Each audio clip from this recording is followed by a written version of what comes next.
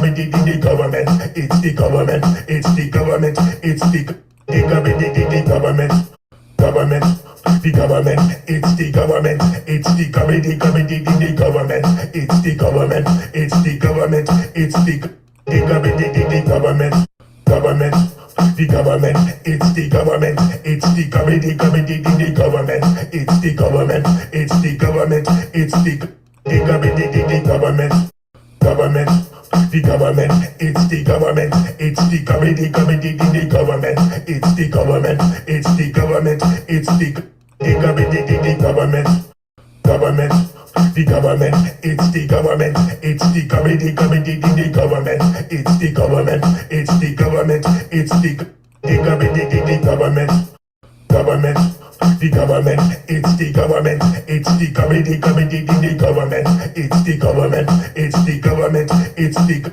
government, government, the government, it's the government, it's the government, the government, it's the government, it's the government, it's the government, government, the government, it's the government, it's the government, the government, it's the government, it's the government,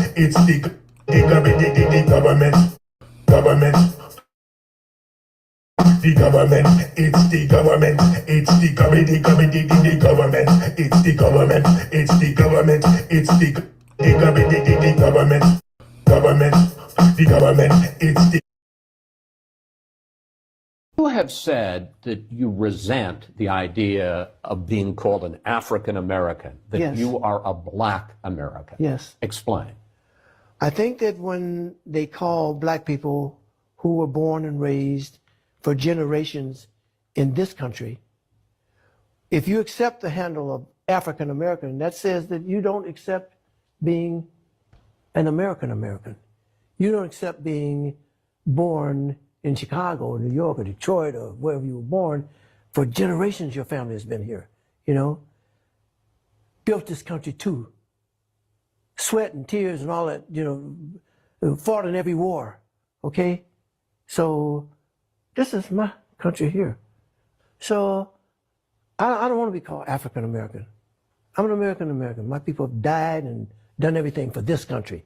You have said that you resent the idea of being called an African American, that Yes. you are a Black American. Yes. Explain.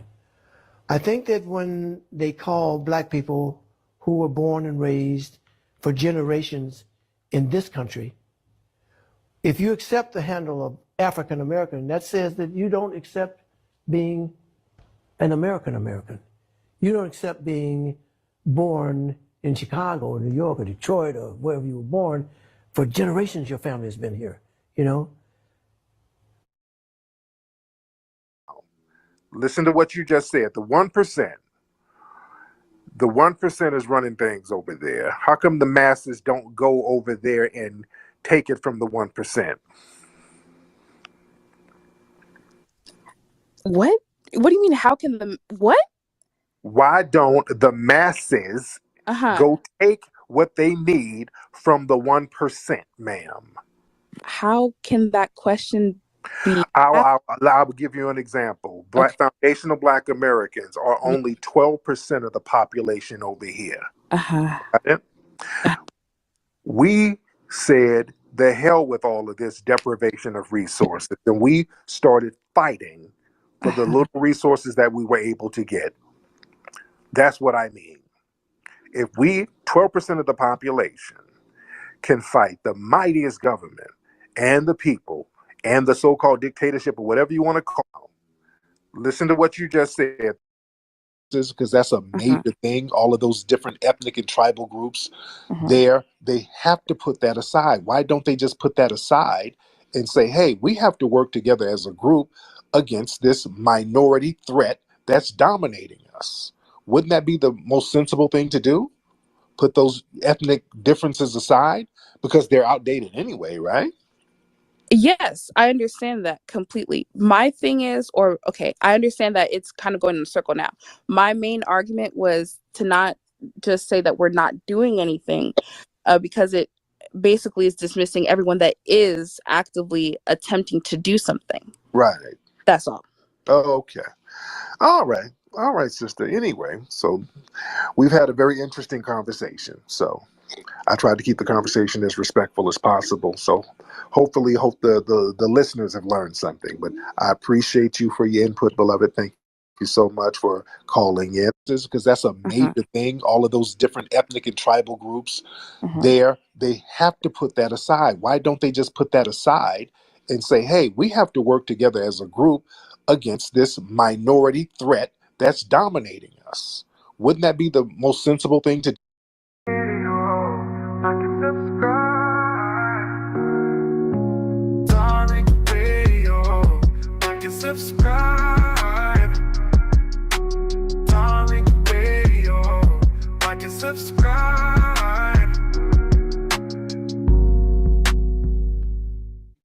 Let's get Halo Forever. Let's get Halo Forever in the building. What's going on, Mr. Halo? I'm out here. Hello, hey, happy January 6th to you people. Never forget. Mm-hmm. But that's not why I came up here. Yeah. This is the thing. We always talk about buying property and black lineage and everything, but you never talk about actually how to create wealth, right? Why not teach the people how to actually establish a business or actually get a trust, put your business or put your property in there and try to guarantee, because half these people are broke. I'm being honest with you. It's not that I hate you, I don't, but I'm just speaking the truth. If you ain't broke, I'm not talking to you. Mm-hmm. But but yeah, why not talk about some finances to actually try to build in, because you can't go nowhere without no money, right?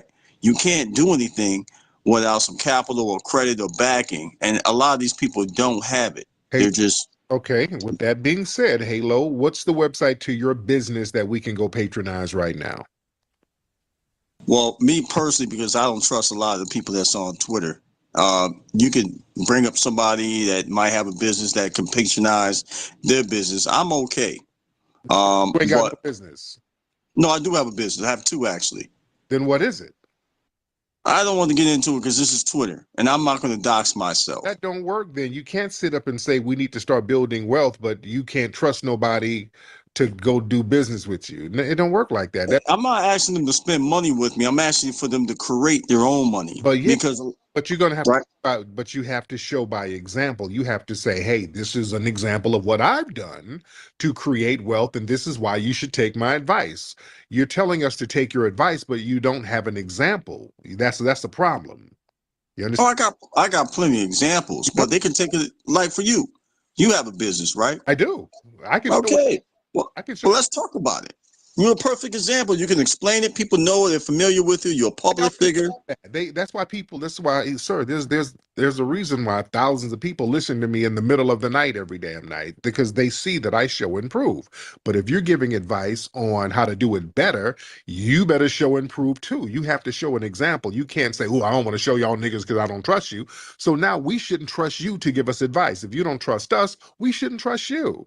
Why would we get advice from somebody who don't even trust us? You understand? You sound like an op. I'm not an op, and I think you know I'm not an op. However, You don't. If you again, know, if you're saying you don't trust people, then that means that you are not even trustworthy yourself. If you well, trust people, that's not true. I think what I'm trying to say, financial literacy is important. You guys are not going anywhere if you don't have any backing or any type of finances or understand money. okay. That's what I'm saying. Do you understand money? And if you do, show us an example of how you understand money. Show it. You got to show us how you're doing. You can't be a manager at Popeye's Chicken telling us about how to get our money game up. I just met another brother that actually work at Taco Bell's in Big Lowski's space or whatever. He's trying to move up the manager. But I said, with that DEI thing and affirmative action being appealed, they don't have to put you or promote you to anywhere. I said, why work at Taco Bell's when you can try to own it, right? Own one. And that's your mindset first have to change. But if we're not having these discussions in spaces, let's see how far you get. I mean, it ain't gonna get far. I'll be honest with you. Okay, thank you, Halo. You're just saying stuff. You're just talking in circles.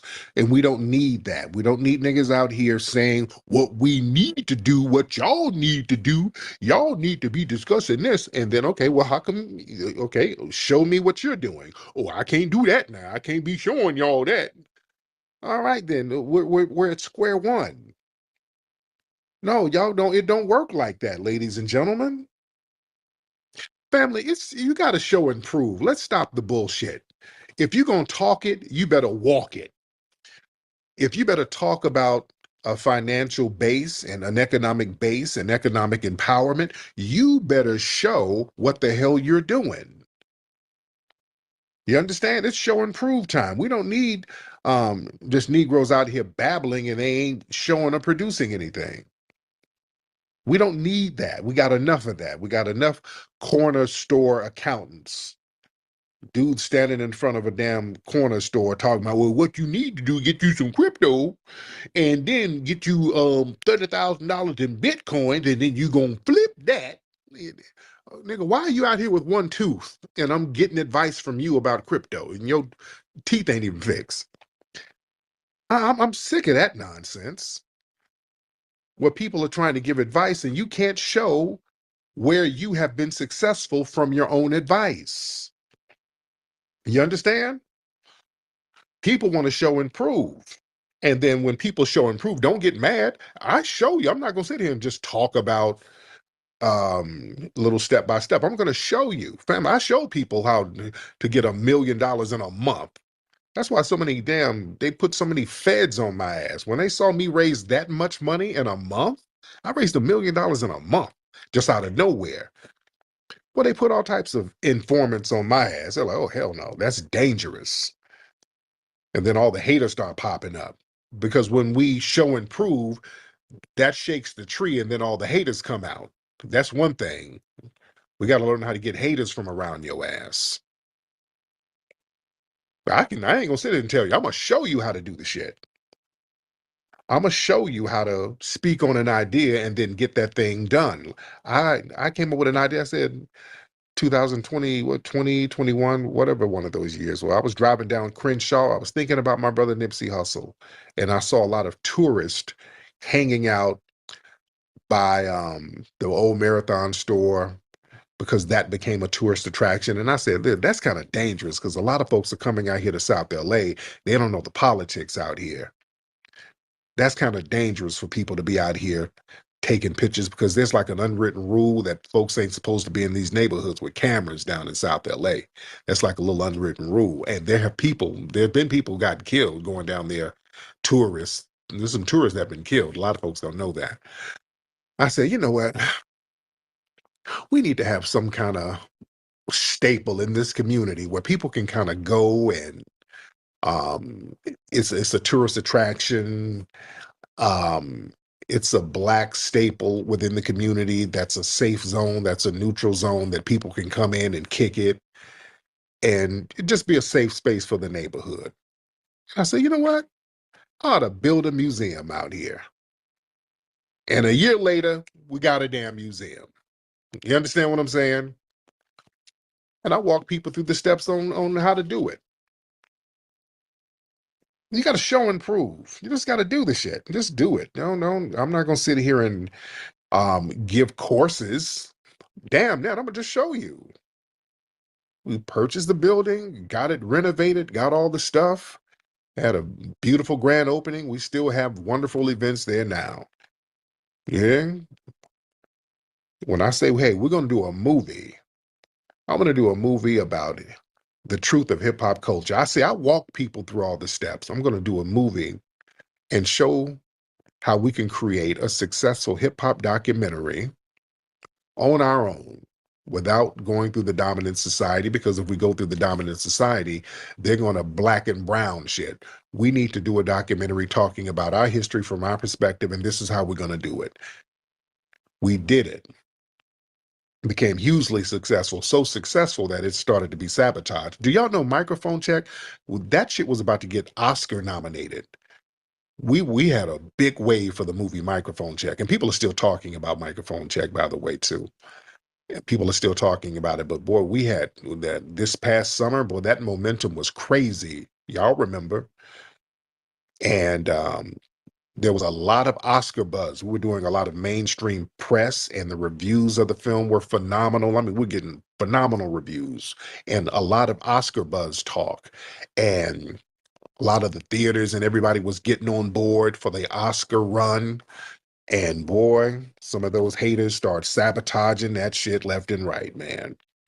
They were sabotaging because they were so pissed that we built that thing up from the grassroots. So again, I can show folks how to do things successful, and I can also show people how to absorb the sabotage, because that's what happens too. A lot of times we get sabotaged, but if there's enough of us on code, we can absorb that and we can keep on pushing. The point is, I don't like to sit up here and um, just start babbling about stuff. I like to show and prove on how to get things popping, because we are phenomenal people as foundational Black Americans. And there's some phenomenal non-FBA brothers and sisters too. I'm not excluding you guys from your greatness, because there's brothers and sisters from the diaspora, from the Caribbean, from Africa, who are phenomenal people, who they've helped me with certain things. You know, I give credit where credit is due. My right-hand man, Ola, that's my Nigerian brother. That's my road dog. I give that dude a kidney if he needed it. So we got brothers and sisters from the diaspora that we rock with. Um, but as far as us building things and getting things popping, it's best to start showing and proving. I like to show people how to do this stuff. And what I don't like, and what we need to do, family, when we have people who are showing and proving on how to get things popping, man, the haters got to get put out the paint. We got to stop allowing haters to come in circles when we have folks showing you how to get things popping, and then all of these haters lurking around them. You know, we really got to get that hater shit up out of here. Just like in going back to my brother Nipsey, man, I was so that devastated me when my brother was taken out, because that was some hater shit. You know what I'm saying? He got taken out over some lousy, low life ass hater. And if I had known he had haters lurking around him, I would have been corresponding with him more about that, because me and him would talk about certain things, and we discussed the situation that he had up at BET where he had to pop somebody in the damn mouth. If some of y'all remember that. And I was letting him know, brother, if I need to come up there, I come up there. And he just kind of laughed it off. But when we have people around that's hating some of our successful people, some of the people from our community who's doing the right thing, we have to really be there for them. That's the point. We really need to be there for the people who are doing the right thing, and people are trying to attack them and just doing it out of hate. We got to stop letting that shit happen. You understand? As a community. Because other groups, they don't let folks hate on their successful people. They don't let that shit happen. You know, that's shamed. But we let a lot of haters lurk around us. All right, let me get Rev in here. Reverend Damien. Reverend Damien in the building. Reverend Damien in the building. Rev Damien, hop on, sir. Hey, top of the morning, my brother. How are you? I'm good, sir. How are you, Reverend? I'm blessed. Happy New Year to you and your family. Blessings to you and your family. Love the work that you do. Thank you, sir. Um, I got a statement and I got a question Go ahead. for you. I love how you were just kind of talking about your process of how you built the museum, and when you come up with an idea, you just make it happen. I'm kind of like that too. Oh, yeah. And kind of the same thing happened with me during this past election season. You a I had an lying ass idea. nigger. Okay, there's a Latino white supremacist. Sorry about that, Reverend. Go ahead. No worries. God bless that brother. Um, but I had an idea, and I decided to write a book. It's called Black Voters Red Wave, and it's about why Black people voted for Donald Trump in this past election. Mm-hmm. But my question is this, my brother. Do you have a date, or are you going to do another FBA Expo like you did a couple years ago? Yeah, I am, and I got to figure out where. I want to do Okay. something in Atlanta. I definitely Okay. want to do something in Atlanta. I don't know the date, but I will put something together and keep people posted because we people really enjoyed it. And I like to showcase a lot of Black businesses and Black entrepreneurs. So, Hmm. and I would love to have you come on down, promote your stuff, even speak and just talk, man, just to let the community know what's going on with you. You see, you read my mind, brother, and I appreciate that. I was wondering if I could, maybe be a speaker or be on a panel or something like that and talk to the FBA brothers and sisters about, what these next couple of years are going to look like with a Trump administration, XYZ. So I appreciate the opportunity if it's afforded. But yeah, keep us posted Absolutely. on the next event. Thank you. Yeah, yeah. You know what? We need to start planning on putting something together, family. Yeah, we need to start planning on putting something together and just really getting a lot of the speakers from different facets of the community to come on down and chop it up and have the different businesses. That's what I love. Y'all don't know how much I love doing business with Black entrepreneurs. I love that. I actively look for Black entrepreneurs. I played the video clip of that sister that what is she, a dating coach? I forgot the sister's name. She did that thing that went viral with Cam Newton. Um, and she did a video where she was spitting some real truth in this one video. She was talking about she likes to give Black privilege. She was on a plane and she was in first class and a little Black girl saw her and the little Black girl looked a little nervous and she heard the Black girl talking to her mother like, hey, how did she get to sit in the front? And her mother explained that's first class. So the sister, she went from first class and told the little girl to go sit in the first class seat. You can go sit in my spot. So she wanted the little girl to experience first class. So she gave her privilege. She gave the Black girl privilege. Yeah, Dr. Bryan. And I thought that was fly. She said, yeah, we as Black folks, we need to start giving Black privilege. We need to start prioritizing Black people. Just make sure you go out of your way to help a Black person, to support a Black person. And I agree. And that's not a racist thing to do. Cheyenne Bryan, that's her name. That's not a racist thing to do. I even take it further because I give a lot of FBA privilege. You dig? If I find out you're FBA, you will be prioritized. You're from the lineage because we have a lot in common. But Black folks in general, even Black people, like at the museum, we have all types of Black people working there. When we have events, I've had Nigerian caterers, Jamaican caterers, FBA caterers, FBA bartenders. Our last bartender, because we go through a bartending company. Where that brother? I think he was from Kenya. Real good brother. We had a Kenyan bartender. Um, we um we had some Nigerian security because we go through a security company too, and we had some Nigerian security. I ain't getting them niggas no more. Now. That's something. That's a whole different thing. Those the Nigerian security. I don't know. I ain't them, but we've had. Yeah, we had some stuff pop off at the museum with these Nigerian. They sent a couple of Nigerian security guards up there one time. These niggas, man. I'll tell y'all the story another time. Y'all remind me at another time to tell y'all what these niggas did. So I'll tell that story on another date. I can't even talk about it now. But yeah, I told the security firm, don't send them niggas no more. You send me a couple of Mexicans if you ain't got nobody else. Just don't send them niggas. They were horrible. But I prioritize Black businesses, Black folks.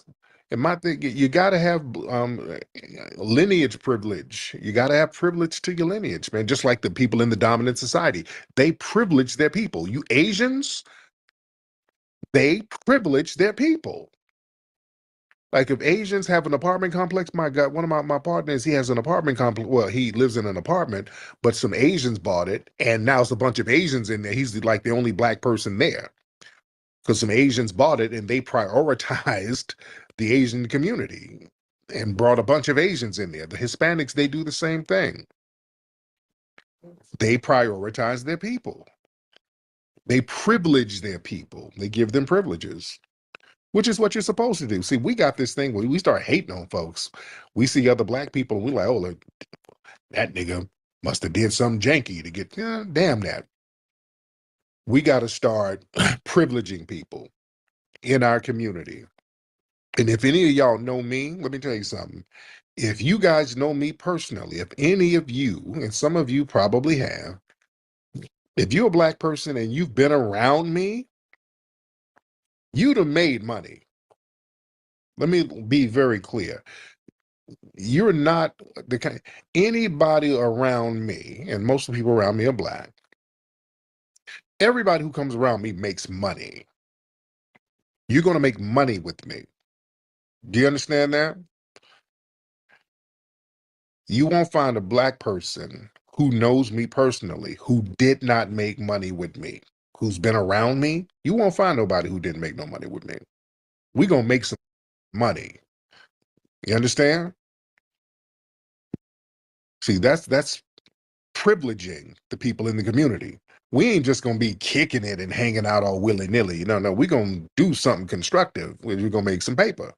We're going to do something constructive. That's why when I have events and things like that, not only we're going to get together, we're going to have a great time, but you're going to promote whatever business you got going. You're going to make money. You're going to come up somehow. You there? So that's privileging the people around you. So we got to start getting on that wave. That should be normalized. Hi, I'm Mateo. Do you want to learn about Hidden Heroes? Hidden Heroes from A to Z is a cool book that tells the stories of amazing black heroes you might not know about. You'll meet inventors, you'll meet explorers, and leaders who change the world. It's fun, inspiring, and you can learn so much. Get your copy now at hiddenhistorymuseum.com. Let's discover our hidden heroes together.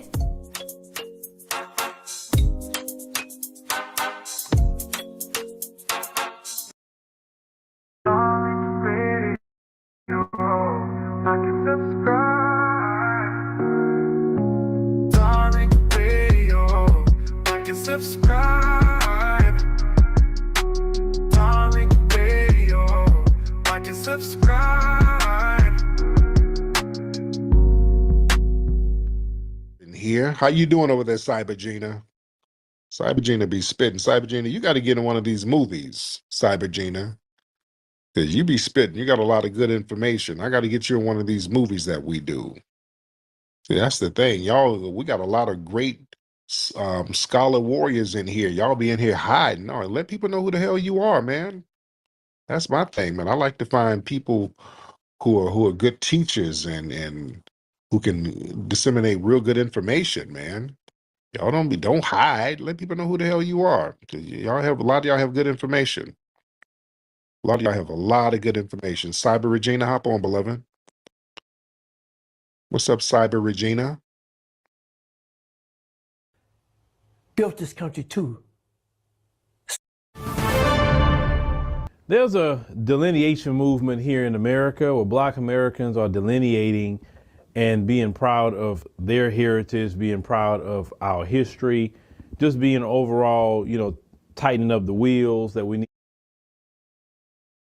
The government, it's the government, it's the government, it's the government, it's the government, it's the government, it's the government, the government, the government, it's the government, it's the government, the government, it's the government, it's the government, it's the government, government, the government, it's the government, it's the government, the government, it's the government, the government, the government.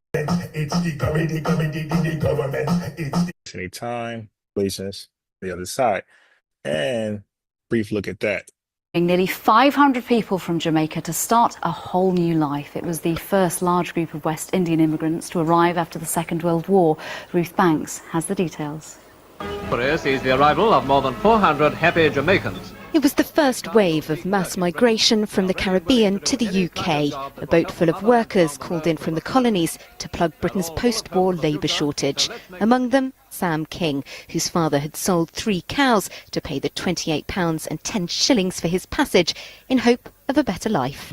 So, hope of a better life. So you see that going way back here. Let's look into this a little more. What do we have here?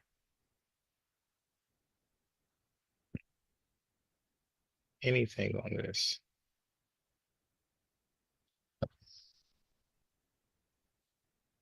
I'm trying to look at something. 65 years ago.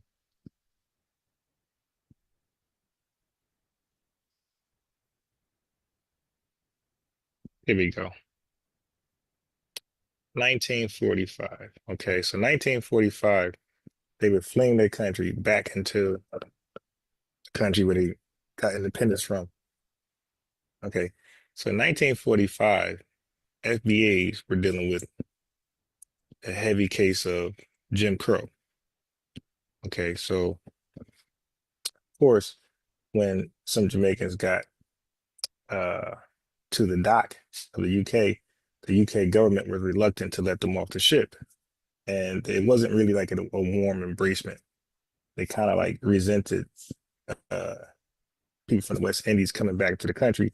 So of course they were immediately impacted with British racism and discrimination. You can imagine. Okay, but from here, this has been a common thing with Jamaicans, which is unfortunate, but a lot of them want to get out of Jamaica. Okay, something is happening in Jamaica where they felt like maybe independence wasn't the best thing. They weren't capable of governing themselves correctly, righteously, and producing work and food for their citizens. So a lot of people are leaving Jamaica, even up to now, for their own reasons. And they're fleeing into countries mostly like the UK, Canada, and here in America. But so you'll say, well, why did the disdain and hatred, envy and jealousy for FBAs?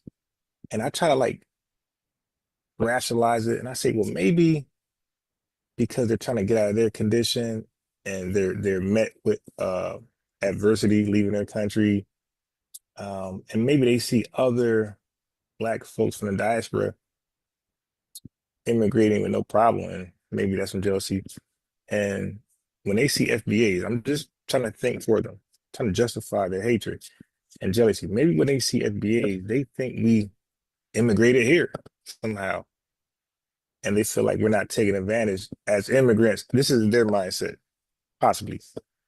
FBAs as immigrants in America, they're not taking full advantage of opportunities in America. We would love to replace them and take advantage of those opportunities. And maybe they just don't fully understand we're not immigrants. This is actually our country. We built it. And with that lack of knowledge is probably some of the confusion and where the hatred begins. And then you have the stereotypes about us to justify why they hate us, because they really have no real good reason to hate us. They don't know us until they got here, you know, and they don't know our history prior to coming here. Why have you come this week instead of next week? Well, I would like to be in the band. Do you have a job to come to? Well, actually, no. So they're coming to the UK with no work. So of course that's an issue for the UK citizens and the government. You know, that's going to be some talking points for them to like not want to welcome them to their country. Expecting to work and study meanwhile, but I think I'll get a job quick with the profession that I possess. Okay, so he's coming over trying to get access to, you know, London's or British resources. Okay, some resources that some British people might be denied. So you can see why they might have a certain feeling. What do you do? Why have you come this week Yes. instead of next week? Lay down, get over. Well, at home, Lay down. we heard that there was going to be difficulty in obtaining an employment entry into Britain, and we thought that instead of getting through all those difficulties, we do it now and get it over and done with, you know, for this time. Have you a job to go to in England? No, not particularly. No job to go to. They just anything. I mean, so I'm kind of like confused because they're leaving Jamaica because there are no jobs. They come into UK, no jobs. I guess it's better to be jobless in New England than it is in Jamaica. What sort of job do you want? Well, I'd like a job with a newspaper firm or with the radio network or something like that. I like journalism. Did you try and find a job before you left the West Indies? Did you write to people? No, well, you see, it happened so quickly. I made up I'm just in a hurry, and I had no time to I'm not in a hurry. I wanted to get the hell out of Jamaica. write. I have a plan. You have a plan? Yes. What is your plan? Well, my plan generally is to improve the standard of living for my family and myself. And I believe I'll be best able to do it in England. This video explores the question of whether Jamaicans who cross the border and seek asylum in the U.S. can return to their home country. It also provides some information on the asylum process and the challenges faced by Jamaican asylum seekers. Many Jamaicans who flee their country due to persecution or fear of persecution may seek asylum in the United States.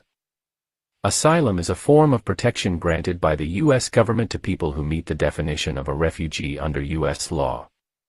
To qualify for asylum, one must prove that they have suffered past persecution or have a well-founded fear of future persecution on account of their race, religion, nationality, political opinion, or membership in a particular social group. There are 3 ways of obtaining asylum in the United States: the affirmative process, an asylum merits interview after a positive credible fear determination, or the defensive process. The affirmative process involves submitting an application for asylum to the U.S. Citizenship and Immigration Services, USCIS, within 1 year of arrival in the U.S. All right, that's all. I just want you to understand they got the asylum seekers, okay? And when we ask Jamaicans, like, yo, what's the big deal? Like, when I try to get that out of Stupid and Hassan, they became disingenuous. It's like, okay, you can't compare your history with ours, you know, your oppression with ours. We've been always oppressed to this day because we are the minority living in a majority non-FBA country. And the people we're living with are the people who enslaved us, Jim Crowed us, and everything else. You guys left your oppressor, okay? You're in your own country amongst yourselves. All the cops are black. All the lawyers or whatever, everybody's just black. So the discrimination that we face, you couldn't possibly understand on no level. So when we look back at Jamaica, we want to know, like, damn, how, because you know, you thinking like just the colonizers were evil, white people were evil for what they did. So it's like, well, how did Jamaica leave a corrupt, evil system? And you would say, because it seems like a corrupt, evil people, to come into their own land, and their people are just as corrupt and evil as the people they left. And this is why they're going back. This is probably the FBA perspective in Jamaica. Like, yo, why are y'all going through all this? You're governing yourselves. You're the majority. And if you were facing oppression by few sprinkles of leaders that's corrupt, why y'all just can't overthrow them? And that's what we be thinking, because that's our fighting spirit over here. It's like, there's no way in hell we're gonna be the minority. I'm sorry, the majority, and you got a few Klansmen or David Dukes like oppressing us. You see, we flip out, start burning shit out like that. That couldn't possibly happen over here. I just don't see that. All right, anyway, but we don't say, oh, our Jamaican family are cowards because they're so much of the population and they won't overthrow it. They're cowards. We can think like that, but we don't when y'all come over here. But somehow y'all got this hatred for us that's unwarranted. Anyway.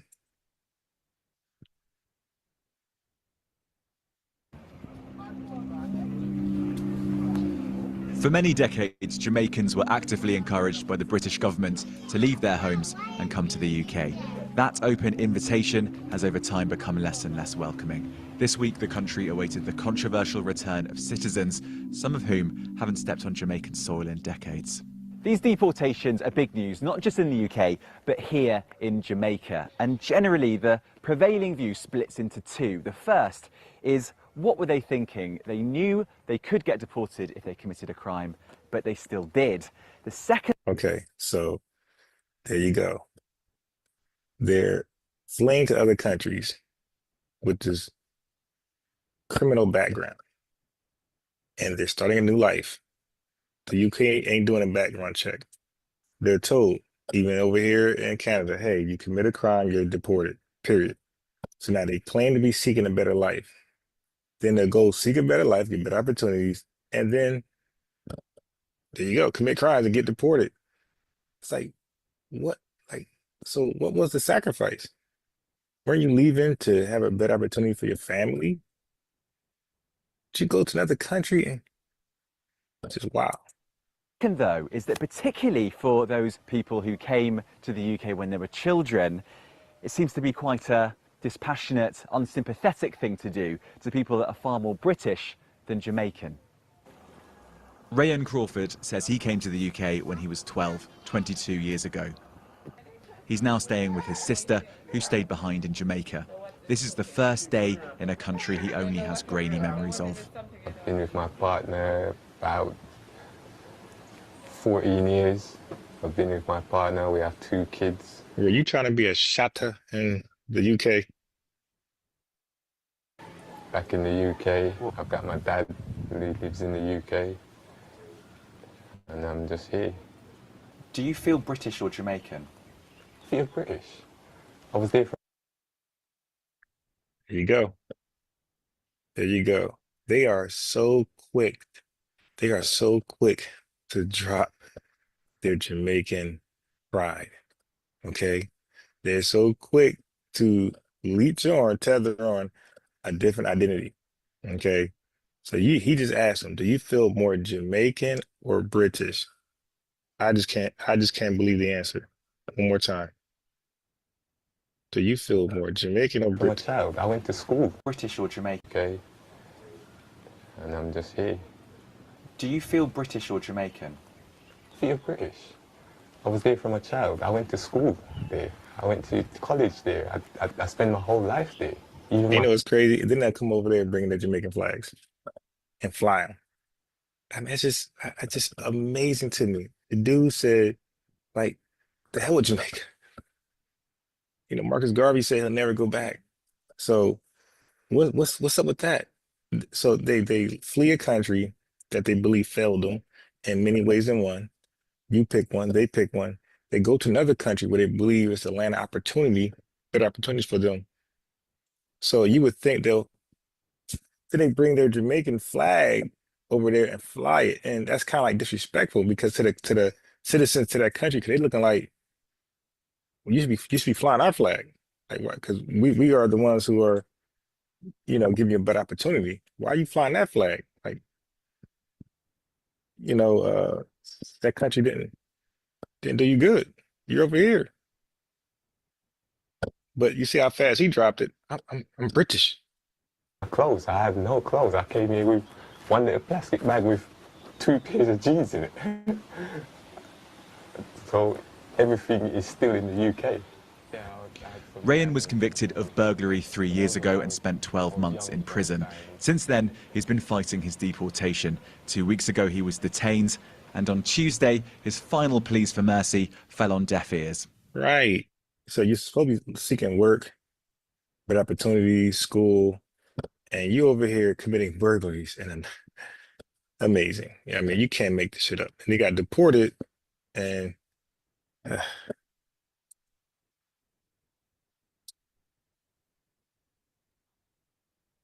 A woman removed from the United Kingdom for immigration violations was among 29 deportees who arrived in Kingston, Jamaica on Wednesday. The 29 landed at the Norman Manley International Airport aboard a Titan Airlines charter flight. From the airport, they were taken to the Harmon Barracks for processing by the police. Before long, the deportees, some with large bags, began emerging in groups. They all declined to speak with reporters. Oswald Dawkins, the president of the National Organization for Deported Migrants, also turned up at Harmon Barracks. He did not want to appear on camera, but said he was there to support the deportees. Persons may come down and they need to know to go about getting their birth certificate. Birth certificate is the first piece of document that you need to have, because without that you cannot get a TRN to them along those lines. Henry Moses was at Harmon Barracks to identify a deportee now in his 40s. He said the man left Jamaica when he was a toddler. He left there at 5, you know. And his mother died over there, and his grandmother is very shaky, you know. So you realize now that she'll have to take up this responsibility of sheltering him, which she can, but to get him adjusted. And that's what I say about other deportees. Sometimes it's not all deportees are bad. Some are. That's a damn lie. All right, so let's go into. So why am I showing these videos? I'm showing you the videos because you will have Jamaicans lie to you on two hands. One hand, they will say the hatred and racial crazy stereotypes they have against FBAs come from their mothers, right? Their mothers just make up stories about FBAs where on their brain 24/7, and they'll incept their kids to come over here have this view on FBAs. And on the other hand, some Jamaicans would say, well, they got it from the movies, right? The movies depict FBAs and, you know, Batman roles. But Jamaica is full of Batman, full of criminals. That's why people are getting out, getting away to seek a better life. But the movie thing falls on deaf ears because at the very best, it's 50-50. You could see 50% bad movies of FBA, and you could see 50 movies that got us in a great light or normal light. So how do you justify just focusing on the Menace to Society, Boys in the Hood movies to say that's how FBAs are? Why not look at Waiting to Exhale, you know, the Wayans brothers movie, like Mo Better Blues? Why is it Malcolm X? Why is it always like? That's because you want to believe that. You want to believe that about us. And all of you are trying to get out Jamaica. So it's not this great land you're claiming it to be. You were trying to get out as soon as you got your independence. You realize, oh, we just made a big mistake. All right, never mind. UK, we take that back. You know what I mean? What's up? How can we get back over there? Okay. And I want to debunk another myth. So you have a lot of, you know, they have this disdain for FBA to say we're this and that in America, but we can argue, hey, some of our ratchet behavior we got from you.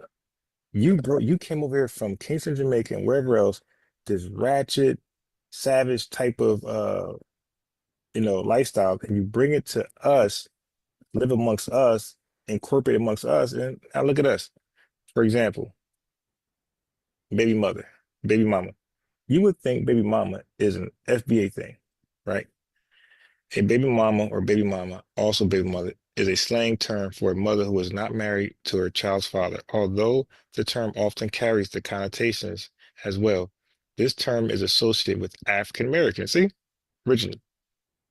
But, okay, coming from Jamaican Creole and finding its way into hip hop. So it got plastered onto us, but it comes from Jamaican Creole. Look at this.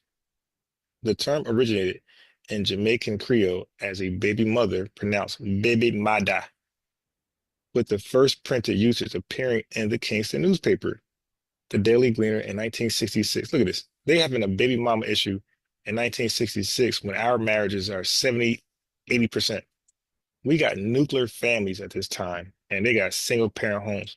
Now, the welfare state is what crippled our nuclear families. What crippled yours?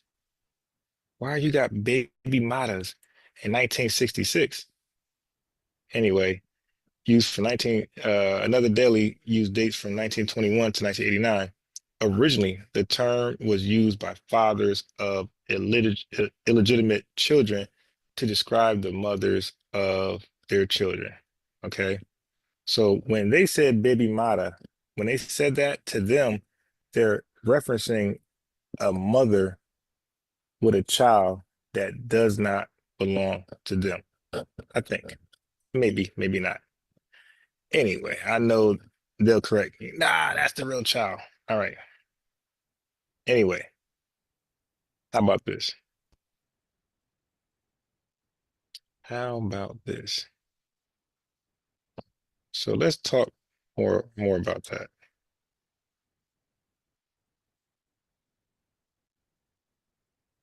Let's talk more about that.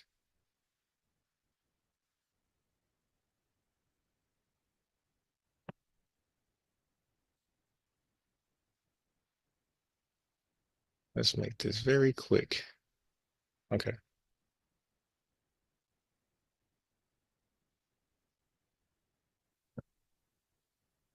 You know, talking to persons, different persons who are working on site. I'm Amanda Elobadiwe, and this is Faith on the Street.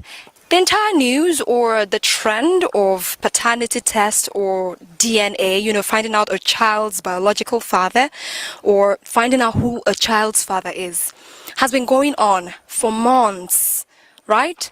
And I thought it right to ask persons in the streets. Now, this is spectacular because I'm at Dubai Estate. Actually, this is a place where we have so many constructors, we have many of them engineers, and you know what it is with persons like this who are always working. Any one of them, if they let me. Hello, anybody ready? Hello. Yeah. Hello, good afternoon. Okay, so I'll work with you instead if you're okay with it. Yeah. All right, good afternoon. Good afternoon. What's your name, please? My name is Architect Fabian of GSS Construction, developers of Dubai Estate. Okay. So, How are you doing? Get to the point. I'm good. I'm good. All right.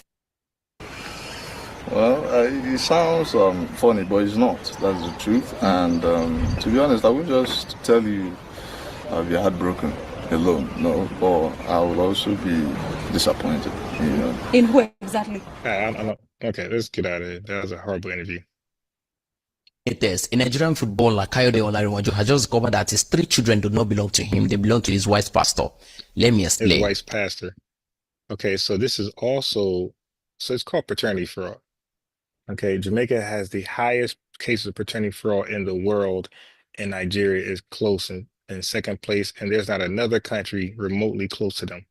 Nigeria and Jamaica, the 2 countries who have the most disdain for FBAs, are like the 2 most corrupt and degenerate countries, as we're going to see. A few years ago, a Nigerian footballer, Kayode Olariwaju, accused his wife of having an affair with his pastor. Then he revealed that his wife deceived him when they were getting married. That he later discovered that his wife was 7 years older than him because he's 30 years old and his wife was 37 years old. So along the line, he complained bitterly that in the middle of the night, he discovered that his wife was always doing video call with his pastor, which I will not mention the pastor's name here because it's still allegedly. So fast forward. That's wow. He said that 34.4% of the Jamaican men who live in the United States cannot sponsor their children and get them there because they are not the father. Why? And the Star said 70% of the men walking around is wearing a jacket even in the hot daylight. Right? And the Okay, so they did make light of it. So the jacket term. Okay, so if a Jamaican woman has a child, right, and she's like just screwing everybody, just reckless sex, way worse than over here in America. So much so that she has no idea, on average, like damn near average, they have no idea who the baby daddy is. So they pretty much any, mini, miny, moment, and they call giving a man a jacket. So if she said, you the daddy, that's called she's giving you the jacket as a father. Like you got put on a jacket and become this child's father. Okay, and they could just any, mini, miny you, any, mini, miny, mo you. Like you're the dad. I don't know you, Bone Cleisha. What you talking about? No. We had sex. You're the dad.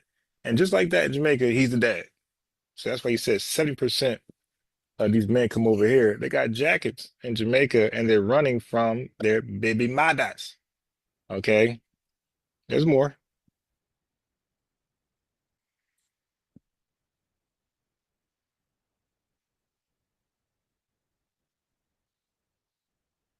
Give me a second. There's definitely more. Okay, here we go. There we go.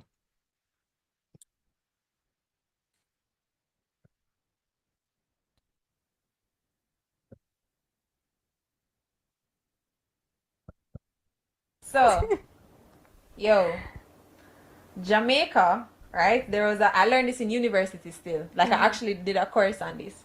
And I saw it being circulated around social media. So Jamaica has the highest paternity fraud in the world with 34.6%. I learned this in first year university, right? So basically what they're saying is that I be a jacket. I just be a jacket I give away. Just Y'all have some tailor jackets too. yeah, you have some well tailored jackets still. Not lying. But yeah, so basically like a lot of men are taking care of children that are not their own. Unbeknownst to them. Unbeknownst to them. But I feel like you see it a lot. Yo, there was an article, you know, remember the man and him did have like must say 5 or 7 pitney and him find out say no, them have 7 pitney and him find out say 5 a jacket. Yeah. And after something like the uncle or something like that. Yeah, but this and him yeah. So a guy was hit with 7 kids, and only 2 of them was his biologically.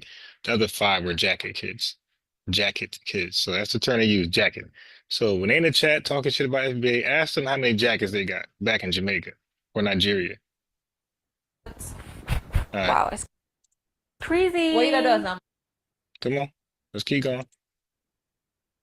Jamaica may have a higher rate than other places, but in any country, especially in America, there are a high number of people who are taking care of children who are not from their bloodline, to say the least, right? And in Jamaican culture, jacket is a thing that is almost, how would you say, accepted, praised in certain circles, and it's just a part of the culture that's just normal to a certain extent, no matter how dysfunctional it is, because we should. So the jacket thing, making any random guy the baby dada, the baby father, is normal in Jamaica, and they got nerve to have these stereotypes about FBAs when we do over here, which is all false. It's coming from movies. They claim our stereotypes come from movies, but their reality is their reality. Jackets, the baby mother just pointing at any random man and giving him a jacket. That's normal in Jamaica. It's praise, he said, but we are somehow the degenerates. I beg to differ. You basically have a situation where the man taking care of the children, taking care of the child, or the one registered as a legal guardian, or the person who thinks it's their child, is not the father of the child. Women do it for numerous reasons. Some is just a mix-up where there's just too much, what do you call it, promiscuity. So they just screwing everybody in town, basically. You got just people in Jamaica just screwing everybody. And you have others where it's a strategic thing where they plan it. Let's go. Talking about the domestic abuse part of it, Jamaica already have a high domestic abuse rate, right? And a lot of these domestic abuse are based on the speculation that the man is caught up in paternity fraud. Remember, it's a speculation, you know. So imagine if the speculation of you getting a jacket, seeing, or getting, for others who don't fully understand the jacket thing, getting a child that is not yours.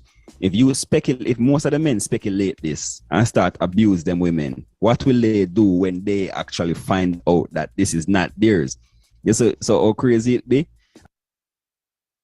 Let me translate. So he's saying the domestic abuse, the domestic violence in Jamaica is very high because the jacket thing is so normal that when a man get a jacket, he believes she's lying on him. So he beats her up. Okay, he said that's just speculation. He just believes it's a jacket. He believes she's up to something. So he was saying, just imagine it's actually true. He's saying that's the next level of violence the Jamaican men put on the women. All right, there's more.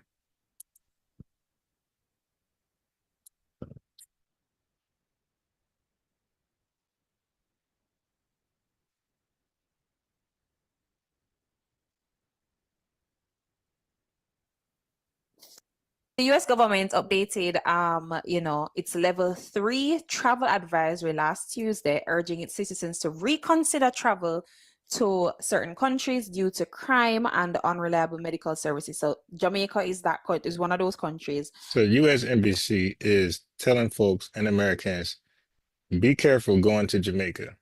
They're full of criminals and violent people. But again, these same folks that got this U.S. Embassy warning on their country will dare to say, we are the criminals. When y'all watch part one, they were saying, hey, my mother told us that you guys were criminals, violent, sex offenders, just made up belief, just made up stuff.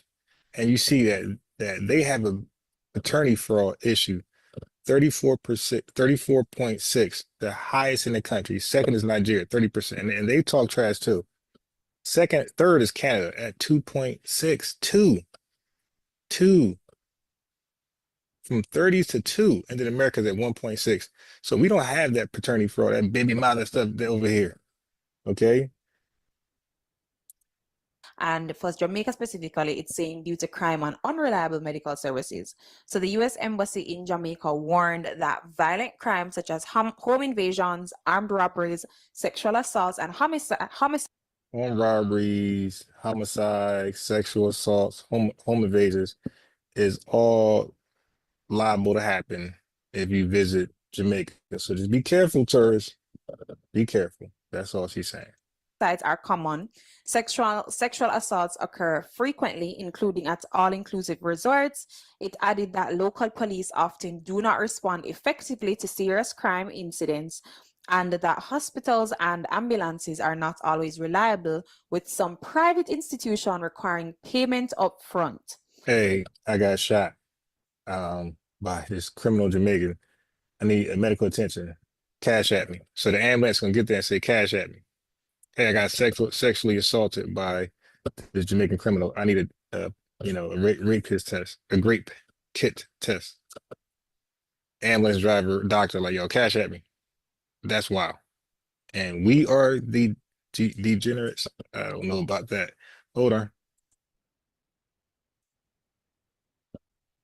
There's more.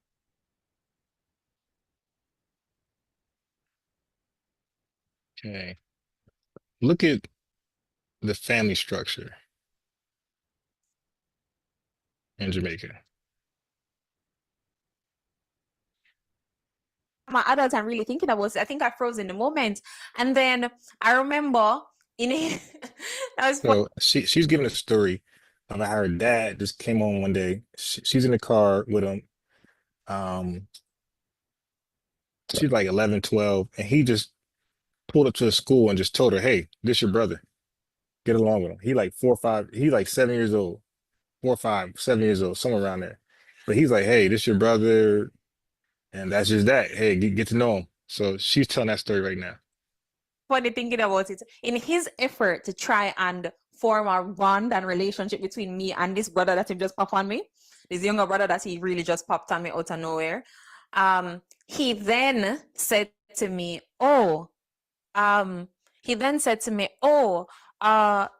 just make him stay. So my father used to just make him stay at my house until for probably like an hour or two, and then come back for us to spend time. Me and this little boy, that is my little brother at the time, because we were so young. Because at the time I had a help at my house and thing, and we would just look at each other and I'd be like, you want to watch TV? and he just turn on the TV and just watch the TV, and then I'd be there so I said, so how was school? Good. You good? It was so awkward. It's so awkward because I don't know this nigga. I really know the time my adults and really. It was really awkward because I don't know this N-word. That's normalcy in Jamaica, but we are the degenerates. Okay. Got a few more for you. And then we're out of here. I won't go there. Okay. So now let's get to the grape offenders in Jamaica. All right. And I'll end it with that. I ain't gonna do that too dirty. I'll leave it at that. because I got other stuff here that I'll just leave alone. So I'll end it with this. Check this out.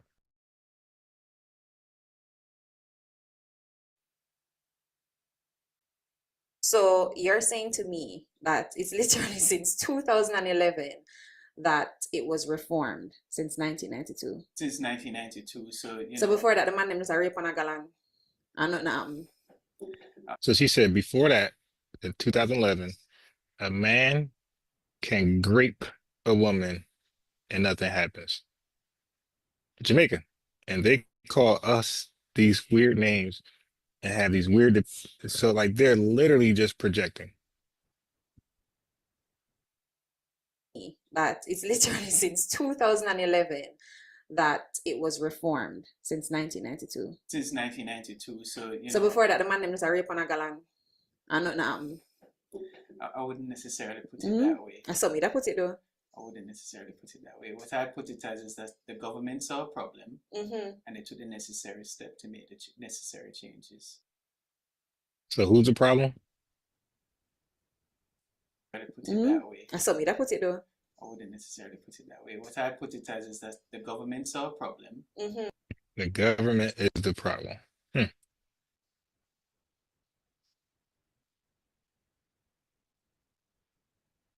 Blame it on the government.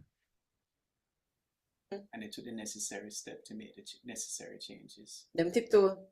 But anyways, I digress. He said they tiptoe on the changes. Okay, so he's a lawyer.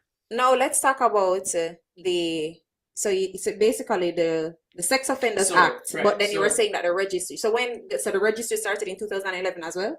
So the legislation was officially enacted in 2011, but the Sex Offenders Registry itself was officially set up as in physically in 2014. So it's being managed by the Commissioner of Corrections. Okay. So you're saying to me, convicted of a sexual offense, they still have to meaningfully contribute. Can't everyone access the Sexual Offenders Registry like it is in other countries around the world? So she's inquiring, like, hey, in Jamaica's sexual registry, can the public inquire about it and learn about in advance? Where are these PDFs like America, or how do we do it here in Jamaica? Well, the names that are placed on the registry, sexual offenses registry, are in fact private and confidential, but I think for good reason, because we have to bear in mind that even though someone is convicted of a sexual offense, they still have to meaningfully contribute to society, and it may be a situation where they're placed on the list and unable to get work or a meaningful job or schools, or I think you understand what I'm saying? No. I'm gonna be real with you because he just said the sex offender registry is private because they want these guys, these predators, to go back into society and find employment wherever they may find it. So they're protecting their PDFs. Now, here in American Black culture, one of the worst things you can do in FBA culture is be a PDF. That's like one of the most shunned things. That's worse than prostitution, worse than drug dealing, worse than gangbanging, is to be a PDF. And in Jamaica, apparently they have a high tolerance for it. There's more. Convicted of a sexual cultural differences too. Okay. It might be a situation where somebody may just easily access the list, see that this person was convicted of, say, child molestation or a child rape allegation, it's no longer allegation if they're convicted, and then they see them and attack them in the streets. It can't be fair to them. That's double punishment. So, but cultural differences too. Okay. That's double punishment. So she went on later to say, I agree with that type of punishment. Hey, that's what comes with that type of action. And we in America, FBAs, we understand that comes with that. So we're not giving like you need to expect that in FBA culture. Like, so I guess I know where, but they have a high tolerance for grape offenders. So with that being said, I guess I know where Brother Polite is moving after his sentence. He about to find a bunch of wives out there.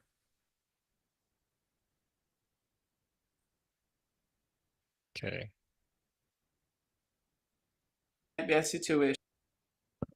The government, the government, it's the government, it's the government, the government, it's the government, it's the government, it's the government, the government, government, the government, it's the government, it's the government, the government, it's the government, it's the government, it's the government, government, the government, it's the government, it's the government, the government, it's the government, it's the government, it's the government. All right, last two clips and we're out of here.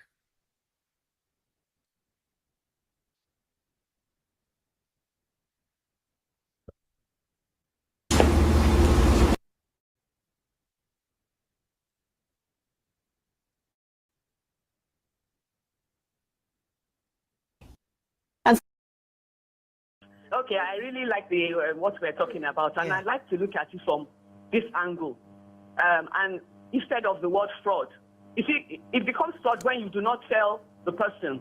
For example, you're a woman, you have gone out, you have a child. If it was a man, everybody will know that this is the man's child, and the woman would even be expected to look after the child. It is understandable. It is culturally accepted. But for women, it became a thing of shame as we graduated with some maybe Christian rules and norms and so on and so forth. Before, what society was more open, society was freer. Even if a teenager goes and has a child, your family will take care of the child. If a woman goes outside and marries and has a child, there were people, if you can't bring the child to your husband's house, the child will stay in your parents' house. So we had great respect for children. People were more caring about children. People wanted the child. Okay, I really like the what we're talking about, and I'd like to look at it from this angle.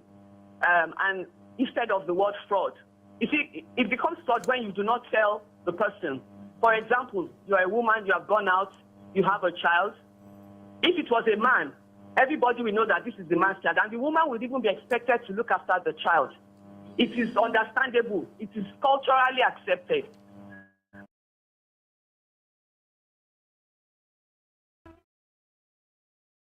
You have said that you resent.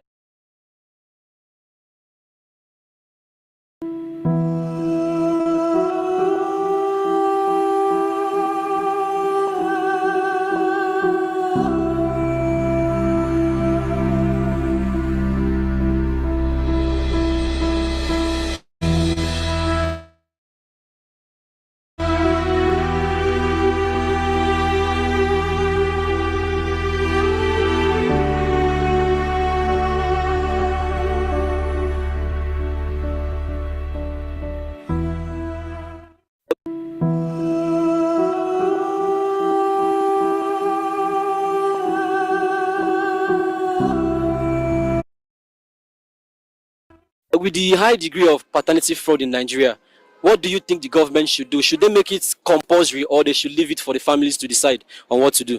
My own view is that they should leave it for the family to decide. Well, I strongly believe that government should make it compulsory. As an individual, I'm not in support of it. No, it's compulsory for a DNA test at our childbirth.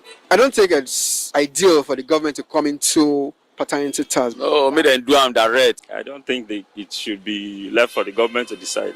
It's good when the woman born the pikin, let them go and do DNA test. It's better they leave it for the family to decide.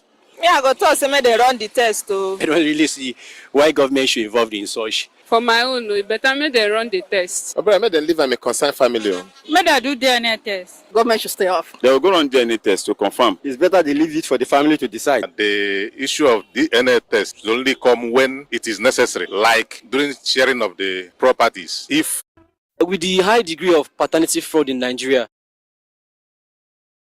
if not, I have to put myself into trouble. So I just decided, since I think since if I run to the French region with the military, I will still be in trouble. He arrived in Nigeria a few days ago and has yet to find a place in the refugee camp here.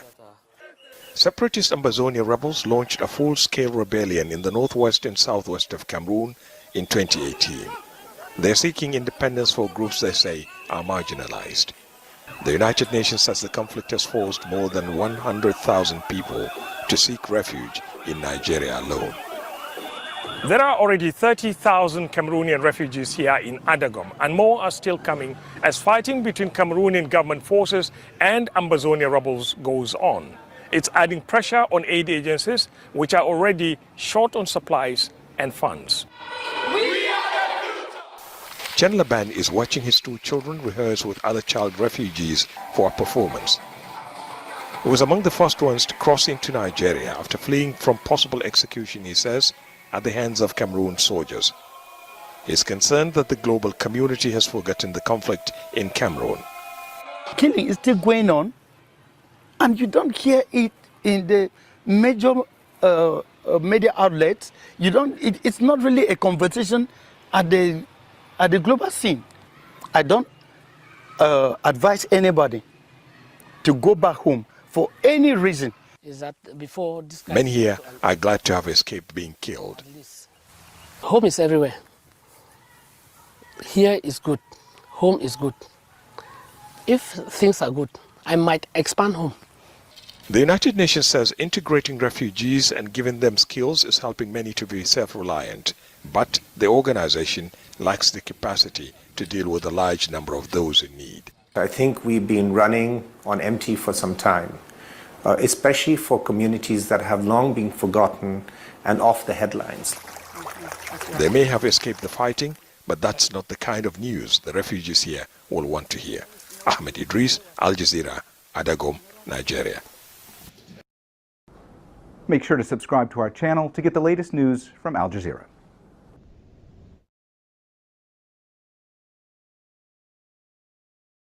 Nigeria is reeling under growing incidents of mass violence. The Kaduna state in northwest Nigeria has reported a case of mass abduction. Gunmen from a local gang have kidnapped 36 people while killing 3 in the Kajura area.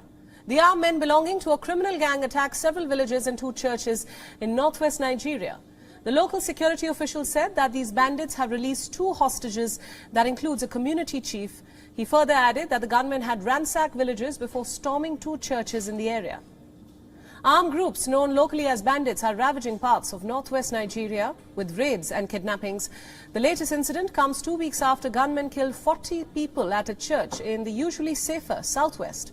So far, the group has claimed responsibility for the June 5th Ondo State massacre.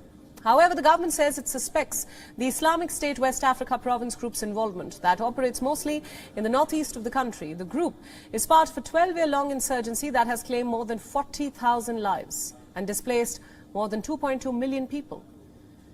These gangs are motivated by financial gain and mostly release hostages after negotiations. However, experts worry that increasing cooperation between bandits and terror groups is now going to be a bigger problem for the country. The Nigerian government has officially characterized all such bandit groups as terrorists.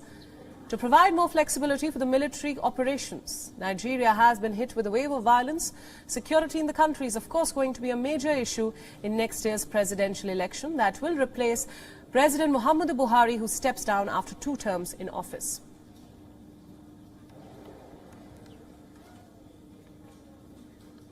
And for more details and updates, our correspondent Tesem Akende is now joining us live from Nigeria. Tesem, thanks so much for joining us.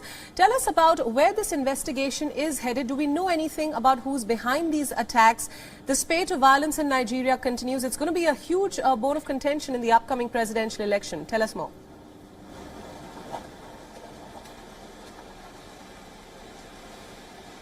Yeah, yesterday we had authorities, officials of a Kaduna state government where it happened, visit Kajuru local government area where the Sunday attack happened. 3 people were killed and 36 people were abducted. 2 of those people were actually released yesterday. The leader of the village and a woman who were all released yesterday. Yesterday we also had officials of the state government visiting Kajuru where they engage locals within the area. Now, Kajuru has had several attacks and invasions by these armed men, locally called bandits here. So the visit yesterday by the authorities was to assure them that, look, more deployment will be coming to Kajuru, and yes, indeed, more people who are under captivity will be released by the government. Yesterday, we also noticed that more people are receiving attention. There's a humanitarian crisis of some sort because about 5 villages have been attacked by these criminal gangs over time. So a lot of people are in internally displaced camps receiving care and support by the government officials. So that's the situation at the moment. But going forward, like you asked, Nigeria has a general election coming forward next year. Generally, many are hoping that things will get better before we get to that point. The president has directed his security chief to ensure that all criminal gangs are defeated and more strategies brought together by security agencies for this to be defeated, for Nigeria to experience peace going forward. Right, Tessim, thank you so much for all those updates, and thanks for joining us on WION at this hour. WION World is One is now available in your country. Download the app now and get all the news updates on the move. A direct hit, says the Nigerian Air Force, on what was a hideout of one of the criminal gangs terrorizing communities in northern Nigeria. On the ground, troops patrolled towns and villages. They took us with them to an area where a large group of armed men, or bandits as they are called, had been seen. But after a long search, they found nothing. We're told it's been like this for weeks in these parts of Zamfara state. The gangs seem to disappear. This village has been attacked several times. They kept chasing us to the towns. We've paid huge sums of money as ransom. When we can't pay anymore, they started to kill. But life's a bit easier with the arrival of soldiers. Tired of running, some of the villagers are now helping the security forces with information. I lost nearly everything, family, friends and money. I joined to protect what's left. But despite the presence of the army and hundreds of volunteer vigilantes like Dauda Yahaya, the bandits continue to kill and maim. It is a daily recurring unfortunate trend, sometimes even multiple attacks in a day. We have about 8 major camps and about 36 minor camps, all over the state. You are talking of about 10,000 or more bandits presently. And it's not only the number of armed gangs that's of concern. They now went into the use of sophisticated weapons such as AK-47. They even use anti-aircraft guns. They use general-purpose machine guns. And of late, they launched rocket-propelled guns on our military vehicles.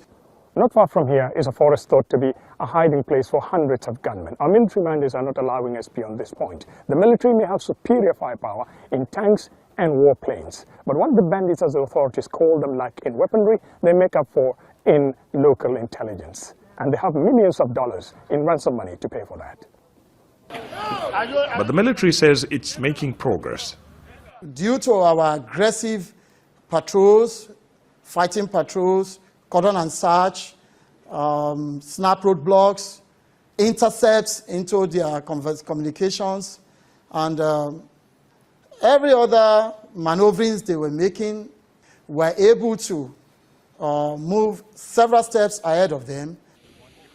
The Nigerian military is increasingly being asked to intervene in trouble spots across Nigeria. It's currently engaged in fighting criminal gangs and armed groups in at least 30 of the country's 36 states, from Boko Haram in the northeast to oil thieves in the south and secessionists in the east. With the number of attacks increasing, this could be a long and difficult campaign, not only for the military, but for the people here who just want to live in peace. Ahmed Idris, Al Jazeera, Northwest Nigeria.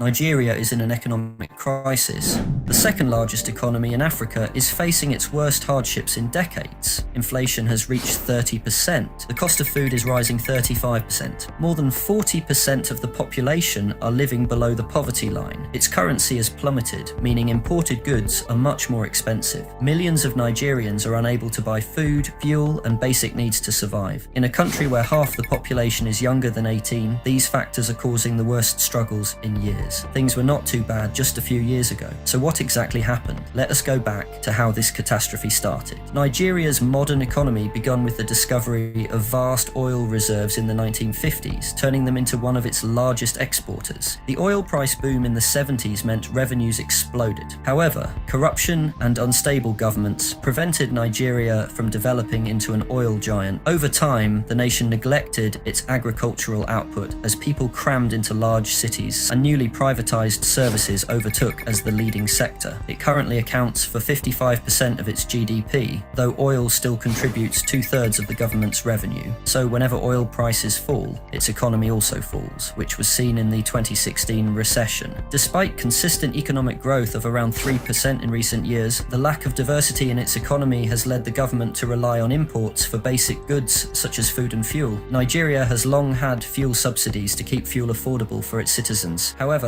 this has been extremely costly to the government. It is a rare policy due to its inefficiency and expensive nature, but at least the people have had the benefit of cheap fuel. That was until last May, when the newly elected President Tinubu, under pressure from the IMF and World Bank, ended the subsidy program on his first day. This single action has caused the economic fallout we see today. Without any transitional plan, the end of subsidies caused a sudden shock to the system. Inflation, especially in food, has skyrocketed. The second part of Tinubu's growth plan was to depeg its currency, the naira, from the US dollar, making foreign investment more attractive. However, this has backfired immensely. Its value has dropped 70% against the dollar, making it almost worthless when buying foreign goods. This has only exacerbated the inflationary effects by making it more expensive to import the food and fuel that Nigeria relies so heavily upon. The effect on the poorest is why this is such a big deal. Half of all Nigerians are children, meaning childcare costs make up a huge portion of overall family costs. Parents are unable to provide food, electricity, and power for their children. For most Nigerians, 40% of whom live under the poverty line of $2 a day, it is the worst economic hardship in their living memory. When the currency is losing its value more and more every day, it becomes harder and harder to buy the products needed. Until inflation is brought down, every day will only get harder. Thankfully, there are actions being taken to address inflation. Raising interest rates brings down prices by making borrowing more expensive, reducing the money supply. The current rate is 18%, but the Nigerian central bank is expected to raise these rates sharply, which should slowly but surely bring overall inflation down. Despite this, the government should bear responsibility for its lack of long-term planning. The reasoning behind the policies were theoretically sound. The growth rate was barely outpacing population growth. The subsidies were unsustainable, and removing them would free up much-needed funds. But the implementation has been a complete failure. There has been no evidence so far of using these funds for the poor. The lack of cushioning to recover from such a shock just shows Tinubu's incompetence. A phased introduction of subsidy removal would have softened the blow. Instead, he opted for shock therapy. As a result, he has thousands of protesters lining the streets to show their anger. They are asking whether they will see the promised benefits or whether the money will continue to fall into corrupt hands. They are also concerned that their cash could become totally worthless over the next months. A key problem here seems to be a lack of transparency and communication. Distrust between the public and government has never been higher, so future reforms and policies will likely be met with the same skepticism, particularly if they involve citizens bearing the brunt of costs. The future of Nigeria's economy hangs precariously in the balance. The current crisis, fueled by mismanagement, could ignite social unrest. Yet, within this turmoil lies the possibility for a turning point. If the government, whether it remains or is forced out, can learn from this crisis, the seeds of recovery can be planted. Let us not forget that Nigeria is the 6th most populous country on the planet. That is a huge amount of potential human capital. If utilized correctly, Nigeria can really become an economic dark horse. Until then, they must navigate this turbulent near future. Thank you for watching.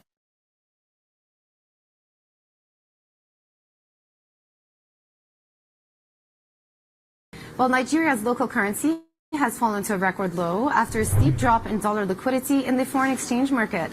Africa's largest crude producer has struggled to stabilize its currency since it was allowed to trade freely against the dollar in June last year. Let's bring in Bloomberg's Andiro Ganga, who joins us from Kigali. Andiro, what factors are impacting the currency?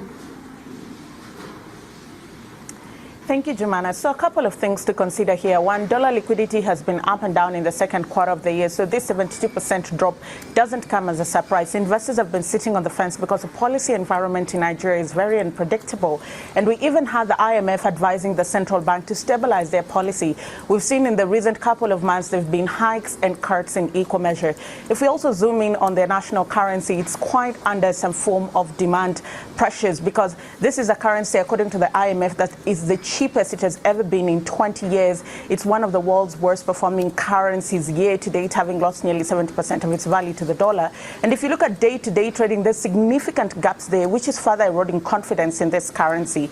And if we go back to May, when the president came into office in 2023, he introduced a raft of reforms that were to encourage foreign direct investment in the country. That has not happened. It's been very limited.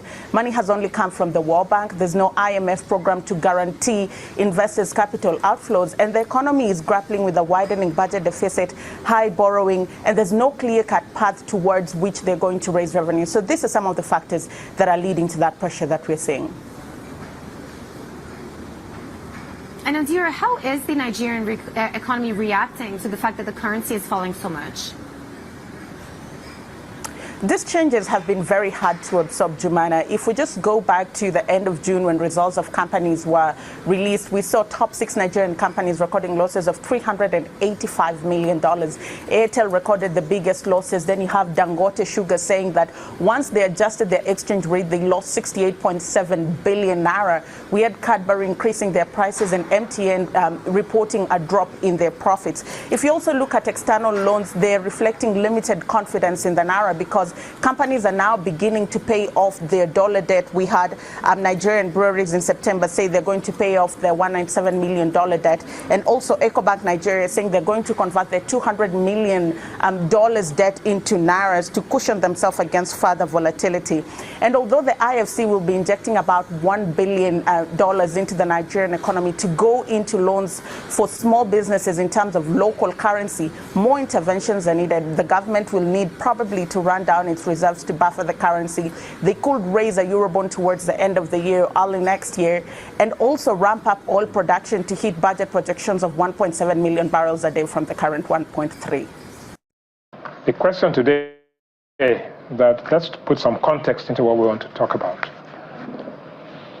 365 days after, 1 year later, are you better off now than you were last year? And do you hope to be better off at this time next year? So that's the question we're asking ourselves. 1 year ago, there were promises, policies, and announcements.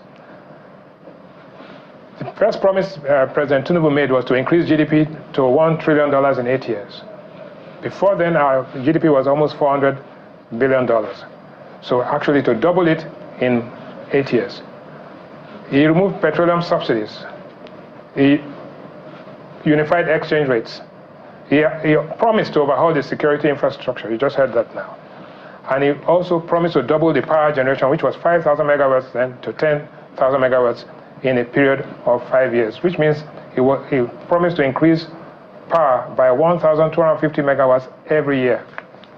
And he also promised to bring inflation under control. These were the promises, these were the announcements, and these were the policies. Next. So the highlights of these policies and announcements were that major policy changes were announced in 2023, including the $1 trillion GDP goal. The time lag between policy announcements and efforts effect was a drag on outcomes. The unintended consequences are leading to social unrest. There's a cost of living crisis in Nigeria.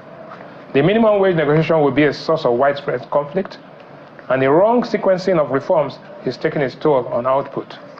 Nigeria needs new borrowing to refinance existing obligations, and policy changes, institutional reform, and new borrowings will lead to positive and faster growth in the period 2025 to 2026. Next. Now, what are we seeing? The economic weakness is partly structural are mostly exogenous. Exogenous means from outside, but structural means fundamental. So what are the structural challenges? Rent-seeking market structure, energy crunch, 4,000 megawatts, regulatory bottlenecks, declining labor productivity, and demographic pressures, including urbanization. Exogenous shocks, COVID disruption after COVID, global supply chain disruption, political tension, high global interest rates. Transitory developments, cost of living crisis, wage agitation, and social unrest. Next, please. Now, what really happened? This is very important. What happened in the last 1 year? Before, we're growing at 2.91%. That was last year. After, we are now growing at 2.87. So our growth has actually declined by 0.04. Headline inflation was 22.41 last year when Bola Tinubu took office. It is now 33.69. So it has deteriorated by 11.28%. And this very food inflation was 24.82. It is now 40.53. It has deteriorated by 15.71%. The exchange rate on May 29 last year was 765 in the parallel market, 765 naira to a dollar. Today it's at 1,520. It has lost essentially. It has more or less doubled, and it's gone down by 100%. Difference between parallel and official market, official rate. The difference in May 29 last year between the parallel market and the official rate was 295 naira to a dollar. Today, because the official rate has been adjusted in the last 2 days, it is now, the difference is now 346 naira. So it has actually deteriorated. The price of diesel at this time last year was 840 naira a liter. Today it's 1,200. Don't forget, this diesel price had gone all the way to 1,700, but thanks to Dangote, they've brought it down to 1,200, and it's off by 43%. Petrol at the pump. In West Africa, Nigeria's annual inflation rose to its highest level in nearly 2 decades in July at 24.08% against 22.79% in June, worsening a cost of living crisis in Africa's largest economy as President Bola Tinubu's reforms continue to take effect. Louisa Olaniyi sent us this report from Abuja. Nigeria's annual inflation rate accelerated to an 18-year high of 25.8% in August, as Africa's largest economy grapples with rising prices ahead of a central bank interest rate decision later in September. In May, President Bola Tinubu removed a popular but costly decades-old petrol subsidy and ended exchange controls.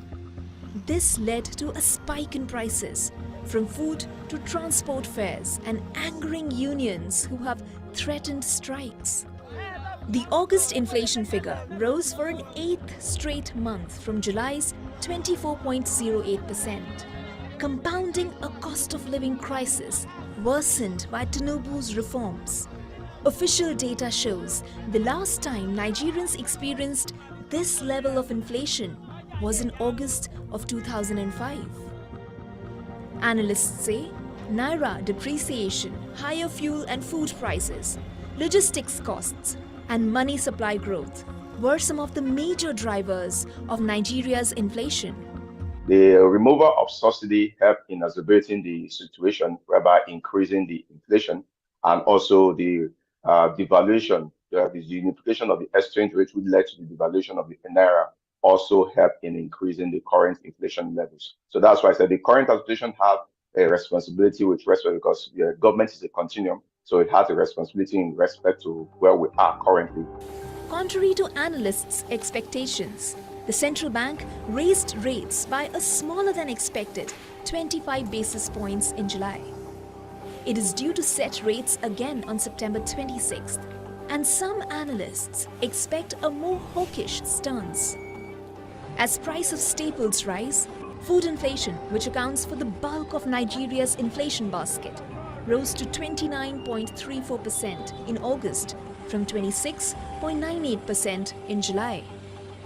We can't keep blaming the issue of the war, because when you look at Nigerians' inflation, we have not really seen a reduction in inflation. But despite this increase in rates by the central bank, But when you look at the developed countries, there have been a moderation in inflation after persistent increase in it. So that's why we cannot continue to blame the world. We have our local issues to contend with.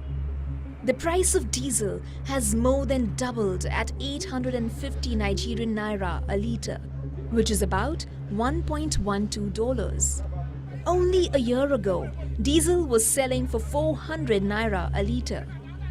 Petrol is around 3 times more expensive since the end of May, when the government removed a subsidy on petroleum products. Petrol is between 580 naira a litre to 630 naira a litre, up from 195 naira before the removal of the subsidy. The central bank's decision to float the national currency against the US dollar has also resulted in a depreciation of the naira, further pushing up prices of other goods as well. Nigeria's annual inflation rate continued to rise despite government interventions, hitting 25.8% in August 2023, the highest rate it has gotten to since September 2005. Quite a number of factors, experts say, had contributed to this rise, from global economic issues, government policy on unified exchange rate, subsidy removal, which led to the rise in transportation costs, insecurity causing drop in the supply of agricultural products to the market, and more. Greater focus is on the concrete plans of the government at addressing the issues, as the effectiveness of the measures so far remains a subject of debate. From Lagos, Nigeria, Louisa Olaniyiwion, World is One. WION is now available in your country. Download the app now and get all the news on the move. In Nigeria, people are waiting all day at banks and ATMs to withdraw only enough money to last a day.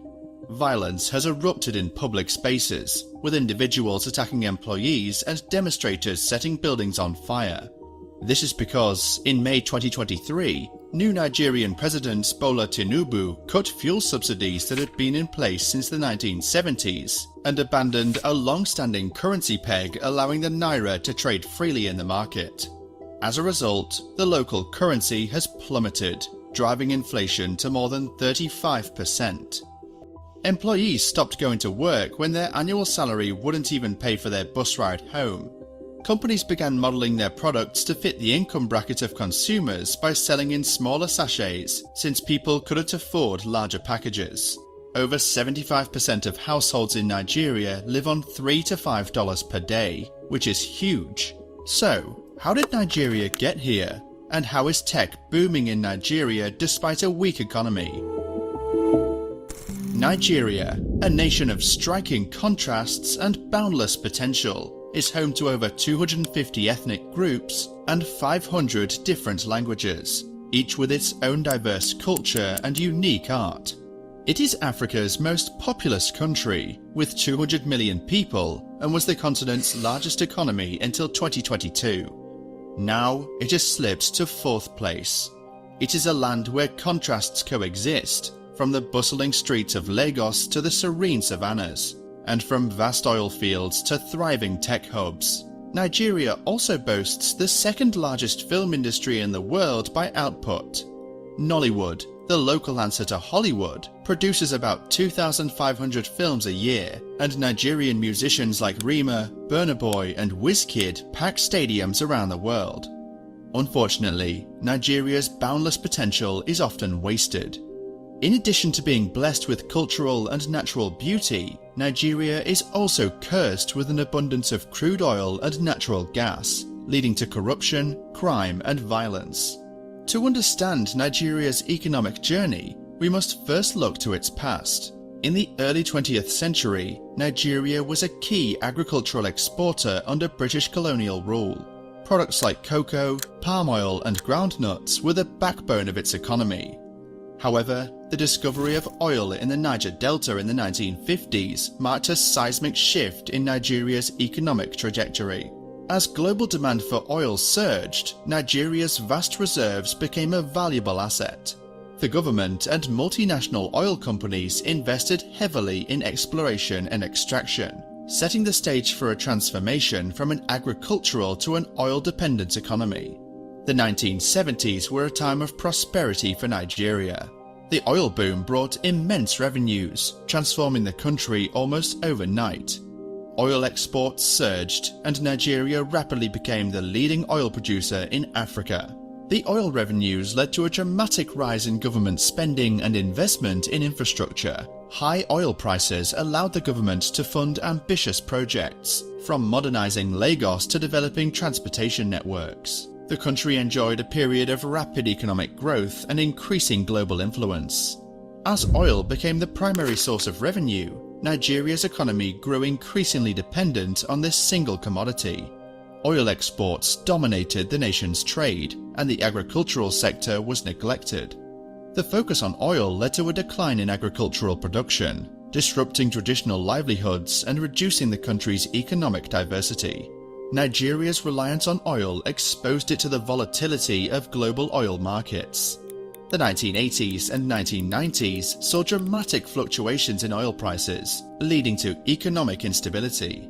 When oil prices fell, Nigeria faced severe recessions, reduced government revenues, and increased debt. The dependency on oil left the economy vulnerable to external shocks and underscored the need for diversification. This black gold has the potential to fuel prosperity and development. However, the immense wealth generated by oil has also been a double-edged sword, fueling a cycle of corruption and mismanagement that has plagued the country's economic and political systems. This is the story of how Nigeria's oil boom led to a crisis of corruption. As oil revenues grew, so did the allure of easy money. Corruption took root in various forms. Embezzlement, kickbacks, and fraudulent contracts became common. The oil sector, controlled by a few elite figures, became a breeding ground for corruption. State institutions designed to regulate and manage oil wealth were undermined by bribery and mismanagement, leaving the public increasingly disenfranchised. Power corrupts. So too does a resource-rich economy like Nigeria's, where easy access to oil money has encouraged bribery and mismanagement. According to the Corruption Perception Index, Nigeria ranks 32nd from the bottom. In 2014, a respected former central bank governor lost his job after claiming that $20 billion had been stolen. But this is just a small part of the damage caused by corruption. The bigger question is how much better off Nigeria could be if its leaders were more honest. By 2030, the size of Africa's biggest economy should triple in real terms. If Nigeria manages to reduce corruption to levels comparable to Malaysia, itself hardly above suspicion, its economy could be some 37% bigger still. Some of this damage is visible. When public cash, most of which comes from oil pumped in the southern Niger Delta, is siphoned off, investment in health, education, and roads suffers. But corruption also affects the economy in more insidious ways. Public institutions often hire the family and friends of the boss rather than the best candidates. In turn, those institutions become more inefficient and deliver less of what they're meant to, whether it is education or roads. In addition, countries where corruption is high attract less foreign investment. Nigeria's foreign direct investment has been falling since 2012. This may in part explain why, despite its oil wealth, there is a rising share of Nigerians classified as below the poverty line. The living standards of Nigerians have dropped, and the share of the global population living below the extreme poverty line in Nigeria has increased to 12%. That's why Nigeria's abundant oil reserves are really a curse. In Nigeria, oil has been more of a curse than a blessing. Weak state institutions and poor governance in managing vast revenues have prevented the country from realizing its full potential in a textbook example of the resource curse. The subject of extensive research, the resource curse, or paradox of plenty, describes an inverse relationship where wealth brings detrimental impacts. Nigeria, the largest oil producer in Africa, the 6th largest global exporter, and holder of the 10th largest proven oil reserves in the world, is arguably such a cursed nation. Dependent on their natural resource exports, these countries have, on average, lower growth rates, lower levels of human development, and more inequality and poverty. They also tend to have worse institutions and more conflict than resource-poor economies. The resource curse happens mainly due to poor political governance and weak institutions. It's not just about having oil, but how it's managed. Multinationals, national and foreign governments, foreign financiers, investors, and the structures of states and private actors in oil-exporting countries all play a role. Resource wealth can have a devastating impact. Oil-exporting nations like Nigeria, Venezuela, Angola, and the DRC have seen their economies and livelihoods suffer. However, some countries like Norway, Canada, and Botswana have avoided the curse through strong state management and institutions that resist corruption. This is crucial because the resource curse is closely linked to corruption, a global problem that is the biggest obstacle to economic and social development, especially in less developed countries. Worldwide, an estimated $2 trillion is lost to corruption annually. This amount could eradicate poverty, educate all the world's children, cure malaria, and bridge the global infrastructure gap. Nigeria's economic troubles have also led to a sharp rise in crime. The poor economy has fueled the violence that affects much of the country, with more people being killed by jihadists, kidnappers, bandits, or the army. While COVID-19 has impacted economies everywhere, Nigeria's economic issues started before the pandemic. GDP per person has fallen every year since 2015, when oil prices dropped. However, when oil prices surge, amazing things can happen. In Saudi Arabia, a futuristic city is planned, complete with an artificial moon made of drones. Angola's long-struggling currency has recently become one of the strongest performers against the US dollar. But Nigeria hasn't seen such benefits. Its economic performance has been mostly flat or negative. The main reason Nigeria has benefited so little from high oil prices is that production has dropped to 1.13 million barrels per day, the lowest in over 50 years. This decline is one reason the oil industry has dragged down overall economic growth. Output has been slowly decreasing since 2005 and has plunged this year, and Angola's output recently surpassed Nigeria's. One reason for the falling output is that the state oil company is so short of cash after paying for petrol subsidies that it struggles to cover the production costs for pumping crude oil. Another issue is that a lot of oil is never counted as part of Nigeria's output because it has been stolen. Estimates vary, but thieves are taking around 108,000 barrels a day, which is about 5% to 20% of production. One way to steal is to overload legitimate shipments with more oil than is declared. Another is to break into pipelines and siphon oil off, then cook it up in bush refineries before selling. Plenty of stolen crude goes straight into the international market. Small boats navigate the delta's canals, filling up from illegally tapped pipelines and then deliver it to offshore tankers or floating oil platforms. Although oil makes up about 9% of Nigeria's GDP, it accounts for 80% of export earnings and around half of government revenues. The long slump in oil prices, from over $100 a barrel in 2014 to less than half that for most of last year, has squeezed the supply of foreign exchange. Normally, economies would adjust by letting their exchange rates fall, which makes imports more expensive and can lead to short-term inflation. However, this usually helps boost exports by making them more competitive, but that hasn't worked for Nigeria. Sustained growth in exports needs more than just opening borders. Many businesses struggle because they are bogged down by red tape and government failures. Government is the biggest problem for business in Nigeria. Electricity blackouts are frustratingly common. Roads are often in poor condition, and ports are congested. Moving a container just 20 kilometers from the port of Lagos to the city can cost $4,000, almost as much as shipping it 12,000 kilometers from China. Nigeria ranks 131st out of 190 countries on the World Bank's Ease of Doing Business Index. Although some industries, like information technology, are growing despite the weak economy, especially fintech. Nigeria's fintech sector is booming, driven by a young, tech-savvy population, high mobile phone usage, and supportive government policies. The fintech landscape is diverse, with companies offering a wide range of services. For example, Fair Money provides instant loans, PiggyVest helps people save, and Bamboo allows Nigerians to invest abroad, even with a shortage of dollars. There's a lot of excitement about fintech in Africa. From 2017 to 2023, the number of tech startups in Nigeria tripled, reaching around 217 companies. The long-term potential in Nigeria is huge. With a population of around 200 million now, it's expected to surpass America's by 2050. Currently, about 95% of transactions still involve cash.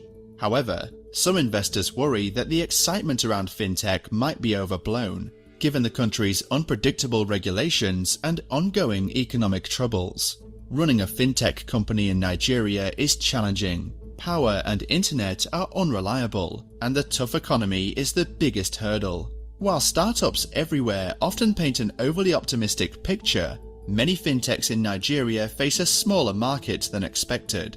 With over 40% of Nigerians living on less than $1.90 a day, inflation at 35%, and population growth outpacing GDP growth, the real market is limited. Looking ahead, Nigeria's future depends on innovation and diversification. The tech sector, sometimes called Silicon Lagoon, is attracting global interest with startups in fintech, agritech, and e-commerce. Investments in renewable energy like solar and wind aim to reduce reliance on oil and address energy shortages. Young entrepreneurs are leading the way, using technology to tackle local problems and create new opportunities. Nigeria's rich resources, energetic people, and growing sectors offer hope for a more balanced and sustainable future. Despite economic challenges, the country's spirit of innovation and determination remains promising.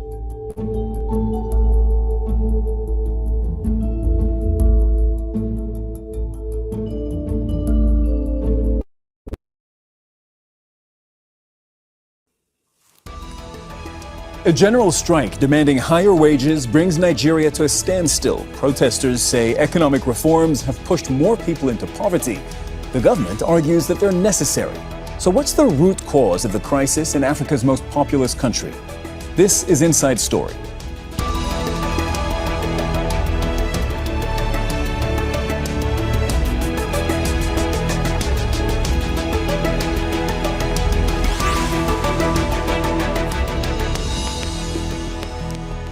Hello and welcome to the program. I'm Cyril Vanier. Nigeria is a resource-rich country. It has Africa's largest population, and it's one of the world's top oil producers. Yet, the nation of more than 200 million people has struggled with corruption, economic mismanagement, and a weak currency.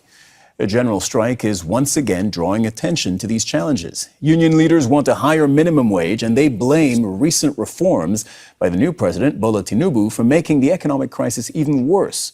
Tinubu's government has scrapped fuel subsidies and eliminated multiple exchange rates in the hopes of rescuing the economy. Can a general strike that has shut down the national electric grid and several airports force the government to change course on this issue? We'll put that to our guests in just a moment. First, though, this report from Ibtisem Genfood. Pressing forward with their demands, Nigeria's two largest unions have declared a general strike across several crucial sectors, forcing the closure of government buildings, flight disruptions, and power grid shutdowns.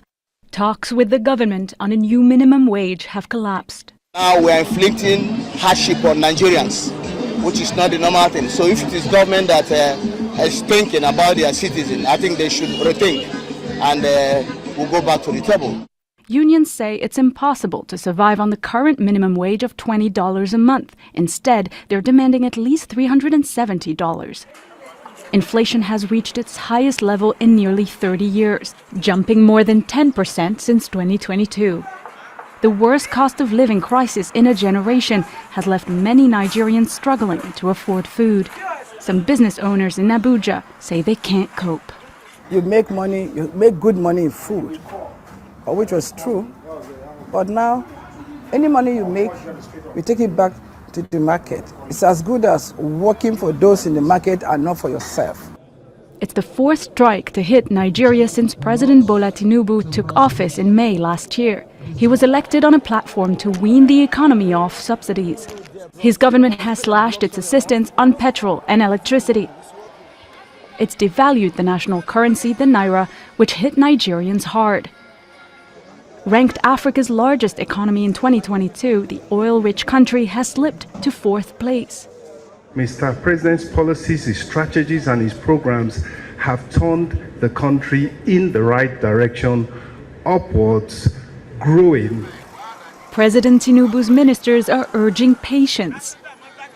In the long queues of gas stations, Nigerians are left pondering how long they'll have to wait before their economic situation improves. Ibtisam Genford, Al Jazeera for Inside Story.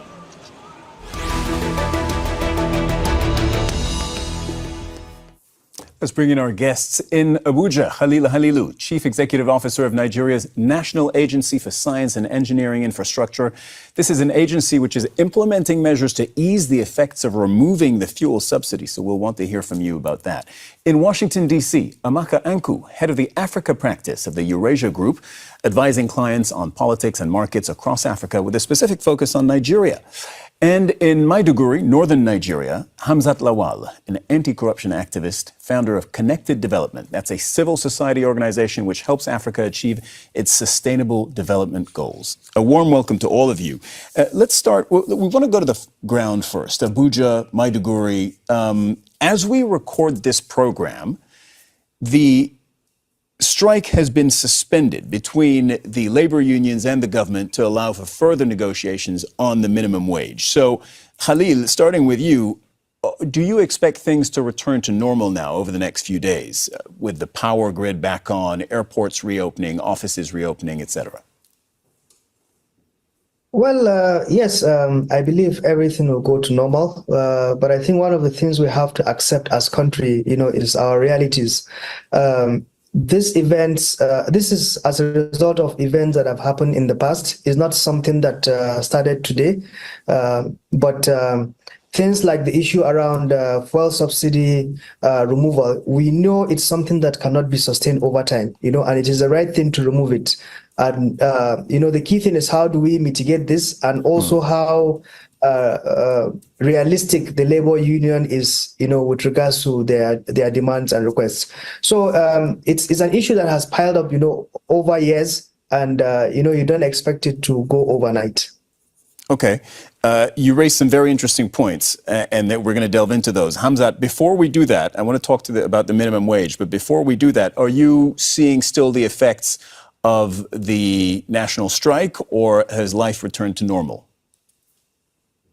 No, this is not normal, and life can never return back to normal, even if the strike has been called off just for 5 days to allow for more negotiation. The shutting down of the power grid, people being stuck in different cities and not able to go back to their family and go back to work, high cost of living, high cost of transportation, and even paying out of pocket for education and even healthcare. So life is not normal, and it can't go back to normal, even if they've called off the strike for 5 days. About the minimum wage, unions say they want a living wage, not what they call a starvation wage. So the minimum wage, as Ibtisam pointed out in her report, is currently 30,000 naira a month. That's $20 a month. And the trade unions would like that to be multiplied by almost 16 to roughly 500,000 naira a month. Which raises the issue that Khalil was talking about. Is this realistic? Currently, with this $20 a month minimum wage, how much is a loaf of bread? Well, before Tinubu's government, a loaf of bread was between 400 and 500 naira.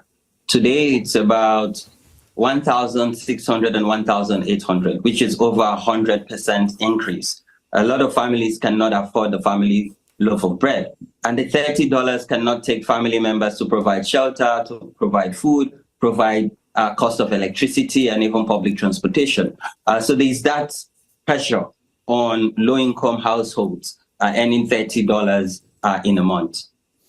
Roughly how much is a tank of fuel, like to fill up your car? Well, if you have 60 liters, that's now depends on even the city you are. In Abuja, it's 640 naira per liter. So 30,000 naira would not even fill your full tank as a public officer who earns $30 a month. Say that again. If you are on minimum wage, your monthly wage is not enough to fill your car with petrol. Is that correct? Yes, it's not enough to fill your car with petrol, not even to talk about service and even other consumables. Okay. Well, this takes us to the heart of the matter, and we understand, at least in part, why unions are saying they don't want a starvation wage.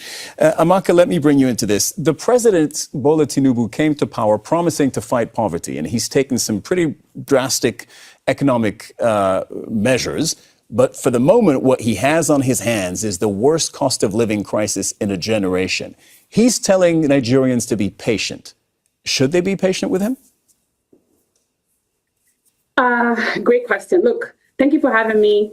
The core problem here is that Nigeria has an unproductive economy, doesn't produce much, doesn't export much. You have a situation where 6% of GDP, which is oil and gas sector, provides over 90% of foreign exchange. And so that's the core issue here. And I do think that in order to make the economy more productive, they needed to remove those distortions of a pegged currency, because you're not going to have competitive exports if you have a pegged currency, or even attract foreign direct investments with a pegged currency.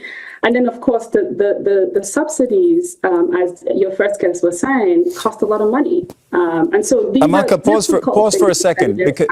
Pause for a second. I want to go through this just a little bit more slowly, because there are two pillars, right, to the economic reforms. There was the currency, the naira, which has been devalued twice, which has lost 60% of its value.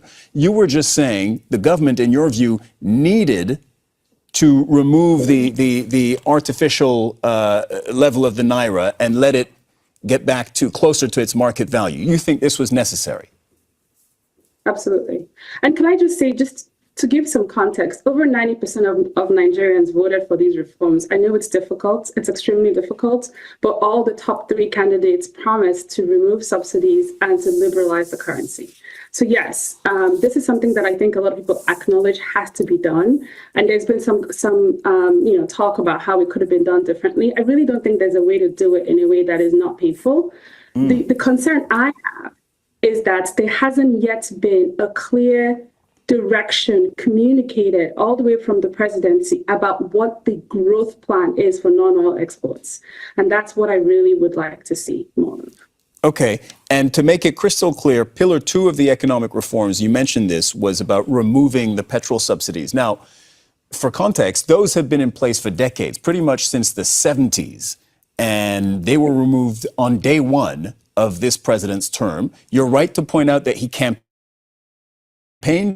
on this. He said he would do this. He promised to do this, and he did it. And almost overnight, the cost of petrol more than doubled. You're saying this also needed to be done. It tripled. This, in your view, also needed to be done.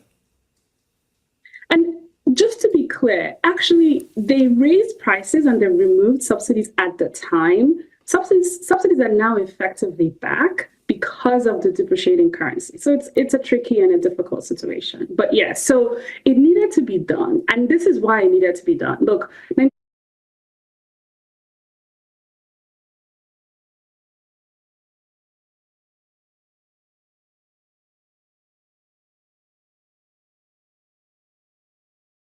don't like him, I love him. You love Donald Trump. If I should be in America, I will vote him. There is a saying in Nigeria, a wealthy man will always have followers. I would like to visit Nigeria. There's no country more beautiful. Nearly 60% of Nigerians are pro-Trump. But as president, he reportedly referred to African nations as shithole countries.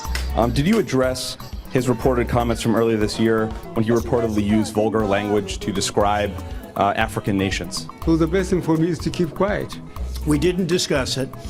And you do have some countries that are in very bad shape. As the US election approaches, I wanted to find out why. Like, he's very bold and confident. A strong willed person, he knows what he wants, he stands by it and he goes for it. I like the way he talks. I see that he has good plans for Americans. Do you know he referred to African nations as shithole countries? If he knew Africa, I'm not sure, in quotes, that statement would have been made. Yes, I know he said that, but that doesn't really change my perception about him. You said you admire him? Yeah, I admire him. If he has said such, then I pray he retracts such. He should think about Africans as their brother. This is the man. Talk to him. What would you say to him, Donald Hi, Trump? Donald Trump. I would like you to change your orientation about Africa. We are great people, and most of us, or some of us, like you. So I would really like for you to look into us and, just make something better for the whole world. Everyone we speak to seems to admire Trump's style more than his substance. His most notable policy on Africa was a travel ban affecting several nations, including Nigeria.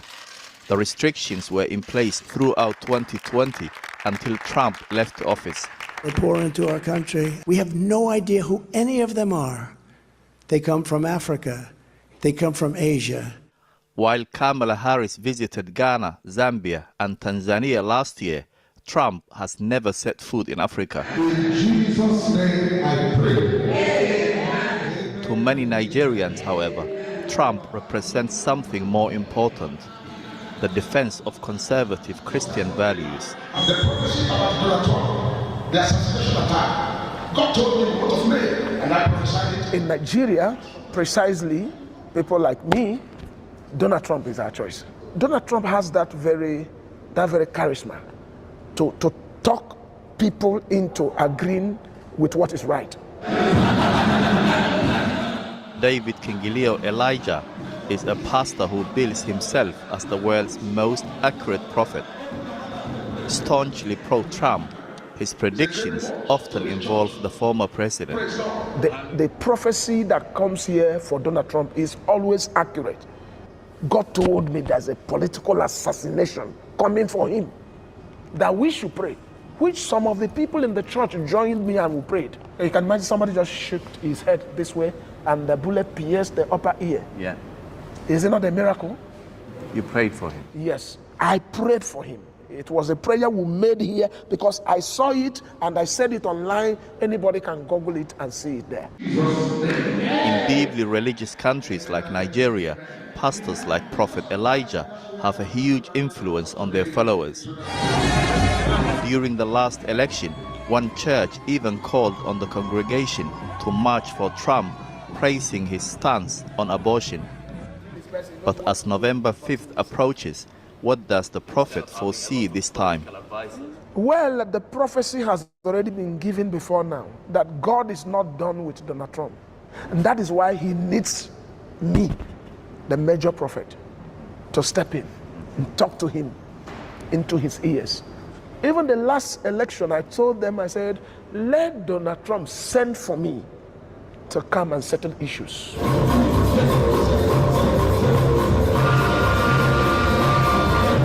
As the spectacle of the election plays out in America, Nigerians are watching closely. In this culturally and religiously diverse nation, support for Trump is far from universal. A second term in office, though, would give many here a cause for celebration.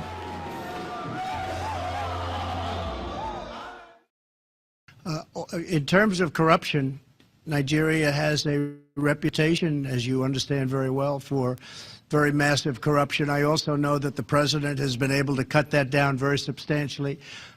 We talked about it. He is working on it, and they have made a lot of progress, and I think they will continue to make a lot of progress.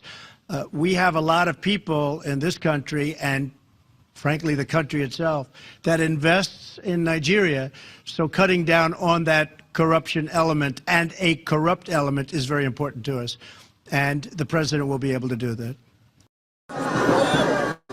Wearing Donald Trump t-shirts and waving American flags, hundreds of men and women marched through the streets. But this is not the United States, where voters on Tuesday were deciding whether to give the U.S. president a second term. This is Nigeria. Even though Trump once called African countries shitholes and recently expanded visa restrictions on Nigerian citizens, here he has the support of millions like Lagos driver Michael Onyonoro. If we have a person like Trump 10 of him, those people that have the good leadership qualities like Trump in Nigeria, Nigeria will be a better place to stay.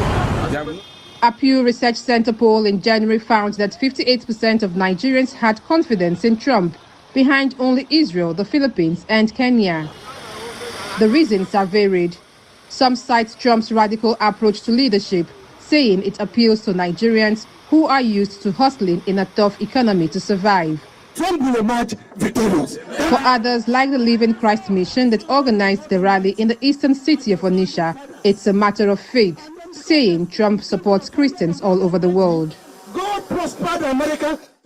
So, Gabe, I want to talk to you about another story in your newsletter about how the Nigerian army, and I became aware of the story last week. I follow the Nigerian army on Twitter, as I have because I was based there, and they tweeted out a video of President Trump talking about what U.S. soldiers might do on the border of challenge. I want to play a little bit of the video.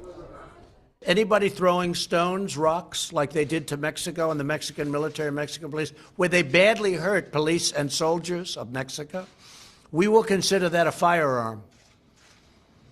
Because there's not much difference when you get hit in the face with a rock, which, as you know, it was very violent a few days ago, very, very violent. That break-in, it was a break-in of a country. They broke into Mexico. And you look at what's happening in Guatemala, just to mention Guatemala, along with El Salvador and Honduras. It's disgraceful that those countries aren't able to stop this. So the president made those comments on November 1st. The Nigerian military retroactively used that video to justify actions that they had taken against Shiites, protesters in Nigeria. So they used it, they killed the individuals, but then they used President Trump's words after to justify what they'd done. Take our viewers through it. Yeah, that's right. The timeline here is very important. So early last week, there were protests in Abuja, the Nigerian capital. A Shia Islamist group was protesting and throwing rocks at the military. The military then opened fire on the group, killing what Amnesty International claims is about 40 people, although the military says it was fewer. Trump then, on Thursday, as you mentioned, went on to make those comments in the light of the caravan making its way through Mexico and towards the U.S., and sort of opening or suggesting that the U.S. military would be justified in shooting those migrants if they were to throw rocks. And then, Vlad, as you mentioned, the Nigerian military then on Friday tweeted out that video to basically, as you say, retroactively justify what happened in Abuja, which was them shooting at protesters who had been throwing rocks. So, again, we've talked a lot about how Trump is having an effect globally. We opened this segment talking about how the midterms are an important reflection of America's role.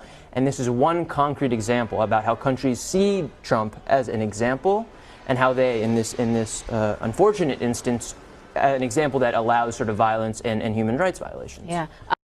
All right, so with the U.S. election results showing a strong win for Donald Trump, there are significant implications for the global trade and international relations. One region that could experience profound changes under his leadership is Africa, including Nigeria. Well, the continent's largest economy at this point. Well, joining us is Mr. Yomi Fahmi, is an organizational development professional, joining me from Canada. Great to have you on the show.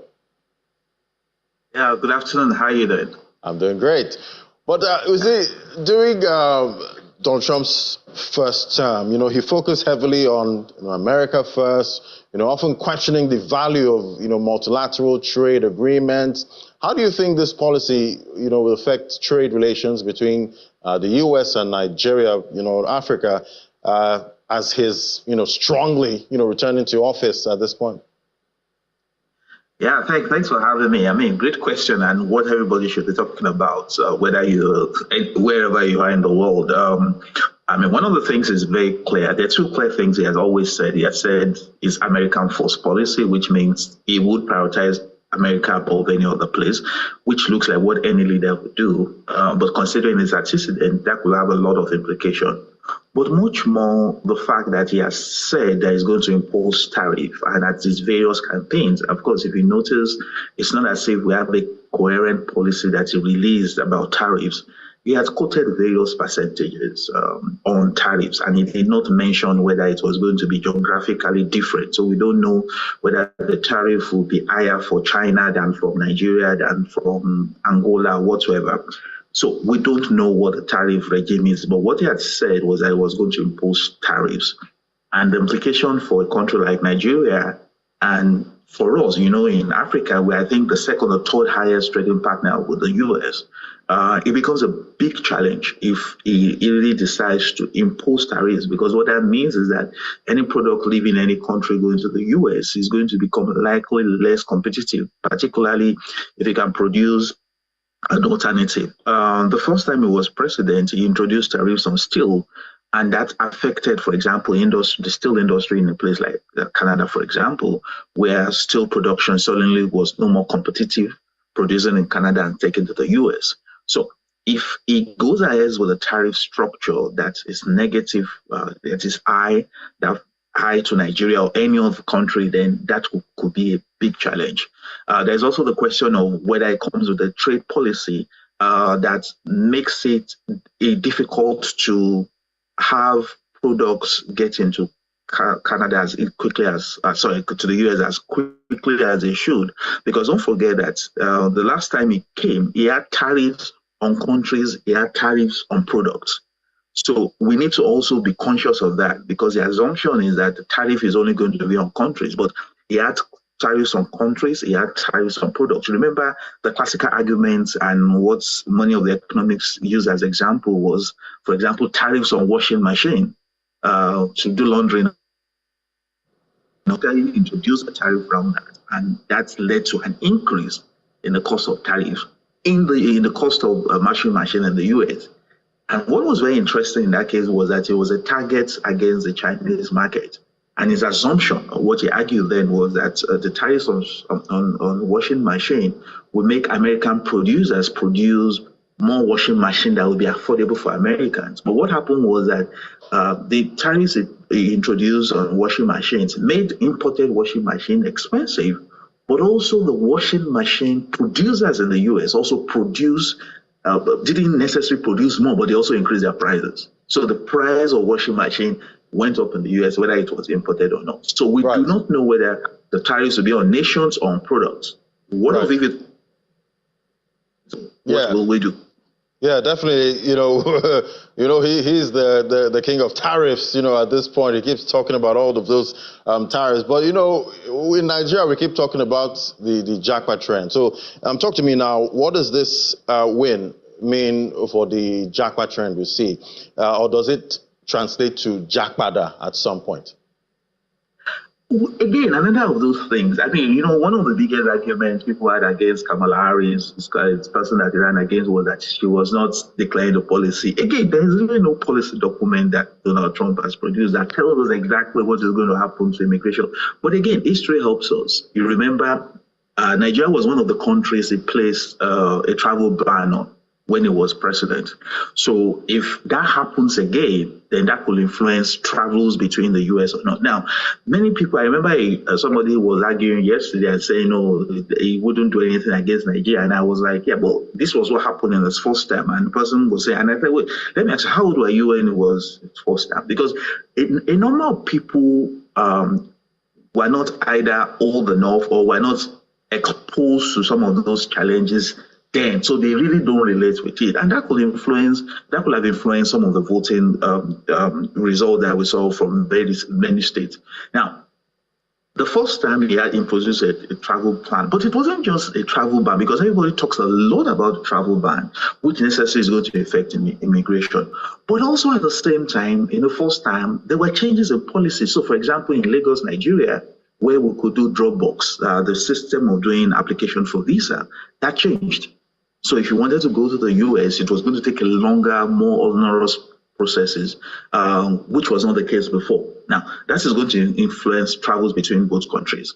If there are also issues around review of agreement, whether it's BASA, that talks about how many planes can leave US for Nigeria, how many planes that can leave Nigeria for US, that could be a challenge. But I think the big question is what he has said he will do on day one. Again, we don't have any figures. I've heard him talk about it during the campaign that he will deport on day one between 2 million. I've heard him mention 5 million. I've actually heard him mention 20 million. Now, if this deportation trade becomes real and he decides to deport people, Now, you know the huge Nigerian population we have in the US. Now, many of them are legally there. Many of them are even citizens, dual citizens to be precise. Many of them are holding high position in government. I mean, Wale Adeyemo, that is the highest ranking Nigerian official in the US, for example. Some of them are great entrepreneurs, doctors, nurses. But there is also a likelihood that we may also have quite a huge number of people that may have challenges as a result of the policy. So will it be deporting people? Is that likely going to happen? So all of that will influence JACPA or there are new policies around that makes it difficult for a Nigerian trained doctor to practice in the US. Right. Because when we talk about tariffs, people don't also realize that foreign education can also become a tariff issue. And then you impose restriction on foreign trained professionals to come to work in your country. Like you have seen in Canada, that's where you see more doctors who will JACPA to the UK or JACPA to the US compared to Canada. Two islands, two fates. A look at what is and what could have been. These islands, though separated by miles of ocean, share a common history and a similar starting point. Picture this. It's 2024. The world has changed, and so has one of these islands. Jamaica. Not the Jamaica you see on postcards, though. This Jamaica is different. It's a vision of what could have been. This Jamaica hums with the energy of a global powerhouse. The streets are alive with commerce, innovation, and a sense of purpose. Gleaming skyscrapers pierce the Caribbean sky. They stand as monuments to progress and ambition. Bullet trains whisk people between bustling cities. Efficient, fast, and futuristic, they symbolize a nation on the move. This Jamaica is the Singapore of the Caribbean. A beacon of success and a model for others to follow. But wait, this isn't a movie set. It's not a scene from a sci-fi film. This is an alternate reality. A dream of what could have been if different choices were made. A reality that could have been. A tantalizing glimpse into a parallel universe. The real Jamaica, sadly, tells a different story.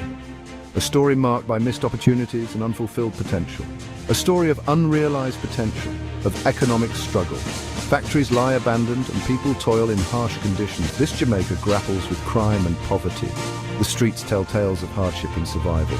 It's a Jamaica where many dream of leaving, seeking opportunities elsewhere. What happened? How did it come to this? How did two islands, both small and resourceful, end up on such different paths? The answer lies in the choices made, the policies adopted, and the vision pursued.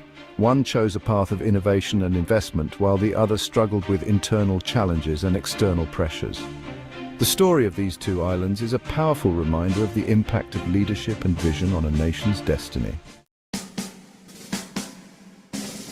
Manly's dream, a blueprint for Jamaican prosperity.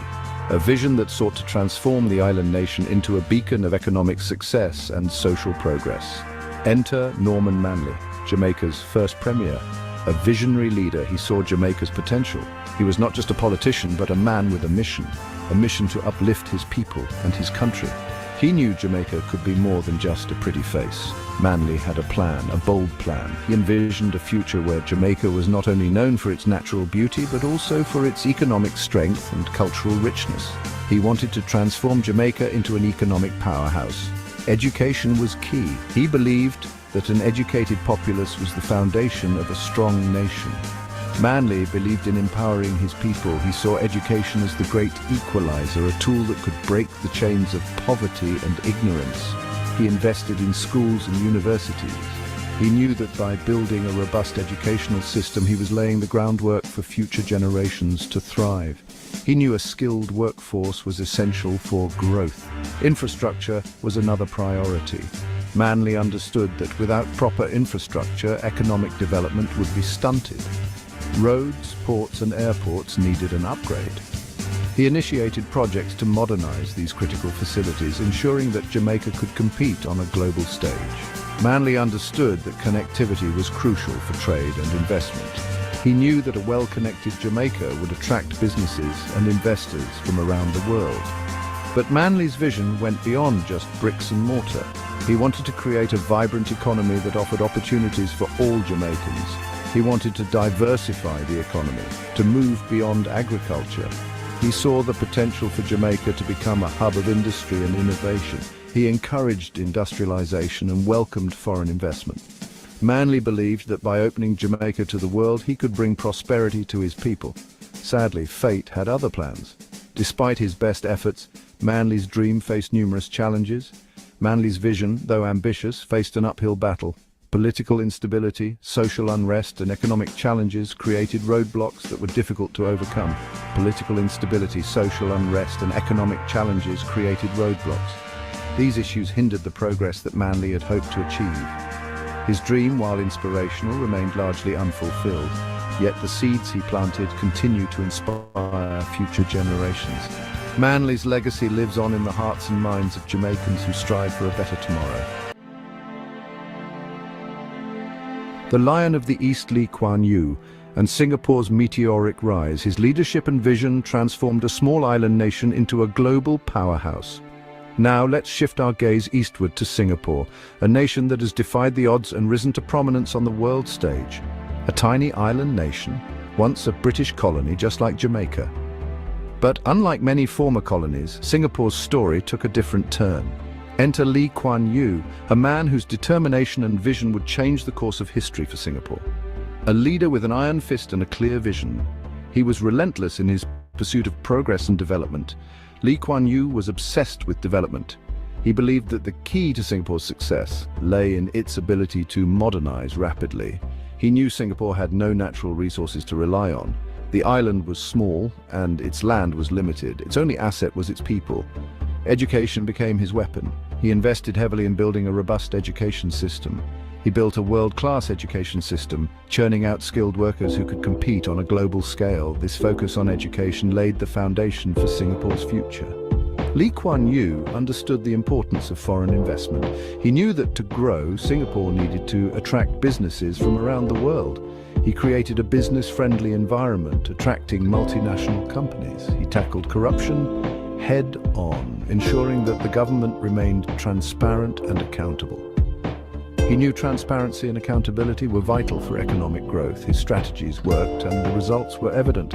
Singapore transformed from a sleepy backwater into a global economic powerhouse. The skyline changed and the economy boomed, a shining example of what strategic planning and strong leadership can achieve. Lee Kuan Yew's legacy lives on in the thriving, dynamic city-state of Singapore. Jamaica, the jewel of the Caribbean Sea, imagining a parallel reality. Now imagine if Manley's vision had become a reality. Imagine Jamaica in 2024, not as it is, but as it could have been. Picture this: Kingston, a gleaming metropolis, a hub for finance and technology. Skyscrapers punctuate the skyline, casting long shadows over a bustling harbour. Tourists flock to Jamaica, not just for its beaches, but for its vibrant culture and thriving economy. Imagine Jamaica as a regional leader, a beacon of hope and prosperity, a testament to the power of visionary leadership and the resilience of its people. Section 5, Missed Opportunities. The hurdles Jamaica couldn't clear, but dreams, like delicate flowers, can wither without proper care. Jamaica's journey to prosperity was paved with good intentions, but riddled with potholes. Political instability reared its ugly head. Governments changed frequently, each with its own agenda. Long-term planning became a casualty. The focus shifted from nation-building to short-term gains. Social unrest added fuel to the fire. Strikes and protests disrupted the fragile economy. Investors, wary of instability, took their money elsewhere. And then there was the issue of crime. It began to cast a long shadow over the island. Tourists, once drawn to Jamaica's beauty, started having second thoughts. Section 6, a legacy unfulfilled, the consequences of inaction. As the years passed, the gap between Manley's vision and Jamaica's reality widened. The dream of becoming the Singapore of the Caribbean faded into the background. The Jamaican people, known for their resilience, learned to adapt. They found ways to survive, but the potential for greatness remained untapped. A generation grew up with limited opportunities. The brain drain became a real problem. Skilled professionals seeking better prospects left the island in droves. Jamaica, once a land of promise, became a land of missed opportunities. Section 7. Learning from the Lion City Singapore's lessons for Jamaica's future. But it's not all doom and gloom. Jamaica, like a phoenix, can rise from the ashes. but it needs to learn from its past. It needs to look at Singapore. Not with envy, but with a determination to emulate its success. Singapore teaches us that education is key. Investing in human capital is not a luxury, it's a necessity. Singapore shows us the importance of good governance. Transparency, accountability, and a relentless focus on development are crucial. Singapore proves that size doesn't matter. What matters is vision, strategy, and the will to succeed. Section 8, a new dawn for Jamaica. It's not too late to change course. It's time for Jamaica to reclaim its narrative, to rewrite its future. It's time to tap into the indomitable spirit of its people. Political stability is crucial. Jamaica needs leaders who prioritize long-term development over short-term gains. Leaders who understand that unity is strength. It's time to tackle crime head-on, to create a safe and secure environment for citizens and investors alike. It's time to invest in education and innovation, to empower the next generation with the skills they need to compete in the global economy. Section 9, the power of belief. Jamaica's untapped potential. Jamaica, remember who you are. You are the land of reggae music, the birthplace of Usain Bolt. You are a nation of survivors, of innovators, of dreamers. You have the talent, you have the resilience, you have the potential to be great. Believe in yourselves, believe in your future. Section 10, a call to action. Let's build a brighter future. Together, my fellow Jamaicans, the time for excuses is over. The time for action is now. Let us learn from the past, but not be defined by it. Let us be inspired by Singapore's success, but forge our own path. Let us work together, united in our purpose to build a Jamaica that future generations will be proud to call home. Let's turn the dream of prosperity into a reality. Let's make Jamaica the jewel of the Caribbean, not just in name, but in spirit. Let's get to work. With liquor, but with talawa is a phrase us Jamaicans use when comparing our size to our drive, but can also be likened to our economical abilities. And despite our many achievements putting us on the map, we are still. Here's a look at 5 reasons why Jamaica is considered poor. For years, we've heard the same thing when it comes to our educational system. Every child can learn, every child must learn. But that's easier said than done. Jamaica continues to have an education system that lacks resources. This is our first reason why Jamaica is considered poor. Just think about it this way. If teachers aren't getting the right pay and not getting enough resources to teach effectively, and with a student-to-teacher ratio above 30:1, will every child learn? With a lack of resources and attention, some students will get left behind. Uneducated students then become uneducated adults, which causes bad influence or easier manipulation from the hierarchy of society. Low education sometimes causes poor productivity in the workplace, thus a poor economic turnaround. You guys know how goods and people move from place to place, right? If you don't know, let me give you a second to think. By a vehicle, of course, but what do those vehicles travel on? Bridges, roads, and highways, right? Though over the years, Jamaica has evolved when it comes to the construction of highways, the transportation infrastructure in the country is still poor. A country's transportation infrastructure indirectly adds value to the economy. How are sales items transported? How do you get from one place to the next to get your business done in order to accumulate more funds? These are vital to the productivity of the country, and as such, with the types of crater-filled roads we have here in Jamaica, it affects the country. Going to work, school, hospitals, and other places will get impacted. Some roads in Jamaica are so bad that 2 persons can't walk on the same road side by side, much less 2 cars. Can you say disaster? Less corruption, more effectiveness. Whoa, wouldn't we all love to see that? Which brings us to our 3rd point, corruption. You might think that corruption is only done at the higher level in Jamaica. Remember the light bulb scam, or more recently the Petrojam scandal, and don't forget the maritime catastrophe. But Things like lawmakers not giving traffic tickets and taking bribes is also corruption that deters the growth of our society. The thing about corruption is it's stealing, which not only robs the country of money but also keeps wrongdoers out of jail, enabling a continuous loop. Even the mass population is corrupted. I said what I said, okay? You're corrupted, I'm corrupted, we're corrupted. Have you ever cheated on an exam or even voted for a political representative you know to be involved in corruption? However minute you think your act of corruption is, it's still corruption. Though it may make you as an individual better off, it tarnishes the land we live in and love, Jamaica. We can't expect to attain wealth when the little that we already have is being plundered. Guys, let me ask you a question. If I said civil war, what would you think of? I, for one, thought of the Cuban Revolution, but that was a revolution, not a civil war. See, a revolution is one that is sought to bring about some situational change for the better, while a civil war is two or more internal parties attempting to exert dominance with constant fighting.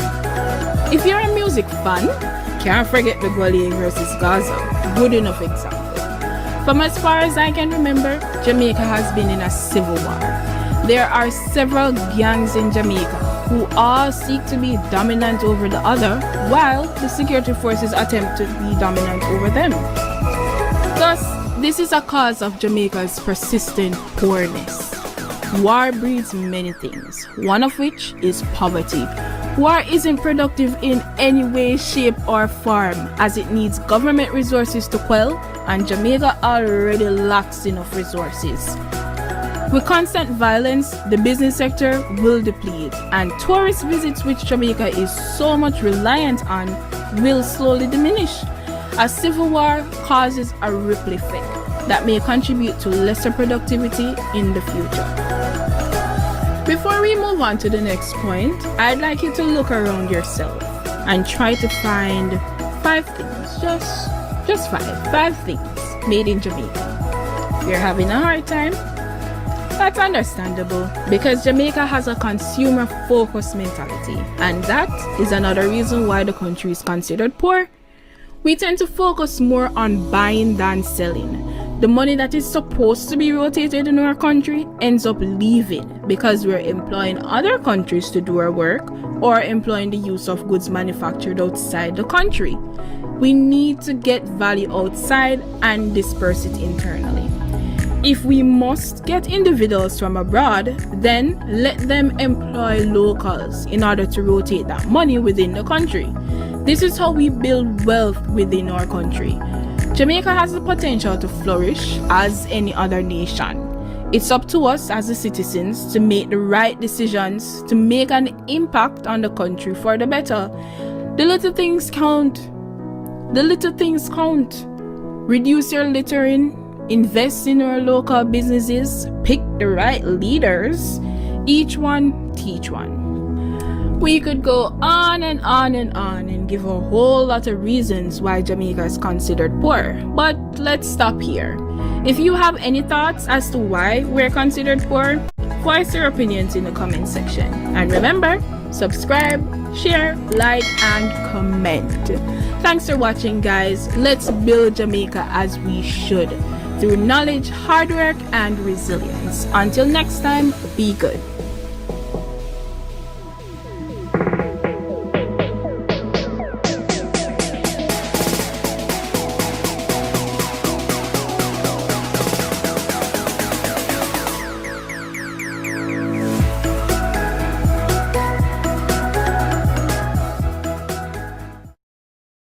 What's up, everybody? Welcome to my channel where you don't know we don't do and think like the average person out there. So in this video today, guys, we're going to be talking about something that you all should be doing, especially if you plan to become a parent or you are already a parent. Get a pen, get a piece of paper, and start taking some notes. If you take a good look at society today, most parents want to provide the best for their kids, right? Nothing is wrong with that. But when you think about the best that they're talking about, it all boils down to providing some party, providing some nice shoes, providing some nice clothes. Again, nothing is wrong with that, you know. But guess what they are not doing? They are leaving out something very important. There is no form of investment. There is no form of inheritance really being set up, right? But guess what? Most people are really caught up living their lives through their kids and not necessarily doing what is best for the child. Again, I'm not saying don't do these things, but what I'm going to share with you is something that you can do along with those nice things that you are doing. You need to start investing for your kids, right? Now, while you're out there living your modest life, right? Guess what you can do in the meantime while you plan to have kids? Invest for them. So nothing is stopping you from living your modest life, you know, but ensure that you start building the foundation from early. The financial foundation that you didn't have. The financial foundation that is the reason why a lot of people are struggling today. Because of the lack of foundation. It's not because of the lack of parties. It's not because of the lack of toys. And it's not because of the lack of nice shoes and clothes, right? It's because of the lack of a financial foundation. And people are not waking up. They are making the same mistake. And guess what will happen? The cycle of broke life and poverty will continue. So when are you going to make the change, huh? When are you going to make the change as grown-ups? Is it that you plan to continue the cycle where when your kids grow up and they're in their 20s and 30s and trying to figure out life for themselves, they now have you as a financial burden? Now stop and think about it for a minute. How does it feel if you are an individual now having to take care of parents, grandparents and other relatives? How does that feel? And why are you in a position where you are doing that now? What caused that to happen? Was it because of the lack of toys, the nice shoes and clothes?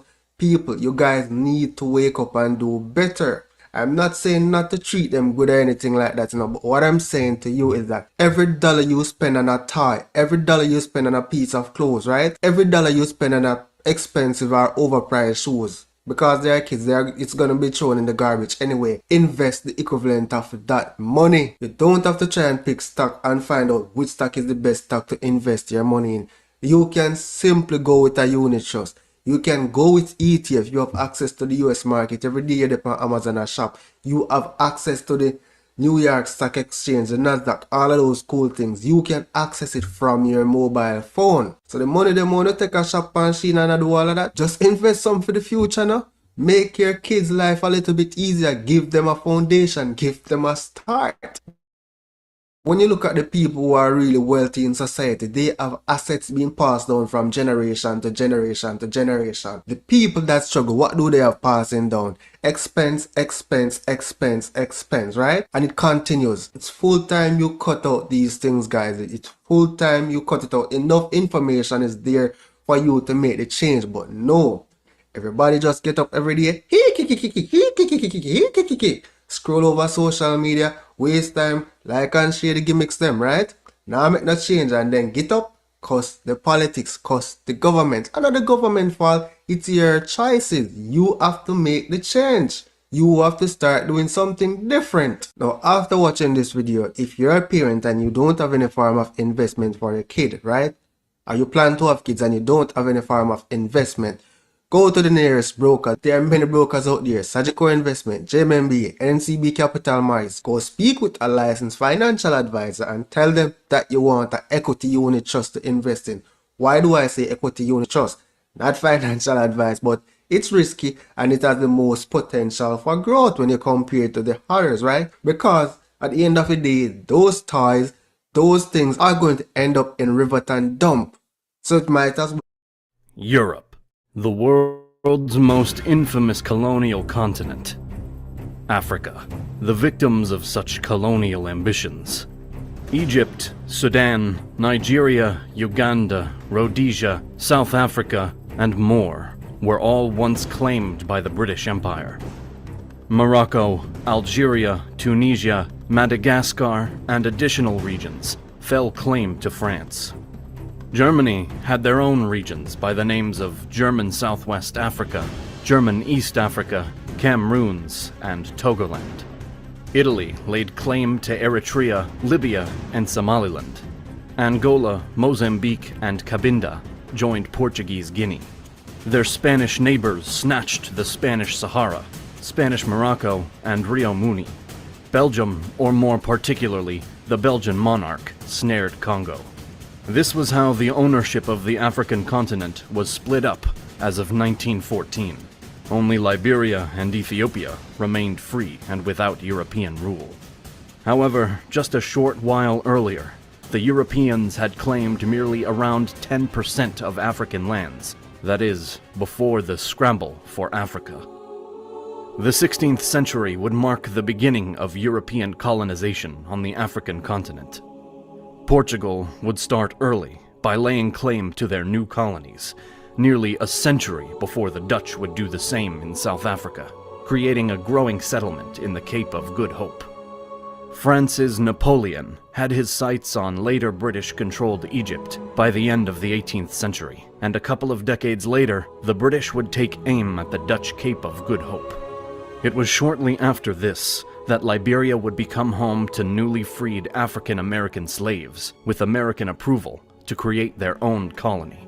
The following decade thus saw a continued steamroll of European colonists rushing to African lands with eager hopes and ambitions on behalf of each of their nations. France seized Algeria and pushed onward. Britain continued its attempt to wrangle South Africa. Germany finally entered the scramble, as Otto von Bismarck looked to establish his country's credibility as an imperial power alongside the others. And further interest from additional European nations eventually led to the Berlin Conference. With tensions on a precipitous rise between European powers, all vying for power and control in their newfound playground, one Leopold II of Belgium hoped to take advantage of the chaos. Hoping to expand his kingdom beyond his humble lands of Belgium itself, Leopold laid claim to what he named the Congo Free State. Informing his European neighbors that he was a passionate humanitarian who only hoped to aid the people of Central Africa through abolitionism and further humanitarian aid, Leopold asserted that his new free state and of beef for its people. This was the exact opposite of what Leopold would actually do. And he had known all along that his motives were far more sinister than what he told his peers. His leadership over Congo was brutal, and the surrounding European colonizers eventually caught on to his imperial scheme. They reacted by attempting to squeeze Leopold out of Central Africa, by briskly expanding their own territories around him, and around each other. But this led each of them into a downhill tumble, rapidly nearing a collision with one another.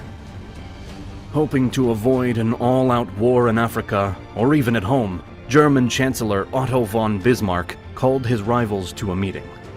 The Berlin Conference would open on November 15, 1884, and last until February 26, 1885. The conference, involving not a single representative from any African nation, had one main aim: split up Africa and place its lands into European hands. This was done first by solidifying claims already made on the continent by the European powers, and additionally by laying a foundation for how the rest of the territory could be taken by a European state. A clear process was set up, although again, this was done entirely without the involvement of the local African populations. Nevertheless, it went as follows. Once a European state sent explorers to a certain African territory, treaties would be written up and signed between the Europeans and local leaders, generally written only in European languages, not understood by these African leaders. The treaties allegedly gave European protection to these locals, but this was far from the truth. After returning to their homelands, the explorers would have their treaties approved by the local governments first, who would then take the agreement to the rest of the European powers from Berlin Conference and negotiate recognition for their newfound claims. Once the treaty was confirmed by all of the imperial powers, the annexation of the African territory became official. Thus, with the aid of the rules established at the Berlin Conference, the scramble for Africa carried on into the early 20th century, when the world instead turned to a new predicament: the First World War. The official timeline for the scramble is generally set from 1870 until 1914. But why did it happen? One exact reason does not exist, but multiple motivations seem to have cumulatively led the European powers to act in such haste and disregard for the native peoples. Fundamentally, it's important to remember that the Europeans generally viewed their African counterparts as culturally, racially, and intellectually inferior.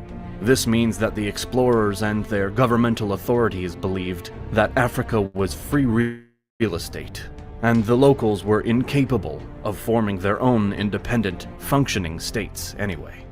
To the European mind, to take all of Africa made perfect sense, and was even morally justifiable. It especially made sense when the Europeans discovered new resources in Africa, such as coffee, sugar, and rubber, that could be extracted by utilizing the labor of the local populations.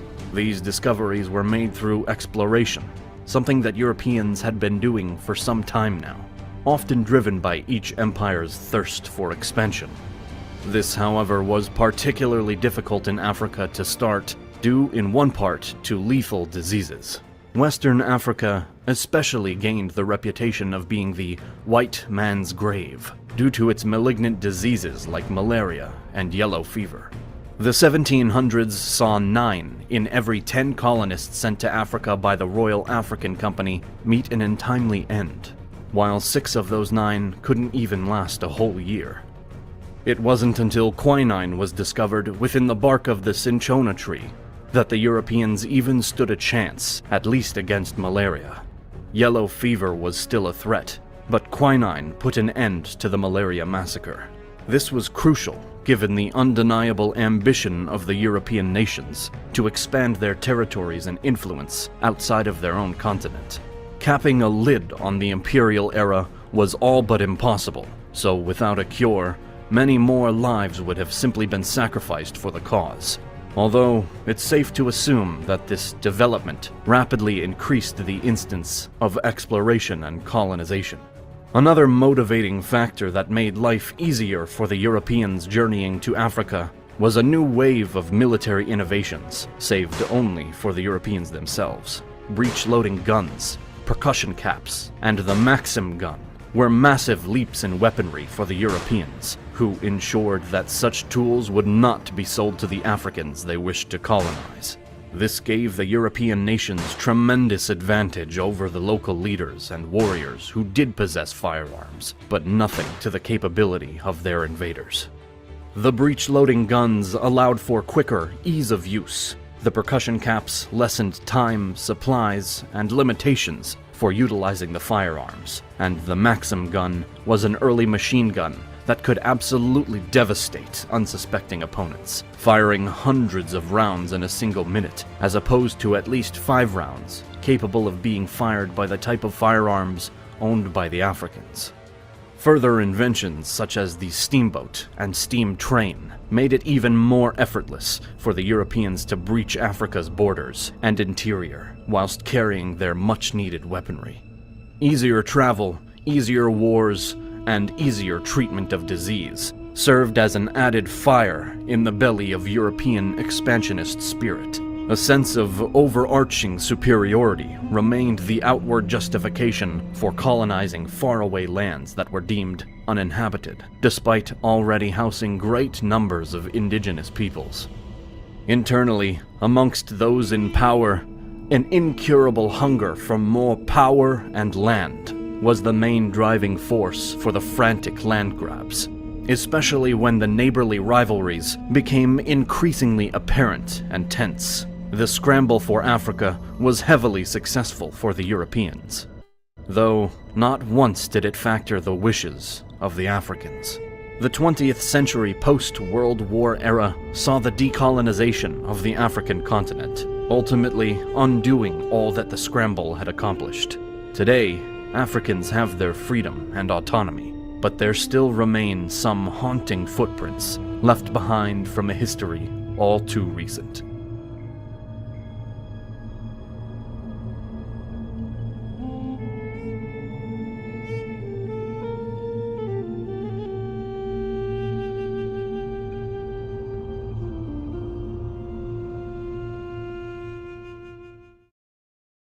Why is Africa so poor? How could a place that holds trillions of dollars in rare minerals, gems, and other resources be so incredibly impoverished? And for many, the answer is simple enough.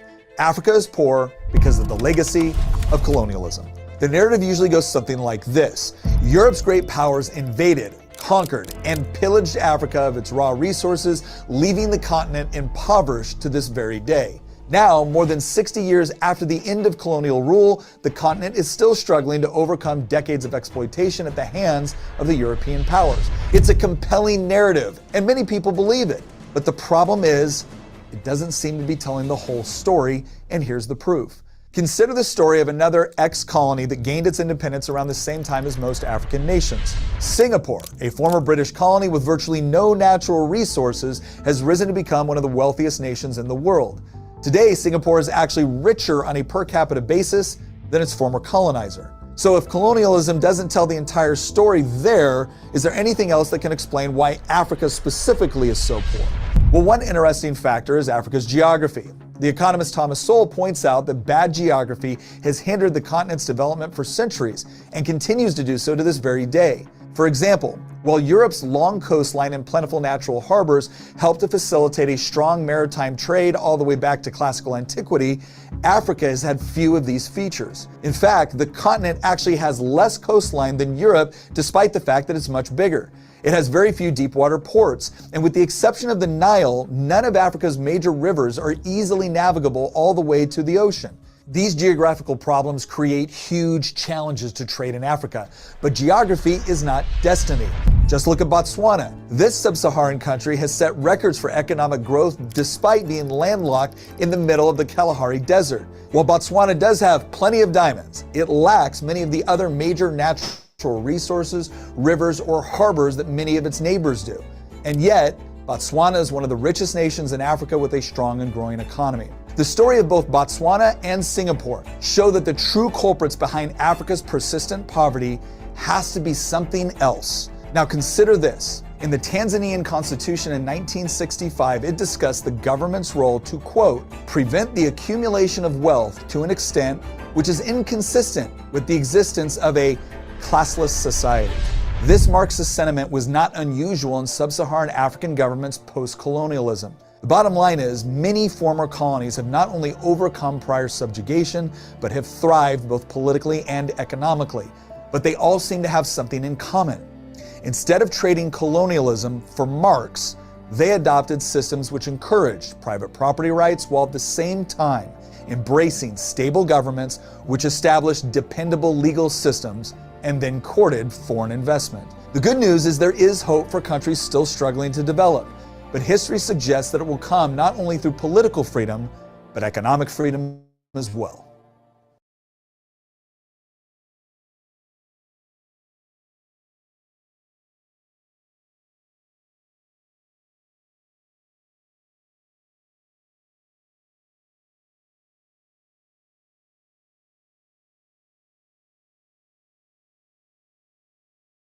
It's no secret, fatherless households are more common in the Black community.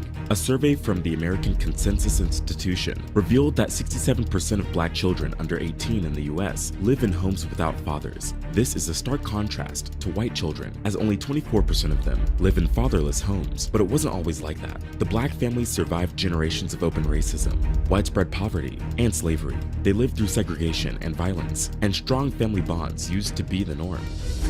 As of 1960, 2/3 of all Black American children were living with both parents. That declined over the years until only 1/3 were living with both parents in 1995. So it's not the legacy of slavery that destroys the African American family. It's the legacy of the welfare state. Between 1890 and 1950, the marriage rate was much higher among Black women than white women. A fraction of Black children lived in homes without their fathers. But everything changed with the expansion of the welfare state. It divided the household and created a dependency on welfare. This kind of reminds me of what President Reagan said. I've always felt the 9 most terrifying words in the English language are, I'm from the government and I'm here to help. So, what happened? What's the mechanism? Here is a detailed look at how the welfare state played a role in the dissolving of the family structure over the years.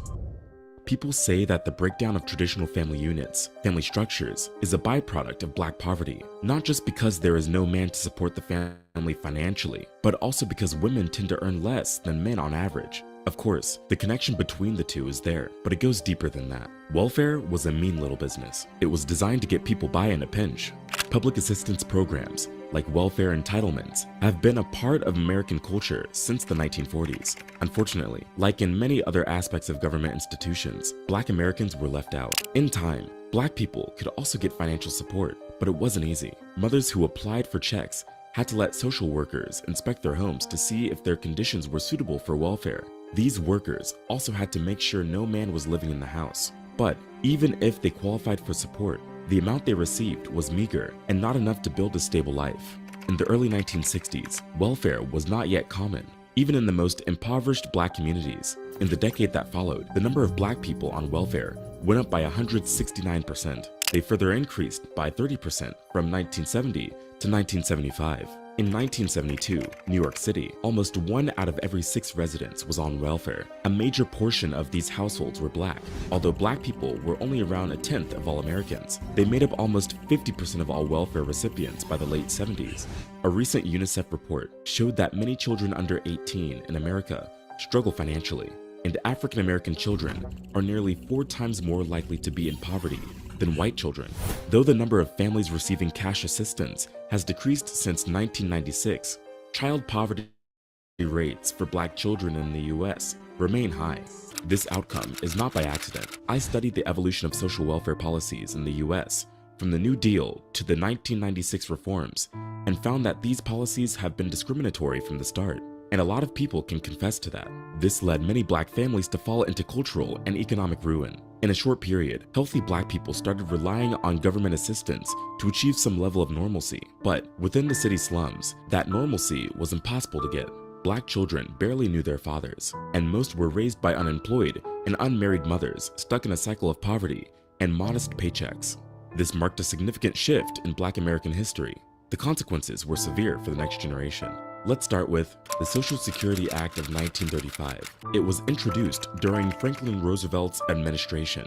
It was designed to create the safety net in the country, safeguarding families from losing their income. It was viewed as a significant part of New Deal reform and paved the way for federal protections in the future, such as the Affordable Care Act and Medicare.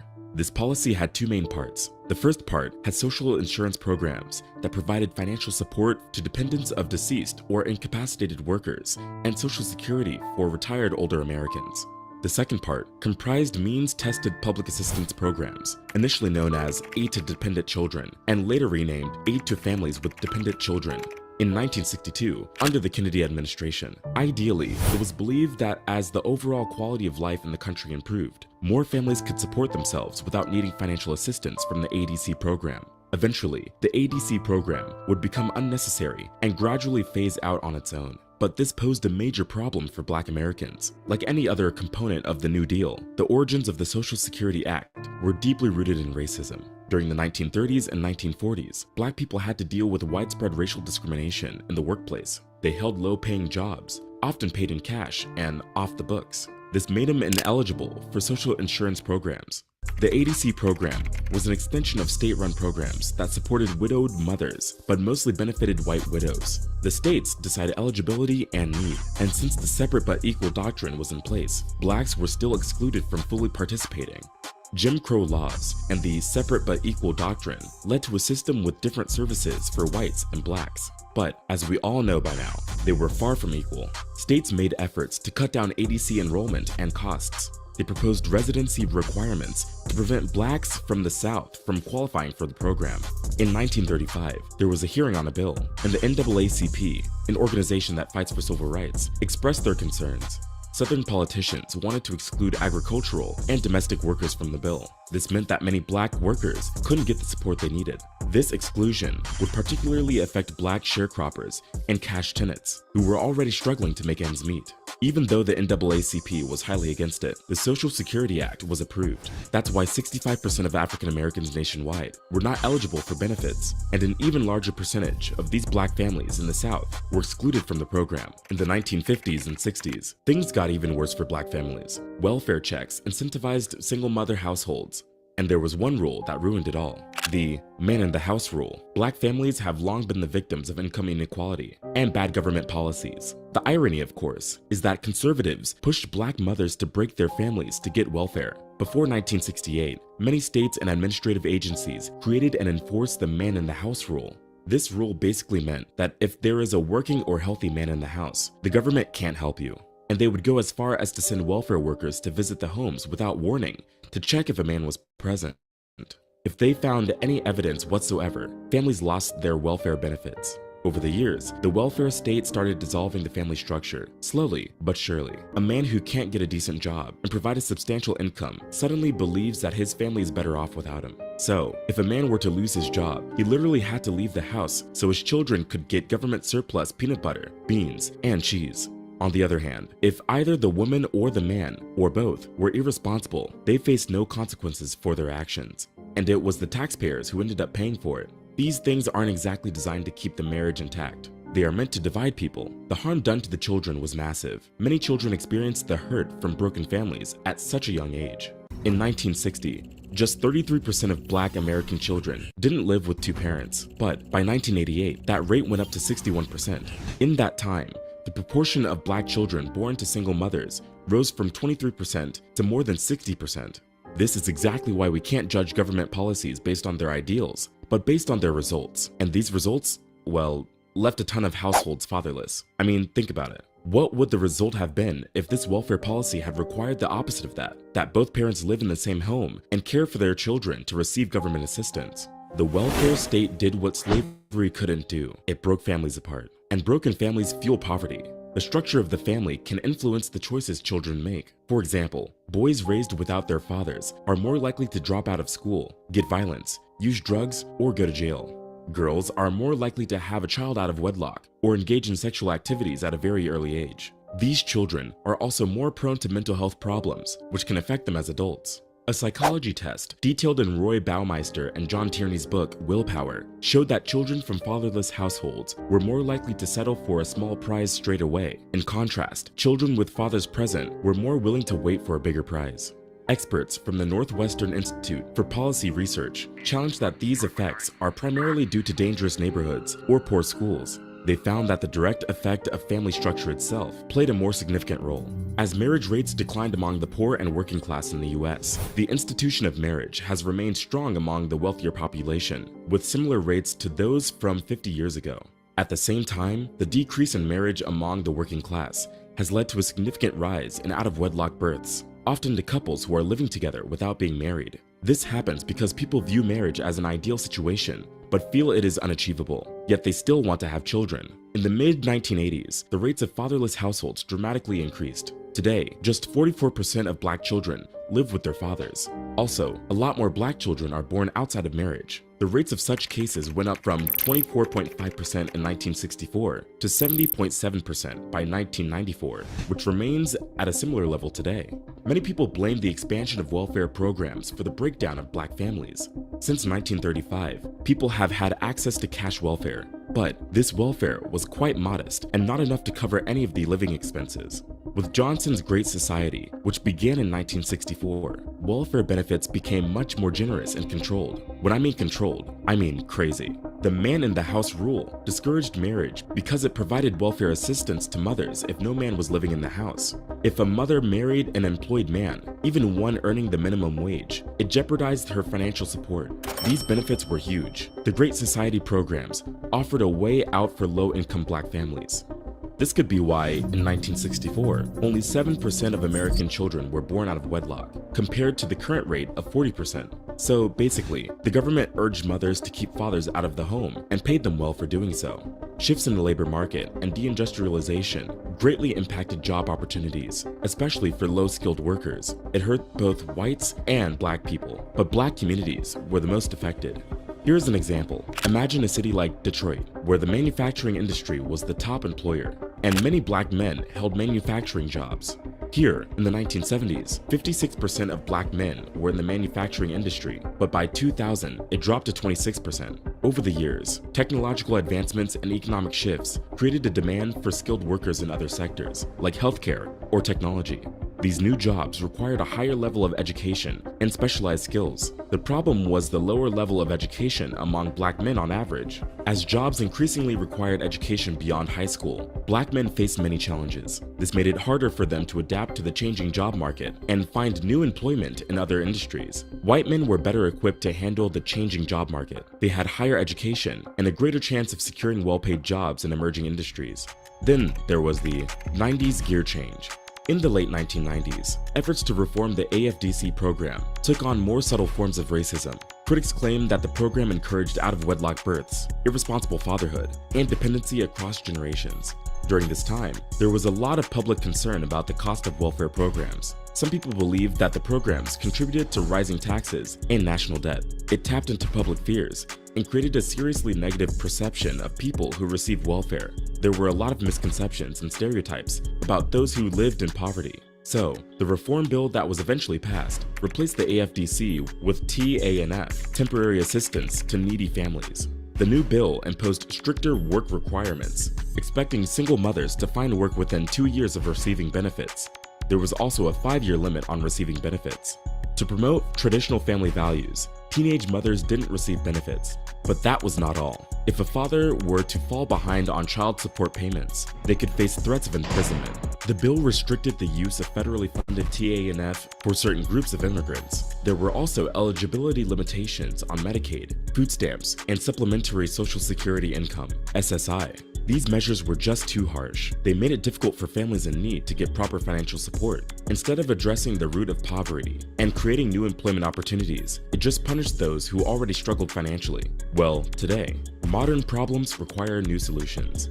According to Forbes, the economic status of Black Americans is still far behind compared to white people in terms of stock ownership, net worth, income, home ownership, and other metrics. In the United States, Black workers earn about 30% less than white workers. Almost 50% of Black workers are working in retail, food services, healthcare, and accommodation, and a huge chunk of these workers are doing lower paying services. Imagine getting paid more than 40% less than white men for doing the exact same job. If you are a Black woman in the US, this is more likely to happen. In 2020, Black women earned around 58% of what white men earned on average. Similar to Latinas and Native women, Black women face a much more significant pay gap compared to all women. This is because they face both racism and sexism in the workplace. Today, the Social Security program is a backbone for many Black families. It protects them through disability, retirement, or death. The program is crucial because African Americans often lack financial resources and have higher disability rates. The program is meant to help those who earn low income get benefits. Those who heavily rely on Social Security are older Black people with lower lifetime earnings and fewer pension benefits. For example, in 2017, 35% of married and 58% of unmarried older Black people received 90% or more of their income from Social Security. Despite its importance, Black Americans still benefit less overall from the program because of the ongoing pay disparities and shorter life expectancies. These factors result in lower lifetime earnings and, in turn, reduce the total benefits received from Social Security. In 2005, President George W. Bush wanted to make some changes and planned to privatize the program. But the NAACP responded with a nationwide campaign called SOS, Save Our Social Security, and partnered with the Congressional Black to keep the program safe. It worked. Social Security is still an important support system for countless families. Unfortunately, our country has made very few efforts to reduce the disparities in wealth and income between Black and white households. Despite laws against pay discrimination, Black men earn 83 cents and Black women earn 62 cents for every dollar earned by white men. Also, practices like redlining or housing discrimination have made it nearly impossible or much less profitable for Black families to own homes. These structural barriers create fewer opportunities for Black people to accumulate wealth and save for retirement. When the pandemic hit, Social Security became even more critical. Many Black adults lost jobs, and many small businesses were forced to close. The coronavirus made it very difficult to keep up with mortgage or rental payments. The thing is, today, more Black Americans are more likely to enter a church to go to a funeral than to celebrate a wedding. Fatherless homes, declining marriage rates, and high divorce rates are challenging the Black community to the core. Imagine as a young child living in poverty with a single mother in a poor and drug-infested neighborhood. Over the years, you would have witnessed how this would impact your chances of success, like finishing high school and getting a good job. Because of this, many black children are raised with little expectations or a sense of hope. Now, some might argue that it takes a village to raise a kid, but in reality, the urban public housing village is drenched in toxic influences like violence, drugs, and bad role models. And in that village, fatherless boys are left alone to figure out what it takes to be a man. So, where do they look? To one another. And in many cases, they turn to gangs and the streets. Girls' lives, too, are deeply damaged in fatherless households. Without a father figure, young girls can experience psychological and emotional challenges. They can have lower self-esteem and struggle to form healthy relationships with men. Teen pregnancy is a common problem. They can also struggle with economic hardships and poor academic performance. For things to change, we need to acknowledge that the absence of black men is damaging countless households. To fill this void, it is essential to reunite fathers with their children, but also to teach the younger generation the value of family structures. But this is something that will take time and a lot of effort. All in all, the US welfare system is a clear reflection of its economic policies and the nation's long history of racism. From the very beginning, the policy excluded black Americans who were already struggling financially. The man in the house rule only made things worse, which greatly impacted black households. The expansion of welfare led to a decrease in fathers' involvement in raising their children, leaving mothers to struggle alone in jobless poverty. This created a new reality for poor blacks, where work became optional, fathers were rare, and dysfunction became common. The lack of family loyalty and work ethic led to a new oppositional racial outlook among young black males who often resorted to crime. Now, years later, the impact of the rule can still be felt. A lot of black children have grown up without a father, and they can easily go astray. The situation is hard for overworked and exhausted single mothers. The more children they had, the harder it was to get a job. I just want to point out the brutal reality that led to such circumstances. The welfare culture discouraged individual responsibility. It pushed people to make hard choices, which damaged their families and put everyone involved in challenging positions. This is a reality that many now have to live with. If you enjoyed this documentary, please leave a like and subscribe to the channel. We aren't just telling stories, we're changing lives and waking the culture up. The video on the screen shares why they are banning Black history in schools. Click on it now to watch. It will change your perspective on our history.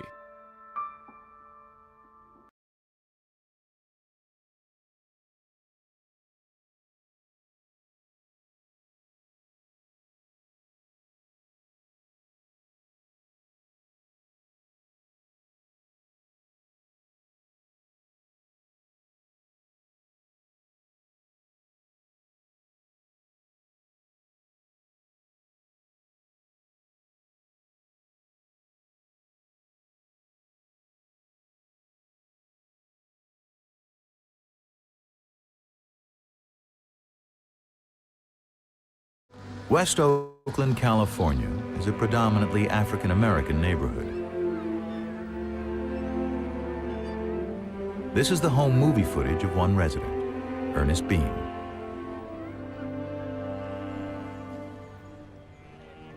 The Beans are unusual for the time, a family moving up to the middle class. Ernest is fortunate. He has a steady job. During the Depression, unemployment for blacks is at 50%, twice the rate of whites. Jim Crow laws mean segregation is still widespread. Even the New Deal discriminates against African Americans. Whites get the pick of the jobs and a higher wage.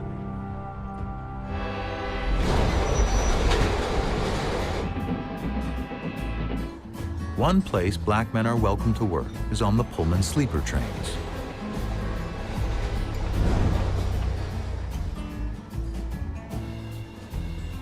Each luxury car is staffed by uniformed porters. The majority are African American.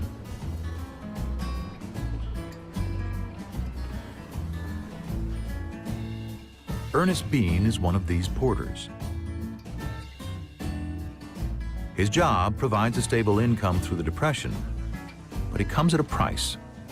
Black journalist Thomas Fleming observed, "A porter had the best job in his community and the worst on the train."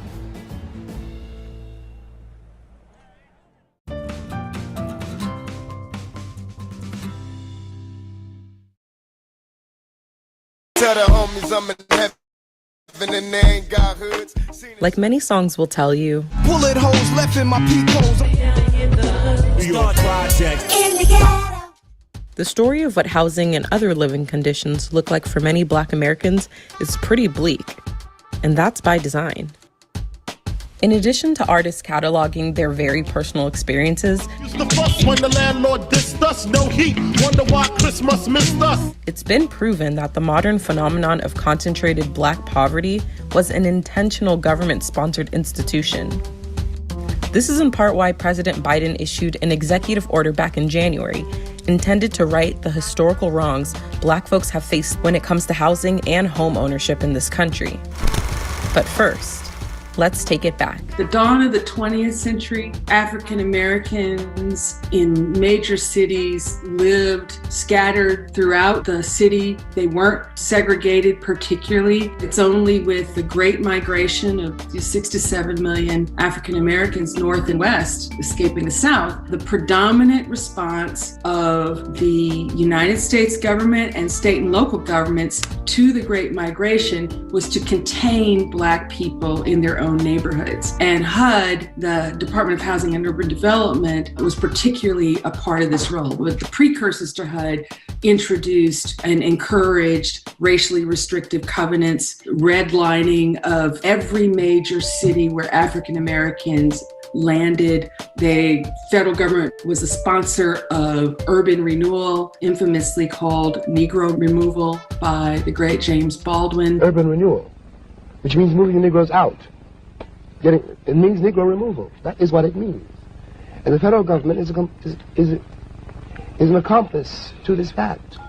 That so-called urban renewal also included a federally sponsored interstate highway system, which was intentionally designed to mow through vibrant Black neighborhoods. Take Miami, for example. 2 highways, I-95 and I-395, bulldoze right through the predominantly Black and low-income Overtown neighborhood, previously called Colored Town during segregation. The Department of Housing and Urban Development and the federal government writ large in the first 7 decades of the 20th century invested billions of dollars in racial segregation and concentrated poverty.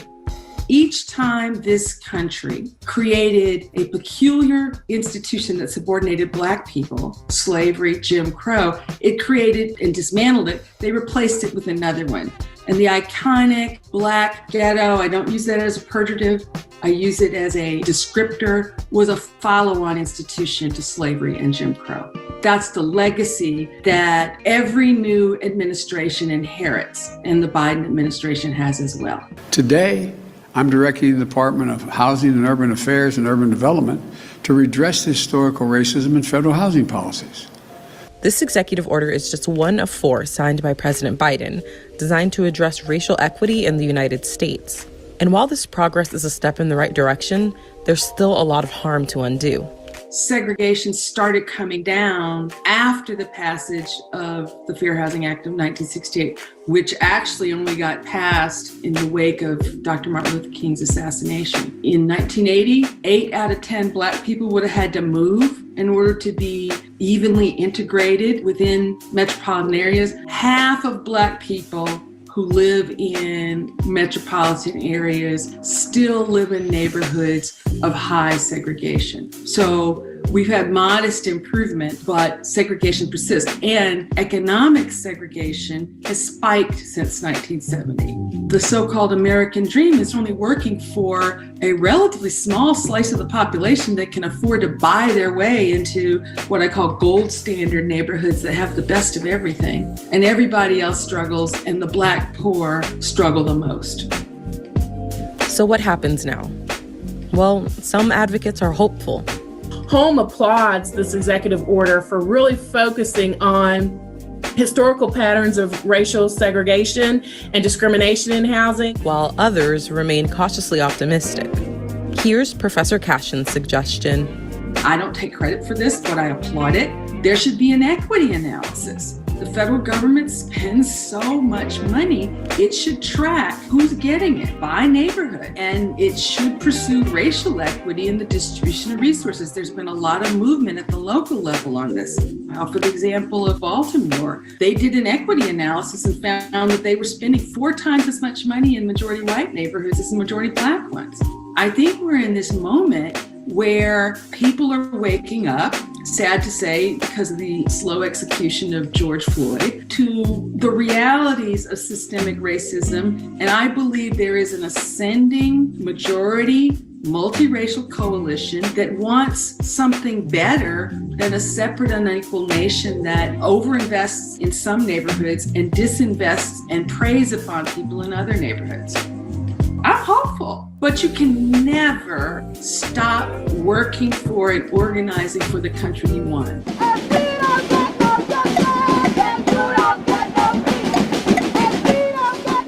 New generation's more radical and less tired than me. There's always another generation coming.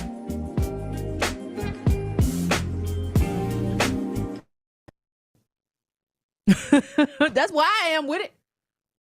I don't know where you are with it.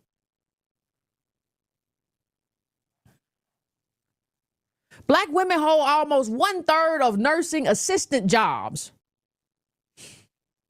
What is a black job? What is, I don't know. Is this a black job? This is me getting ready for my black job. Gender and racial ethnic compositions of U.S. occupations with the greatest number of black women 2015 to 2018. Nursing assistants. That's not even a nurse. That's the person who does the most for you, though. Changing your bedpan, all that stuff. That's what she does, and she don't make no money for it. Now, why? Is that a black job? Yes. We got personal care aides, cashiers. Come on. Now, what is a black? This is a black job. It's an ADOS job. It's not even a black job. He said black job, but gosh, we got to get that disaggregation. This is what it is.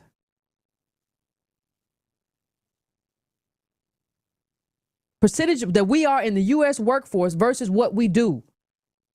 It should not be this way. It's so stupid to have a conversation where we talk about what is.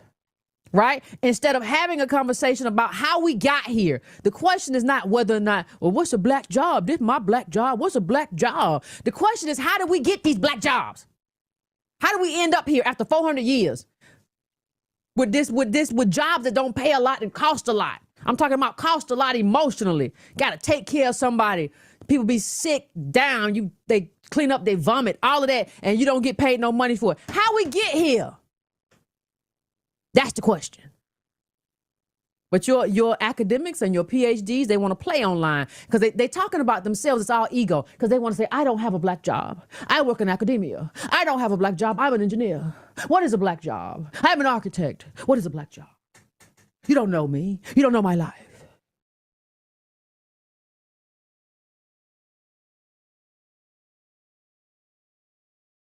So when you look at that and you look at this, how are we a group that's been here for 400 years? How are we stuck to the bottom? How? How does this make sense? The only way that this is the tie that binds. It goes all the way. This is the tie that binds.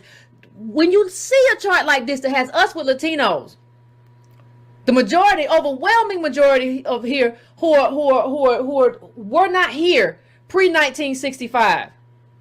The overwhelming majority, right? When you see a group that comes here and we're here with groups that just got here, or they have, in some cases, what you see is, hold on 1 second, please. 1 second. Let me bring up this. Y'all remember this? So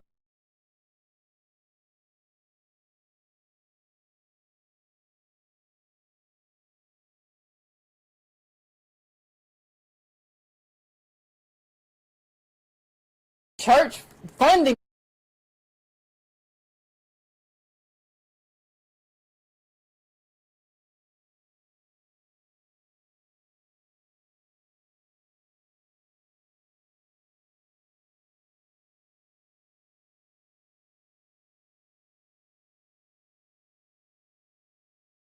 Hop on, dear. Here we There go. Oh, good morning. Can you hear Yes, me? ma'am. How are you, Cyber Regina?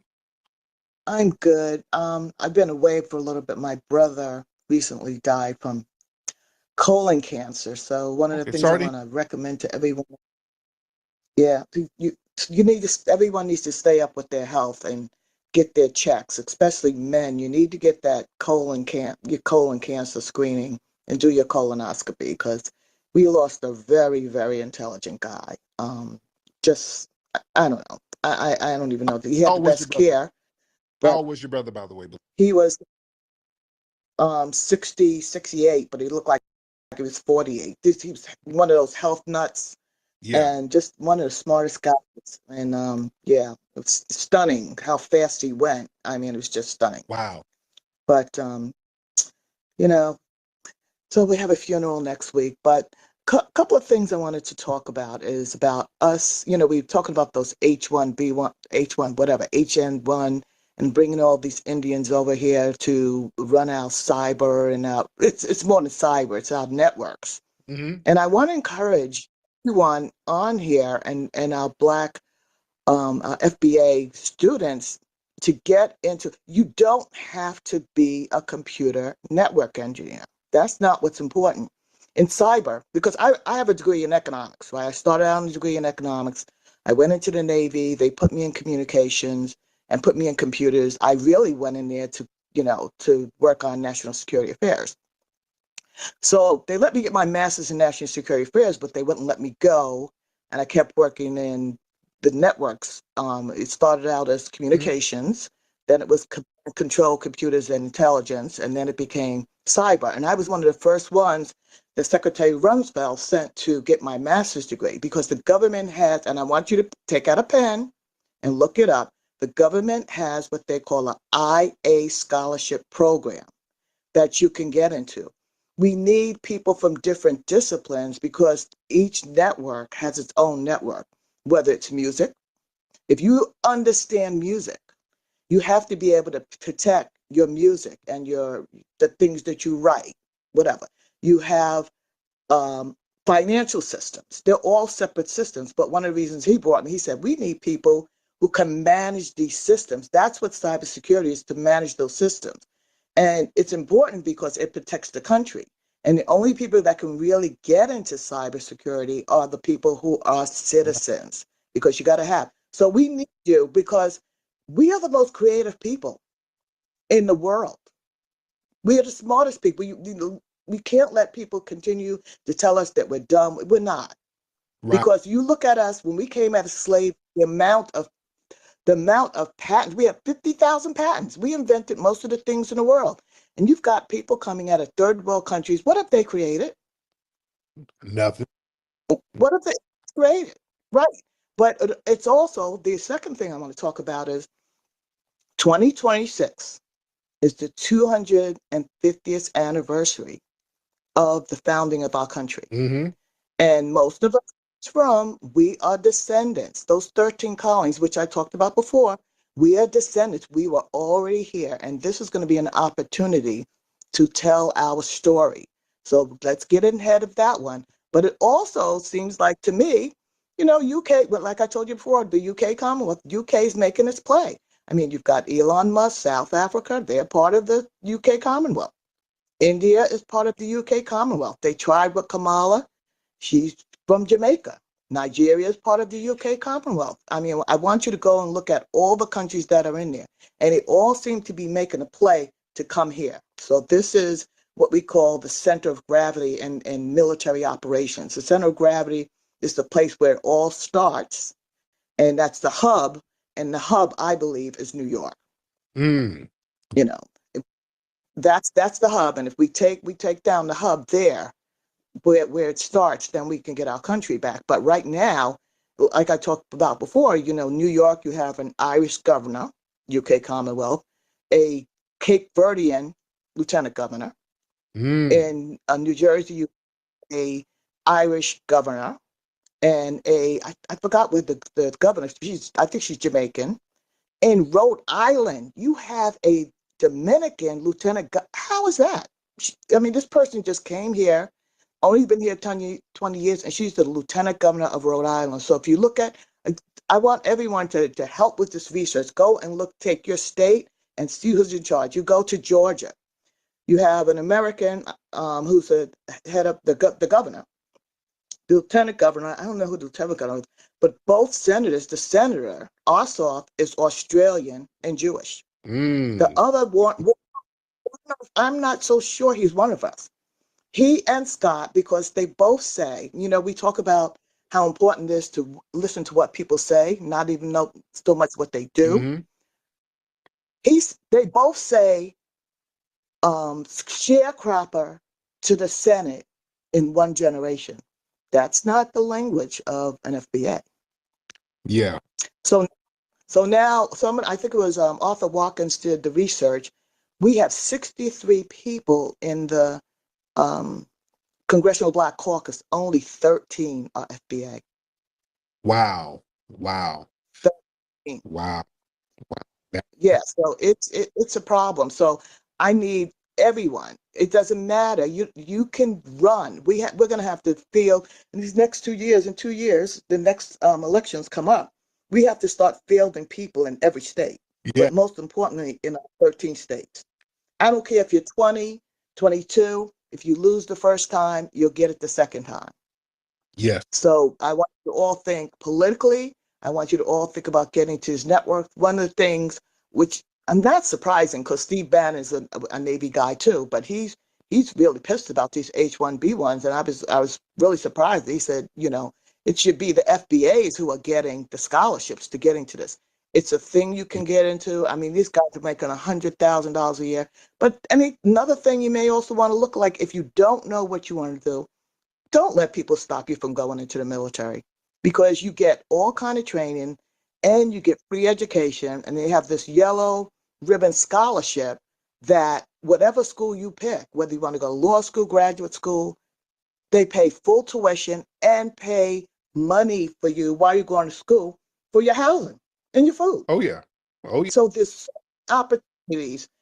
I want people to go and apply for the military academies, because that's a network. See, I remember when I first came into the military, this admiral said to me, female admiral said, the system always takes care of itself. And the United States is a system. Whatever discipline you go into, it's a system. And you have to think of it as a system. Whether you're in sports, it's a system. If you're in financial, it's a system. If you're in the medical field, it's a system. And we've been kind of dormant in terms of spreading ourselves out amongst us. We can't all be in music.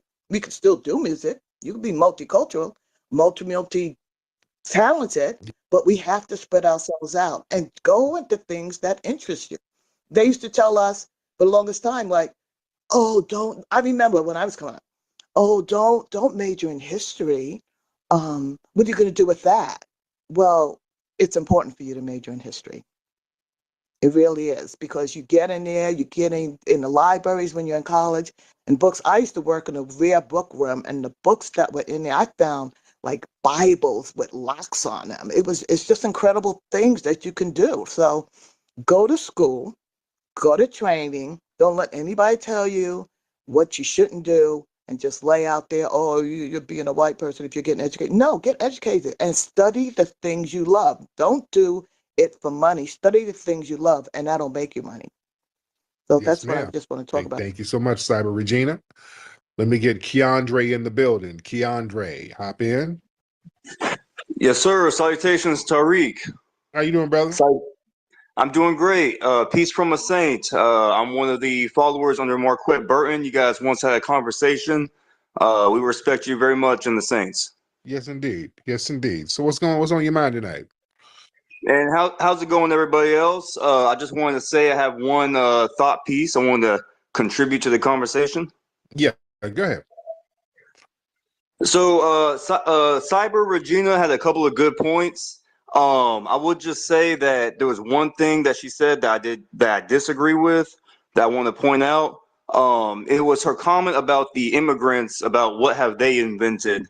That to me, that was kind of like a detriment, kind of like a negative, because I appreciate all the American flags that all these black people have in their bios. I have an American flag in my own, and I believe that that's what America's about.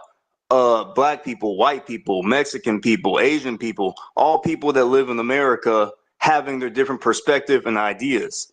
And as foundational Black Americans, I think that the best route would be to build foundation, build infrastructure, build on each other, help each other, not just combat the whites or point fingers at the other immigrants or try to overcompensate. And that's my point, is that I appreciate people who are about true, genuine progress instead of just trying to fight back.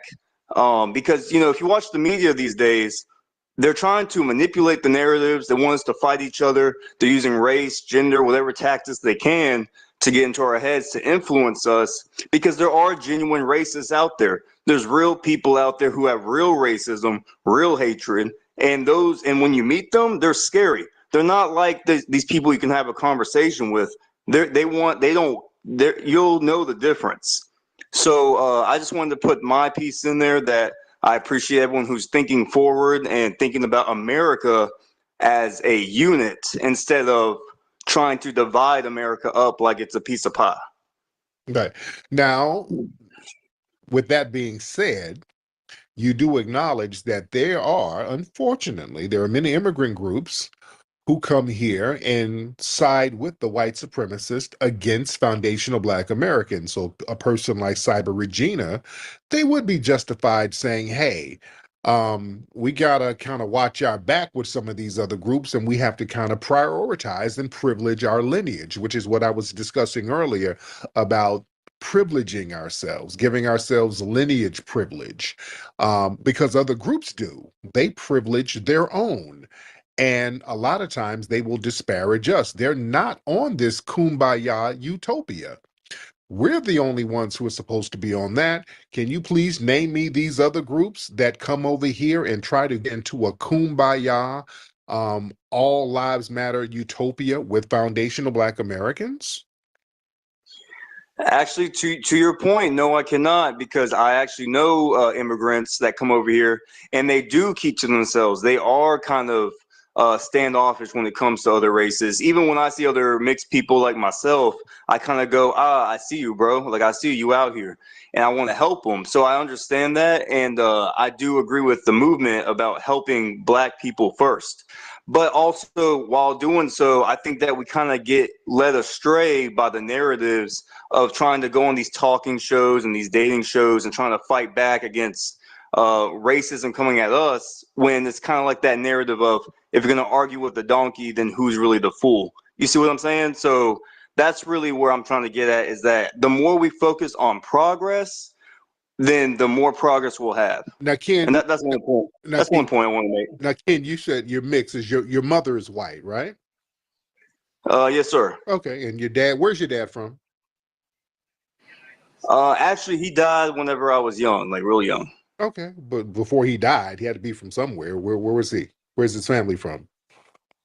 I'm from Atlanta, so that's where we from. Okay, so your dad is from the South. He's from Atlanta, or did he immigrate, or did his family immigrate? Because a lot of immigrants are in Atlanta. So did they immigrate from the Caribbean, or were they descendants of freedmen?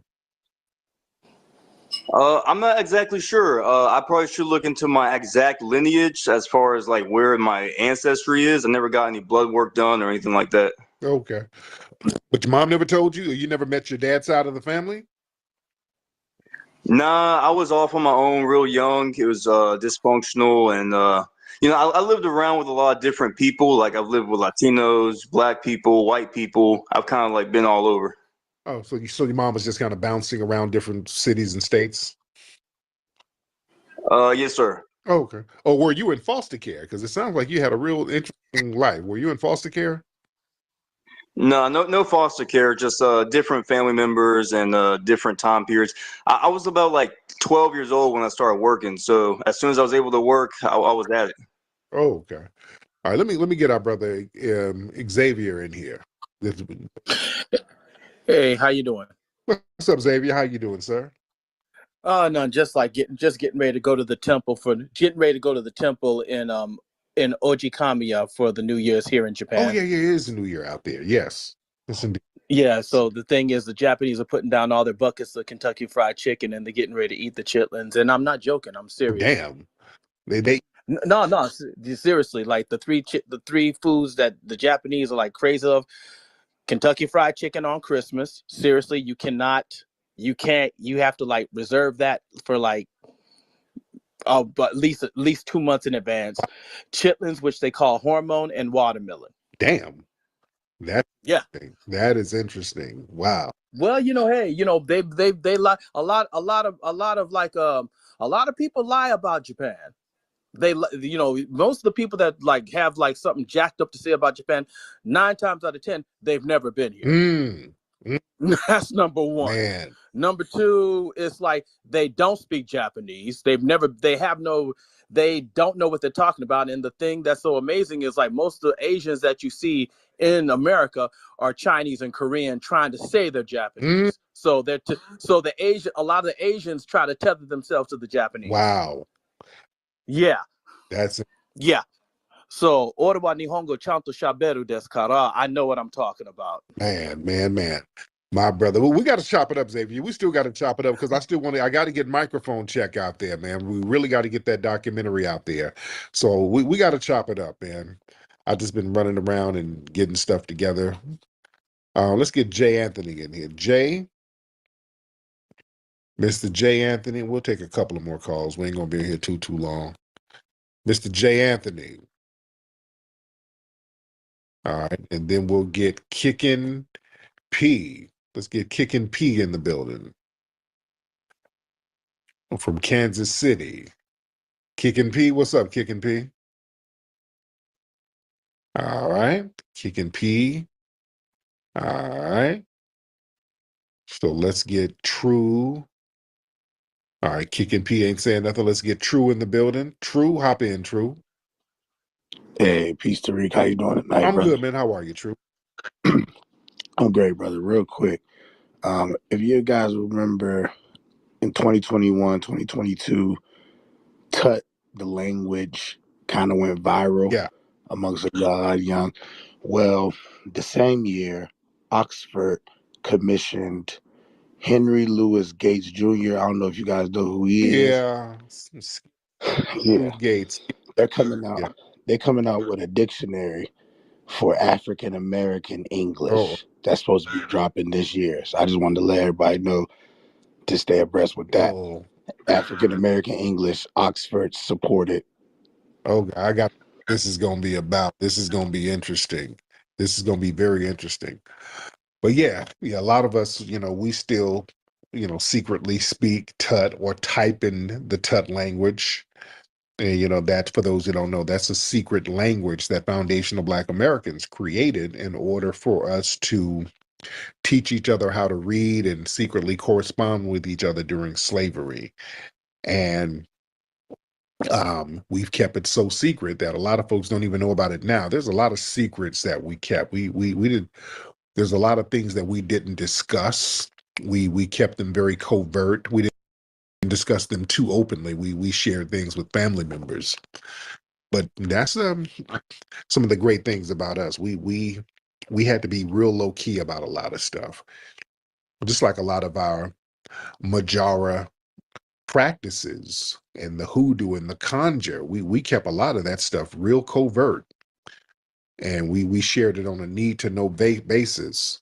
And a lot of that stuff we've kind of lost. That's why we need to tap back into the lineage so we can correspond with some of our FBA family and talk to our folks in the South. That's the key thing too. We got to talk to these Southern Black folks. You got to get tapped back into your Southern kin folks, man. See, a lot of times people, we dismiss some of the Southern kin folks, like, they just country folks. No, man, those country ass folks had a lot of wisdom. You understand? You think back at it, them country relatives, man, they had a lot of wisdom, had a lot of game. And you talk to them, you will see that. You understand? Talk to your family, talk to your Southern folks. And Get into what grandma and granddad were trying to let you know, and study them, study your people. Yeah, because we're as foundational Black Americans, we're always looking forward, we're always looking for new things, we're always innovating, and a lot of times we don't step back and study the game of what preceded us. That's very important. I remember I was doing a broadcast the other day. I was talking about the Potato King, the brother who was a very wealthy foundational Black American. After slavery, he became the biggest potato grower and seller in the world. I think he was in Kentucky. And I mentioned the guy, and then one of his descendants called in the next day. He was like, "Hey, I remember you were talking about such and such, and that name sounded familiar because that's my last name." And I'm like, "Hey, I talked to my people. Yeah, that's like one of our ancestors. That's our family." You understand? So a lot of y'all, let me tell you something, a lot of y'all FBAs, a lot of foundational Black Americans, y'all got some people in your family, man, who did some phenomenal things y'all don't even know about. Y'all got some ancestors, man, who came off them plantations or who were freed or whatever, and they did some fly shit, and um, you might not even know about it until you do some research. Research your family. Research, because I to this day I learned stuff about my family. I was talking to my dad, and I talked about this the other day. I was with my dad a few months ago, and he was like, "Yeah, my sister, which is my aunt, that I never met her. I never met her, but he was like, yeah, my sister, my older sister, lived in Selma, and they were organizing the marches out there. That big march that they had, they were organizing at her house. They had to set up a tent city at her house, so they were setting up at my family's house for some of these Selma marches. So little stuff like that, you just never know. You start talking, just talk to your family. You start hearing all types of shit. They'll give you all types of game. Also, my dad was telling me how when he was a kid down in Alabama, he was bootlegging. That's another thing. Some of y'all families, talk to your family about that bootlegging they were doing. So if you are foundational Black American and you got some folks in the South, somebody was bootlegging liquor. All right. Go talk to them. They don't like to talk about it now, but just go ask them. I want y'all tomorrow, when you go call one of your relatives from the South who lived during the 40s, 50s, and 60s in the South, and ask them about that bootlegging they were doing. They're like, yeah, I sold a little whiskey here and there. Somebody in your family was bootlegging some liquor down there. And my dad was saying, my dad was like, yeah, we're bootlegging our asses off down there. Yeah. And we had to do it off the land, because if you got caught bootlegging on your property, they would seize your property. So you would have to go in the woods and do it. So he was just breaking all that stuff down. But yeah, that was a big thing. A lot of foundational Black Americans had to get into that in order to get their bread up. We had to get into certain things, in order to survive. That's what it was. But we did some phenomenal things. Let's get Kick and P. You ready, Kick and P? You want to unmute your microphone, Kick and P? All right, since you're not doing that, let's get Grassroots Challenge in the building. Grassroots. Let me get Kick and P out of here. He ain't saying. Grassroots, what's up? Hey, what's going on, Flex? I'm good, man. How are you, brother? I'm good. What's on your mind? I just wanted to talk about the coin here and what we're doing here in the grassroots in this crypto world. Okay. I really didn't know how far our people were behind in this crypto space, and I wanted to create a lane for us to get in this space. Give me 1 second. Yeah, I wanted to create a lane for us to enter into this space because we're moving to the Web3 and entering in this decentralized future, and there's a lot of technologies that we can leverage to advance our people. Mm-hmm. And I was tried to reach you on the back channels to discuss a lot of the technologies and a lot of the things that we're going to have coming out of the grassroots coin to help fund a lot of these projects. Okay. And one was our own decentralized communities where we're using different technologies to to help our people out, help where we own and control our money, our schools, how we live, our police departments, stuff like that. Yeah. We got to talk about it, man. Hit me up and let's see what y'all got going on, man. We'll chop it up and see what's popping. All right. Sound like you're in there rolling around on a bunk bed, but yeah, we got to see what's going on. We got to chop it up. Yeah. Sound like your bed was small, the way you were rolling around. It sounded like you're on a very small bed, but we're going to chop it up and see what's going on, brother. We're going to chop it up. Should we get one more call in here? Because we got a lot of folks in here.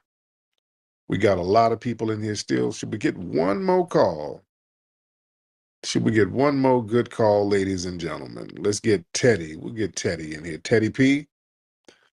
Teddy P in the building. What's up, Teddy? Mr. Teddy, unmute your microphone, sir. If you unmute that mic, that would be fly. All right. Mr. Teddy. All right. Teddy's slowing down the momentum. Let me get you out of here, Mr. Teddy. All right. It's time for Teddy to go to Betty. It's Teddy's side. All right, let's get let me see. Raise your hand. Let's try it that way. Just raise your hand. Let me know if you're ready. Let me get Misty Rain. Misty Rain, you ready? Or are you just trying to listen in? Misty Rain? All right, Misty Rain. All right. Raise your hand if you're ready. Let me see. All right, let's get the other X. X. What's going on, X? X in the building. Xavier. Yeah, what's good, Sari? Can you hear me? I can hear you. What's going on, brother? All right, man. Yeah. I mean, I had a question. Kendrick had put up in his one of his songs that he said like niggas don't like the West Coast. Do you feel that the West Coast isn't as respected as it was before? Like, do you feel anything has changed? No, I mean, people, you got to put respect on the West Coast because, Kendrick is killing the game right now. I think the West Coast got a bad rap because of cats were made to check in. You start making dudes check in and it became kind of dangerous for cats out here. And cats started getting shaken down and they had to pay taxes. And, I'm talking about in the entertainment industry. And, it kind of got a bad rap. And that's because a lot of people from other cities, a lot of rappers, and I'm talking about the hip hop game, a lot of rappers started claiming LA gangs. See, that's the thing. Like Cardi B and all these people, Takashi, um, Lil Wayne, all these people, they claim LA gang. They claiming Bloods, Crips, and all this stuff. So if you come out here, cats are gonna wanna, they're gonna want a little rent. Like you claiming the name, you gotta, you know, you claiming that name, you gotta play the game. So they're like, hey, you're gonna have to tap in and check in if you're gonna do all that claiming sets and saying you whoop-de whoop and you this and that, because now you come out here, you got people from the opposite side of whatever gang you claiming trying to holler at you. So you're gonna need protection from the gang you're supposed to be claiming.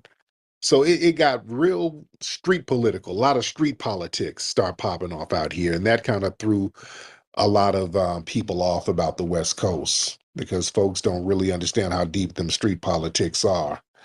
They think just claiming certain things is fashionable and cute, and then they get out here and see how real that shit is. Yeah, but it is what it is. Let's get Nuke on the beat. Nuke on the beat. What's up, Nuke? Unmute your mic. Hello. What's going on, Nuke? Hey, how you doing? I'm good, man. What's on your mind? Gatekeeping. Yes, sir. Yes. Yeah, gatekeeping the culture. Yeah, I really what you're saying. Like, I really like what you're doing. And keep what you're doing. No, that For real. what city you in, brother?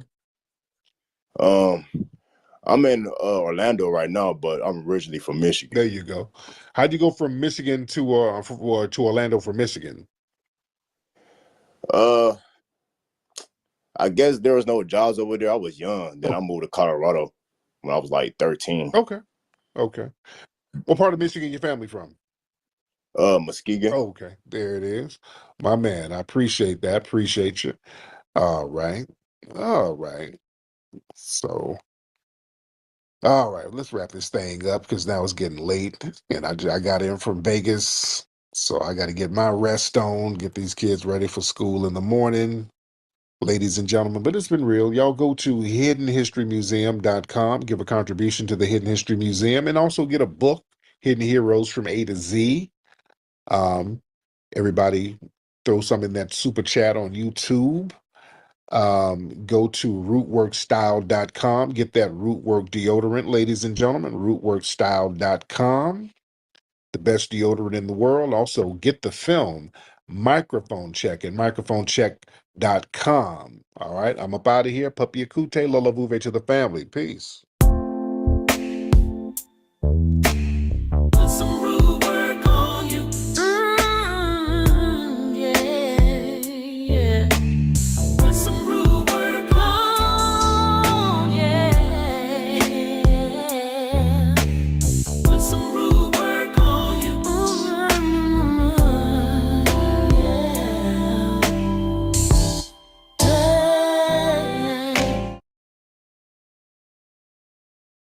It is one of the biggest scams targeting seniors in the United States right now.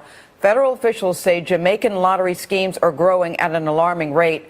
A Senate hearing on the problem is all set for tomorrow. Jeff Glore uncovered new information by going straight to the source. Jeff, good morning. Anthony, good morning to you. Investigators say it is one of the most effective scams they've ever seen, bilking Americans out of hundreds of millions of dollars a year. It does that by targeting the most vulnerable members of our population, often those who can afford to lose the least. So we traveled to Jamaica to see where it began and to meet the scammers behind it. It sounds like a dream call. Your name was elected as $2.5 million. Then comes the catch. You need to pay taxes, okay? Only for $800. It is the Jamaican lottery scam, a growing scheme that led us to one of the most dangerous areas in Jamaica and had us running down the streets of Montego Bay, where the scam is so popular, there's a hit rap song endorsing it. Me call it a reparation. We make US dollar. Western Union, who said this scammer them wrong? No. Here's how it works. Scammers in Jamaica obtain lists of older Americans' names and numbers.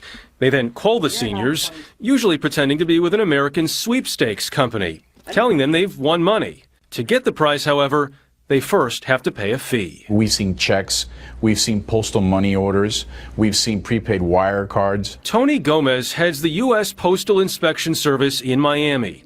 On the day we visited, they intercepted this package, bound for Jamaica with $9,000 in cash inside. Victims are falling for it because scammers seem to know exactly what to say. And it works. Complaints from across the country to the Federal Trade Commission about this scam jumped from 1,800 in 2007 to almost 30,000 in 2012. Far more go unreported. In Maryland, we met 79-year-old Dorothy, who last year was struggling to pay her family's hospital bills when she received a call. $8-point-something million, plus I don't know how much in cash. What made you believe them? Maybe I wanted down deep to prove to my family that I could do something for them. I could help them. And it just sounds so convincing. Over 7 months, Dorothy was scammed out of $30,000. Doug Shadell with the AARP says the scam often starts with charm, but can turn threatening. They're relentless. They will call 50 times a day, 300 times a week until you give in. And the thing that's most worrisome to me is these are the most vulnerable people we have. They're 75 to 80-year-old seniors who are scared to death by these guys. Just listen to these voicemails Dorothy received.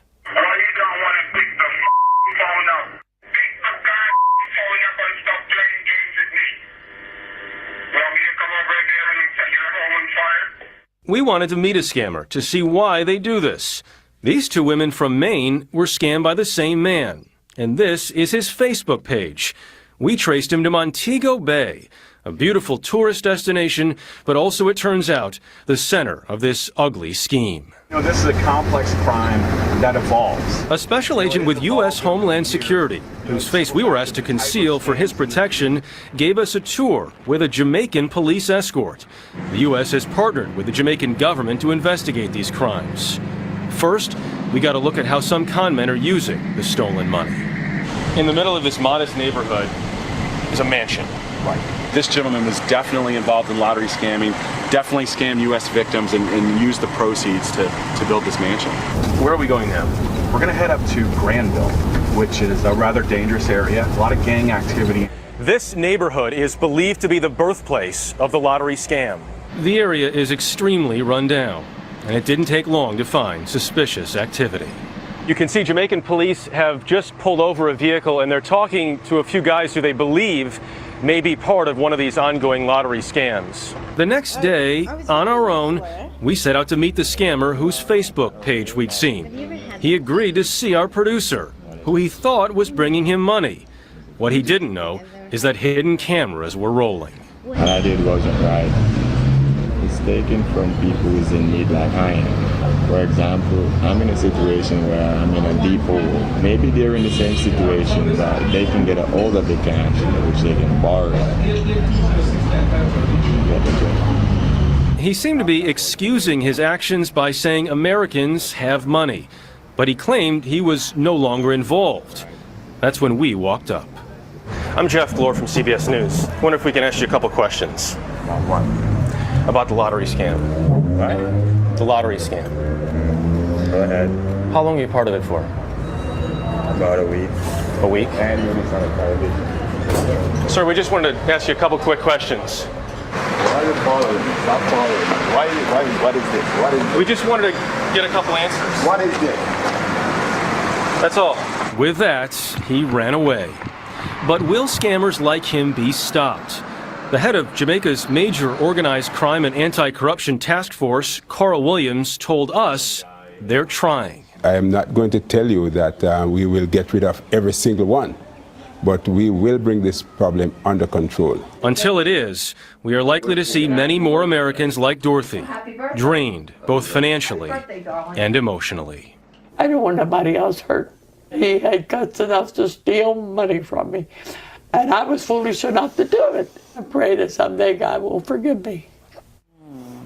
A congressional hearing on this issue is scheduled for tomorrow. Lawmakers will hear from victims, federal agents, and local police trying to stop the problem.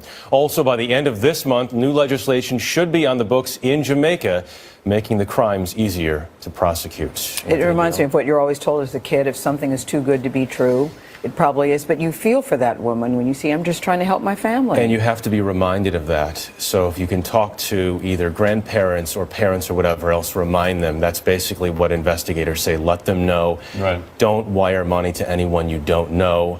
Just hang up when they call. Just hang up.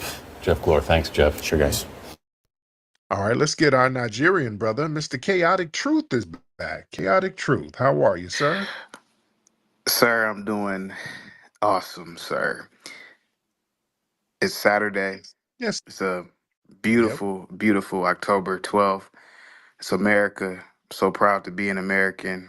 I wake up every day thanking God, the universe, that I was born in this great nation in the greatest time period ever. How are you today, sir? I'm good, man. And again, thanks for my family for helping to make a lane for you to come over here and be born in this great nation that my family built.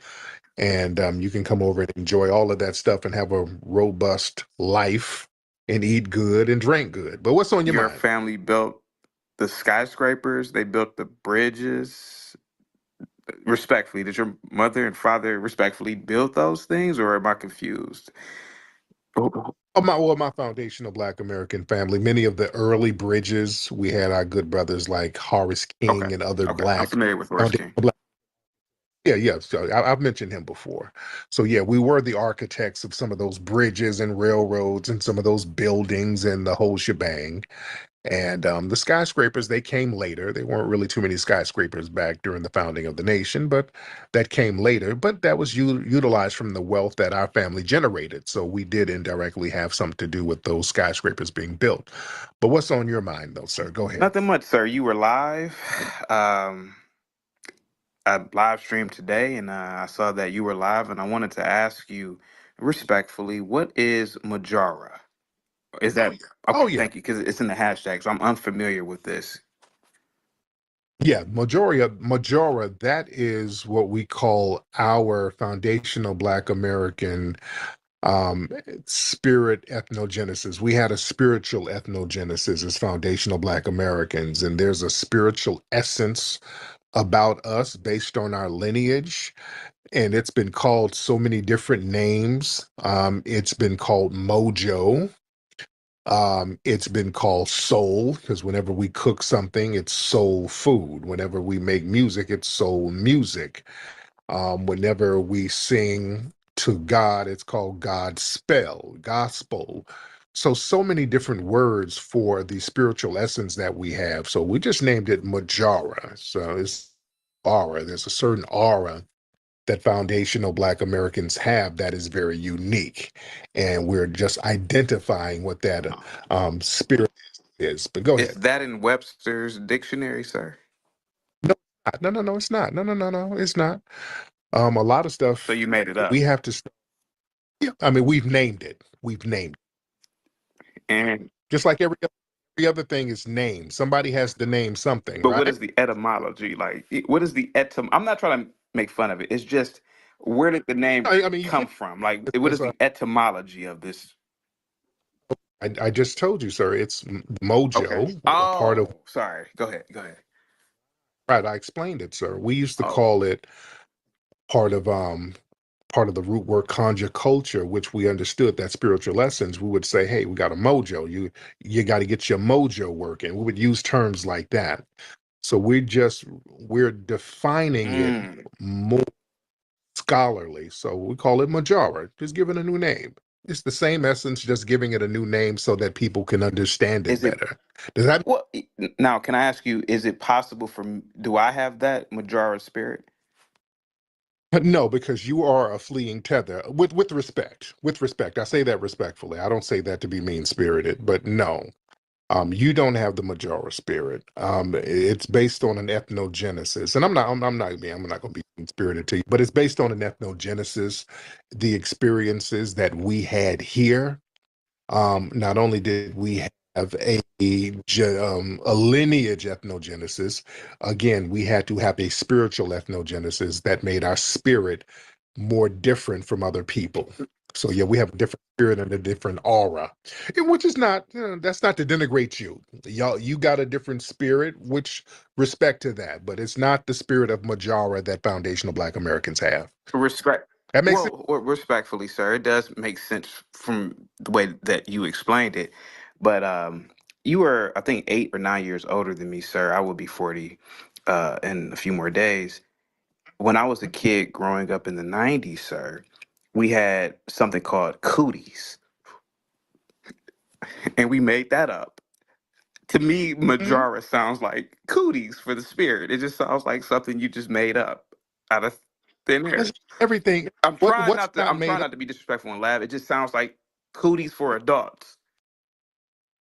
But I mean, if you don't have it and you're a tether and you don't have a spirit essence that has you grounded, it's going to sound strange. Um, just like Yoruba was made up, Igbo was made up. Somebody made that up. You understand? Somebody made up Hausa. Somebody made up Zulu. Right, You know, but that's somebody not in the made hashtag. It's hashtag Majara. Majara. Right. So somebody made it up. And we can make up stuff because we can stand on it. We don't make up stuff and then flee from it like you do, sir. So, Is uh, this word recognized by scholars, or can it be tested in the lab? Like, how do you test to see if someone has Majara? well, the thing is, well, you have to be born with the Majara spirit, sir, as a foundational Black American. We have a spiritual energy, sir, that you clearly don't have. where we stand on business. We're not fleeing all over the place. We have the energy to fight white supremacy. We have the energy and the spiritual lessons to stay on code with one another, to lift each other up in order to maintain our integrity. That's something that you have to be born with. That's why our music is a little bit different from yours, My sir. music is classical music, You jazz. know, sir, the music is Afro beats and Burna Boy, okay? So yeah, your music sounds different from ours because it's not the Majora spirit. Your food is different from ours. It doesn't taste the same. It doesn't have the Majora spirit, sir, or soul, as they like to say it is. So yeah, you just, if you don't have it, it's going to be strange to you, sir. And every term is made up. Christmas was made up. Halloween was made up. Carnival was made up. So saying something is made doesn't minimize the significance of it. And having a white person recognize it, see, as a foundational Black American, our identity is not contingent upon white people giving us the green light, just like we are looking at ourselves as foundational Black Americans. Now they're recognizing that now, but we on a grassroots level said this is how we're going to delineate and designate ourselves. This is our culture, and this is how we're going to be codified among each other. So, as long as we are on code with each other, that's all that matters. If some folks in the dominant society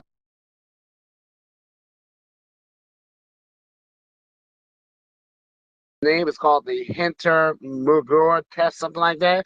One of the inventors or the founders of that protocol is a foundational Black American woman, and that test is used to see if there will be any adverse reactions from a medication to live bacteria before it goes to mass production. So technically, we did build those things. There's not one single industry where our imprint is not there, and it's because of us being here why those companies exist here and not in their homelands. real talk, man. Thank you so much. Very good call. Yeah, man, we created so much things, so many things, and we've had a hand in so many technological advancements. I mean, there's so many things that we as foundational Black Americans we've influenced because of our Majora spirit, because of our unbroken spirit, because of our spirit of strength and resilience, and our ancestors here being with us. This is why when we show respect for our ancestors and the people before us, that bothers a lot of people. Let's get deep tonight. Let's get deep tonight. Because one thing we do as foundational Black Americans, which is part of the Majora spirit, you pay homage to your ancestors. That's why people always trying to shame us, talking about, well, y'all, slavery, y'all still living in slavery. Y'all still worrying about the past. Stop worrying about the past. Stop worrying about some slavery. No, no, no. We're going to always show respect and give honor to our foundational Black American ancestors, especially the ones who were enslaved, who put it down and sacrificed for us. They didn't put in all of that work and suffer and sacrifice and make sure that the lineage would be maintained. They didn't sacrifice for us so that we would forget about them. Like my cousin just called up and said, our grandfather, who died in the early 1960s, he left land, money, a whole bunch of stuff for us, for the next generation. We still give them honor and praise. Those foundational Black American ancestors, they were looking out for us. They were thinking about us when they were going through the suffering that they were going through and going through the sacrifice they were going through. They were thinking about us, and I'm going to always show them the respect that they're supposed to get. That's part of the root work culture. When you're tapping into nature and you're respecting the ancestral energy and drawing strength from that ancestral energy. You understand? Earlier we talked about the fig tree. I remember the other day I was talking about the fig trees in my grandmother's yard, and then a lot of other people were talking about how their grandmothers had those fig trees growing up. Raise your hand if y'all had a fig tree in your yard. You're foundational Black American, you got family in the South, most likely your grandparents, somebody had a fig tree in their yard. Raise your hand if your family had a fig tree in the yard. Do y'all know there was some spiritual significance to that? A lot of Black families, foundational Black Americans, would have those fig trees in their yard for spiritual protection. A lot of y'all didn't even know that.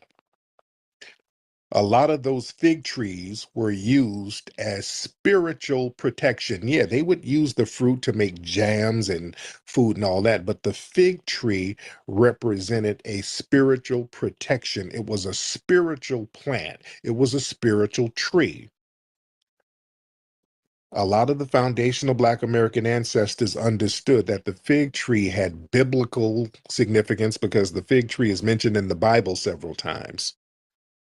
And in different cultures, the fig tree has a lot of spiritual significance. A lot of the ancestral energy is said to have been in those fig trees. So that was very special to foundational Black Americans and our culture. See, a lot of folks don't know that. We don't put two and two together. We got to learn our family's culture, man. We've always known about a spiritual energy that we've had and a spiritual essence that we've had. We just never really put names to things. We it's just the way we are, just how we do things. Just like our foundational Black American sisters. Y'all don't you don't have to use a cookbook. You understand? White women have to they got to get cookbooks. They got to write stuff down and I'm going to use some cinnamon. I'm going to use 2 cups of butter. I'm going to use a teaspoon of paprika. I'm gonna get some cloves and chives in there, and I'm gonna get a big box of baking soda. You gotta have instructions. Foundational Black American women, y'all didn't grow up learning how to cook with no goddamn cookbook. There was a spiritual essence guiding you, telling you what to cook. You never read a damn cookbook. The spirit told you what to put in there. Your spiritual energy told you just the right ingredients to put in this stuff. Or your mama, your grandma, you kind of watched them and you saw what worked, but you kind of felt the spirit. The spirit guided you on what to do, how to prepare these foods. Like I said, the secret ingredients is love. Love is the majority spirit. When foundational Black Americans cook, our food is so good and people appreciate it and they call it soul food because when we prepared food, we always prepared our food thinking about other people and making sure they were good. That's why our dishes were big coming out of slavery. Other groups, they cook these little dishes, but it's all for themselves. Like I said, some of these folks, and y'all, hold on, y'all excuse the sirens in the back. I'm in Hawaii, and they're real extra out here because Hawaii doesn't have a lot of crime. So, somebody probably stole a chicken wing somewhere and they got a whole bunch of cops after them. They need to do something out here. There's no crime out here. So every little thing they throw the sirens on. But like I was saying, as far as foundational Black American culture, what was I saying? I lost my train of thought. These sirens threw me the hell off. What was I saying? Nikki, what was I saying, dear? Let me get Nikki the God in here. I was saying something. Nikki, help me out. That damn car threw me off. I was talking about something. I was going somewhere with it. And that loud ass siren threw me off. What was I saying? Where you at, Nikki? Hold on. Let's see where Nikki is. Hold on. Da da da. Oh, people are clowning this chaotic truth guy. A lot of people are clowning this guy saying he's a Sambo. I know. Nikki, what was I saying, dear? Hi Tariq. The last thing I remember was you talking about we don't have to measure things. And I was going to tell you that when I make sweet potato pie, I have never measured anything. I've never measured how much vanilla I put in there or anything like that. And as Right. far as Yeah, I'm gonna just quick talk so you can finish. And as far as the go Majara ahead. spirit, I don't like tipping off tethers. I that's a stickler of mine, not want to tip them off, but I understand that this is a teaching lesson right here. What goes into our food is we always have the presence of this auntie that has this fat arm, and you know that when you see her, whether she's at the church or whether she's at the family reunion, you know the food is going to taste good. Right. One Absolutely. last thing. Black men don't hang themselves from trees. Black people don't hang themselves from trees in our land. Thank you, dear. But yeah, family, listen, we've always, when we prepare food for people, we always thought in terms of community coming out of slavery. This is why we had dishes gumbo coming out of South Carolina and Louisiana, because people forget that the gumbo was going down in South Carolina too. We would make dishes like that, thinking about feeding the community of us. We understood that we are being deprived of resources. So what we would do as foundational Black Americans, we get a couple of scraps of meat, if we're by the water, we get some crabs, get a couple of crabs, get a little piece of meat here, get a little piece of sausage there. And we're going to put that in a pot and let's get some of these herbs, get some of these vegetables and make a gumbo out of this thing with these little scraps of food that we have. We only have a little, but we want to feed as many people as possible. We want to make sure this little bit we got, we're going to stretch it out so that a lot of us can eat off of it. That's where the gumbo thing comes in. So now, yeah, we got a couple of scraps of meat, but we're going to stretch it out and prepare it in a way where we can feed 40 or 50 people. That's the love that we had found as foundational Black Americans that we had when we prepared our food. That's why our food dishes were always so big. Whenever we do cooking for Thanksgiving or a family dinner, just pots all over the place because we're thinking about feeding as many people as we can, making sure that everybody's going to be good. That's the Majara spirit of foundational Black Americans. That's the love in the food. That's the soul. And you can taste the love. You can taste the caring in the food. You can taste it. You can taste when somebody, we listen, let me tell you something. We know you can taste when the person made the food is foundational Black American. You can taste it. You can taste it. No matter what chain store you go to. I remember spot that I like to go to, Golden Corral. Now they got Golden Corrals all over the country. They got a couple in LA County. Well, they got one in Anaheim. They got one in Birmingham. That's what made me like Golden Corral. And the Golden Corral restaurants in Anaheim don't taste nothing like the one in Birmingham. The one in Birmingham, Alabama, they had a whole bunch of FBAs in there cooking. And that shit tastes like your family is cooking the food. It's way different. The ones in California, it tastes like immigrants cook it. Not to denigrate them, and it's cool. It's just not the same. You understand? Certain chain restaurants you go to different cities, it tastes different, depends on who's in there cooking. It does. Popeye's chicken in Louisiana and other southern states tastes way different than it does in California. You understand? Who's in that kitchen really depends on how that food is going to taste.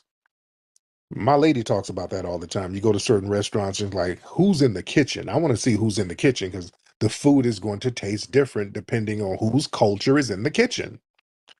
Yeah? And certain food from certain places, you're like, oh, we didn't got a sister up in here. We got a soul brother up in here. This food is hitting right here. You can tell the spirit and the energy of the food is different when we cook it. You understand? Not to say that other people can't make good dishes. I'm not saying that. I'm not saying that other people cannot make good dishes. There are some other people who can cook. There are some other people who do good jobs. There's some other foods, Asian food I like. Yeah, it's cool. But foundational Black American soul food, it hits different. There's a reason why they call it soul food. It hits way different. Let me get my brother Black Alpha in here. Black Alpha, what's up, brother? I'm good, man. What's on your I'm mind? good, brother. I just want to comment on a few things that you said, and I want to respond to that chaotic guy who was just talking a minute ago. There is food down here, brother.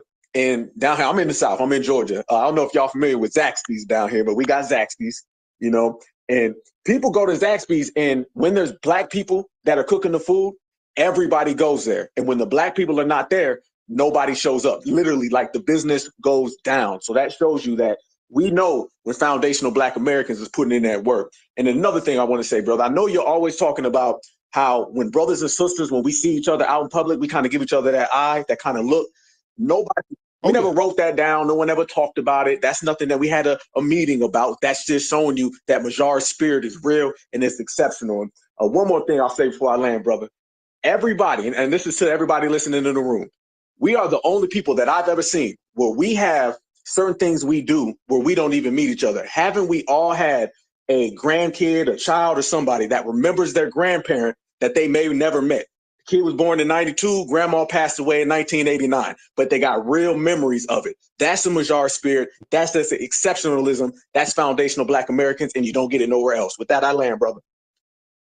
Thank you so much. That's real talk, man. That is real talk. We get tapped in with the ancestral energy big time. We get tapped in with the ancestral energy majorly. That's why some of your kids, some of these foundational black American kids, they'll take on the characteristics of like a grandparent that they never met. You ever had some of your kids, you're like, damn, this kid acting like my grandma. Yeah, certain kids, they take on these characteristics of ancestors that they never even met. I saw this thing with and I talked about this before. They did an ancestry test on LL Cool J and found out that his biological grandfather that he never met, he didn't even know about him, but he had a biological grandfather who was a boxer. And LL's like, oh my God, man, I've been a boxing fan all my life. My albums, you know, I got boxing gloves and I'm in videos with the Mama Said Knock You Out. I mean, boxing has been a big theme in my music, and I never knew that my granddad was a damn boxer. Some of those ancestral energies and memories kick in, man. It's with us. It's with us, man. And we gotta, this is why, man, they always try to get us to be on some African studies stuff because that takes us away from our immediate ancestry here. We got ancestors right here, ancestral energy here that we have to be tapping into. That's why they keep trying to Africanize us and foreignize us so that we're not tapping into energies that's going to strengthen us, man. The energies that's going to strengthen us are the energies that's right here. That's where our power is coming from, man. That's why since we've been delineating, a lot of things have been moving in our direction. And this is why the tether class is so shook right now. There's a reason why they're shook. Let's get Robbie Blue in the building. Robbie Blue in the building. What's going on, Tariq? You know, How you the doing, interesting thing that I found funny was when you got him with Roscoe's, he felt like, oh man, like he was set up. And it's like, no, you just let him basically hang himself with his chaotic truth, because there's nothing chaotic about the Majar spirit and us having self-awareness and love. Because when you have self-awareness, you're a problem solver, like our ancestors who created the cotton gin, like Jimi Hendrix not having formal guitar lessons, or Michael Jackson having formal ballet or dancing. Just there's certain things that we pick up, and what the dominant society tries to do is capitalize on what we create. So like KFC and the all those herbs and spices, you know who that came from. We when we create and we solve problems and we do things, we do it out of necessity, innovation, and love. And I think the name speaks for itself. Chaotic means you don't have a sense of identity. We have a sense of identity. We know who we are, and we've had self-awareness, and that self-awareness helps you whether you're dealing with dating, helps us survive on the job, and it helped us survive on the plantations. We're overcomers. Our long suffering doesn't define who we are. It's the greatness of Michael Jordan. It's the greatness of LeBron James. It's the greatness of the brother who invented the internet. It's the greatness of the brother who invented the Super Soaker. It's the greatness of the brother who invented the video game cartridges. You know, when we say these things, it sounds like it's outlandish, and that's why I appreciate you doing what you did with Hidden Colors, because it sows that seed, it plants that seed for us to remind us who we are. Everybody else comes here here and tries to cosplay because they're striving to be white because they feel like white is dominant. But at the end of the day, the dominant society knows that we are the heart and soul of America. And I'll land my plane there. Absolutely, man. When we are the absolute heart and soul of this country, man. We are the spirit and the culture of this nation, and they know it, and everybody knows it. Everybody knows that. And our spiritual essence is something that people can understand, and they want to be a part of it, and they want to be around it. People are amazed and in awe of us. That's why all eyes are always on us. Everything is all about them trying to figure us out, them looking at us, them studying us all the time. That's why I want us to recognize that spiritual energy that resonates with everybody. It resonates with everybody. Let's get the king in the building. Get the king in the building. What's up, King?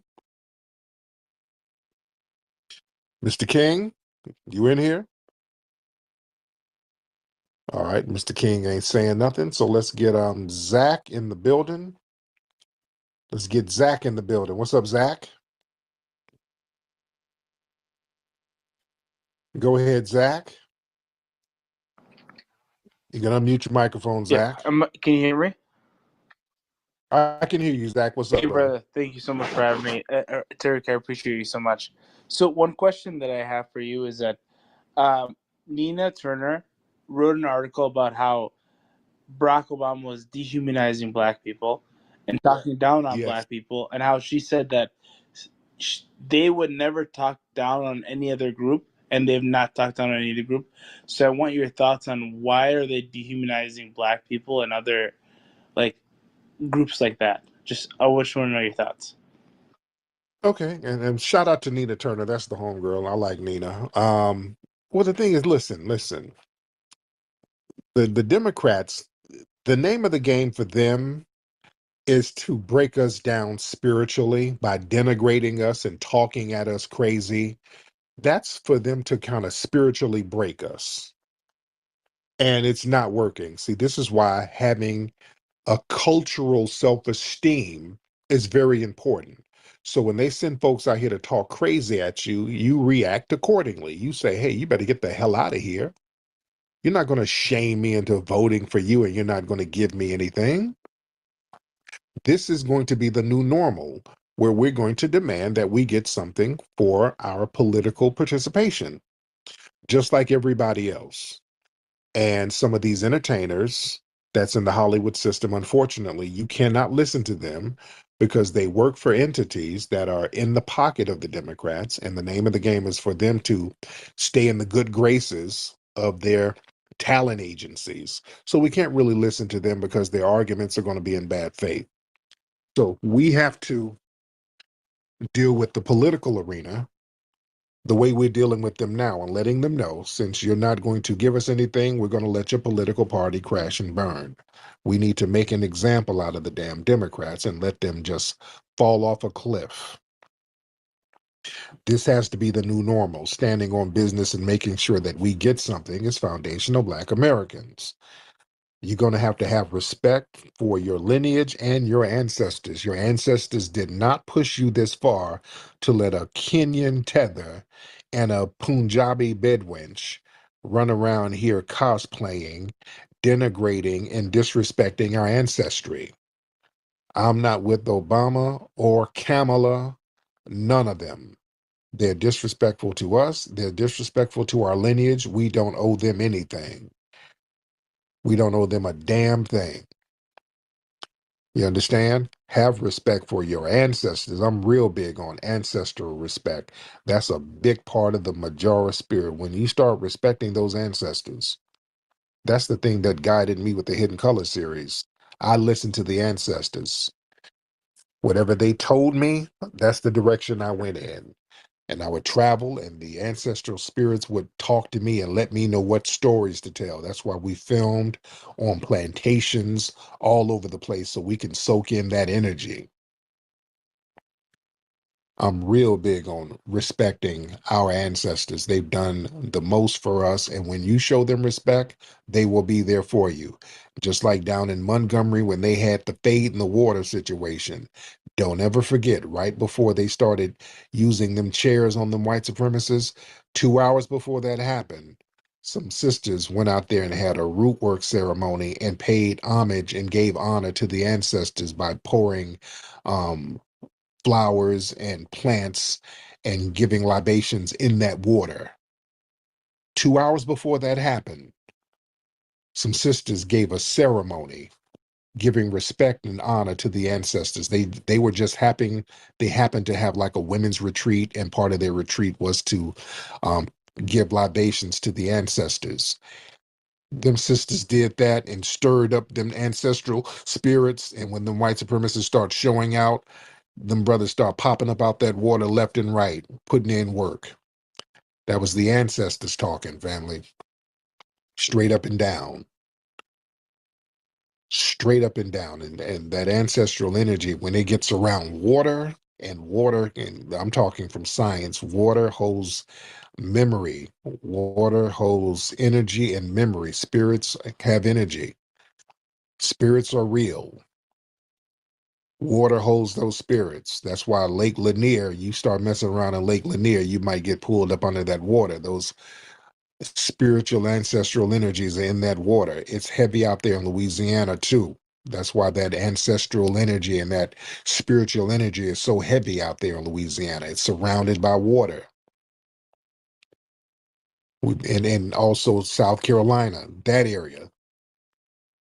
Around that Gullah Geechee culture, there's a lot of ancestral spiritual energy there too.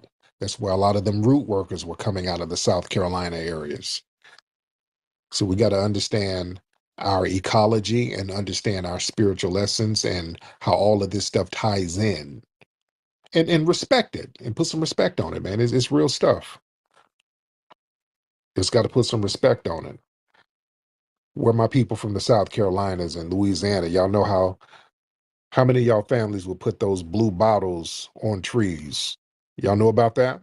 I know, especially out there in the North and South Carolinas areas. Some of y'all family, they got them trees out there where they put blue bottles on the trees. Have y'all seen that in certain areas? You go to certain FBA communities and they got them bottles on trees.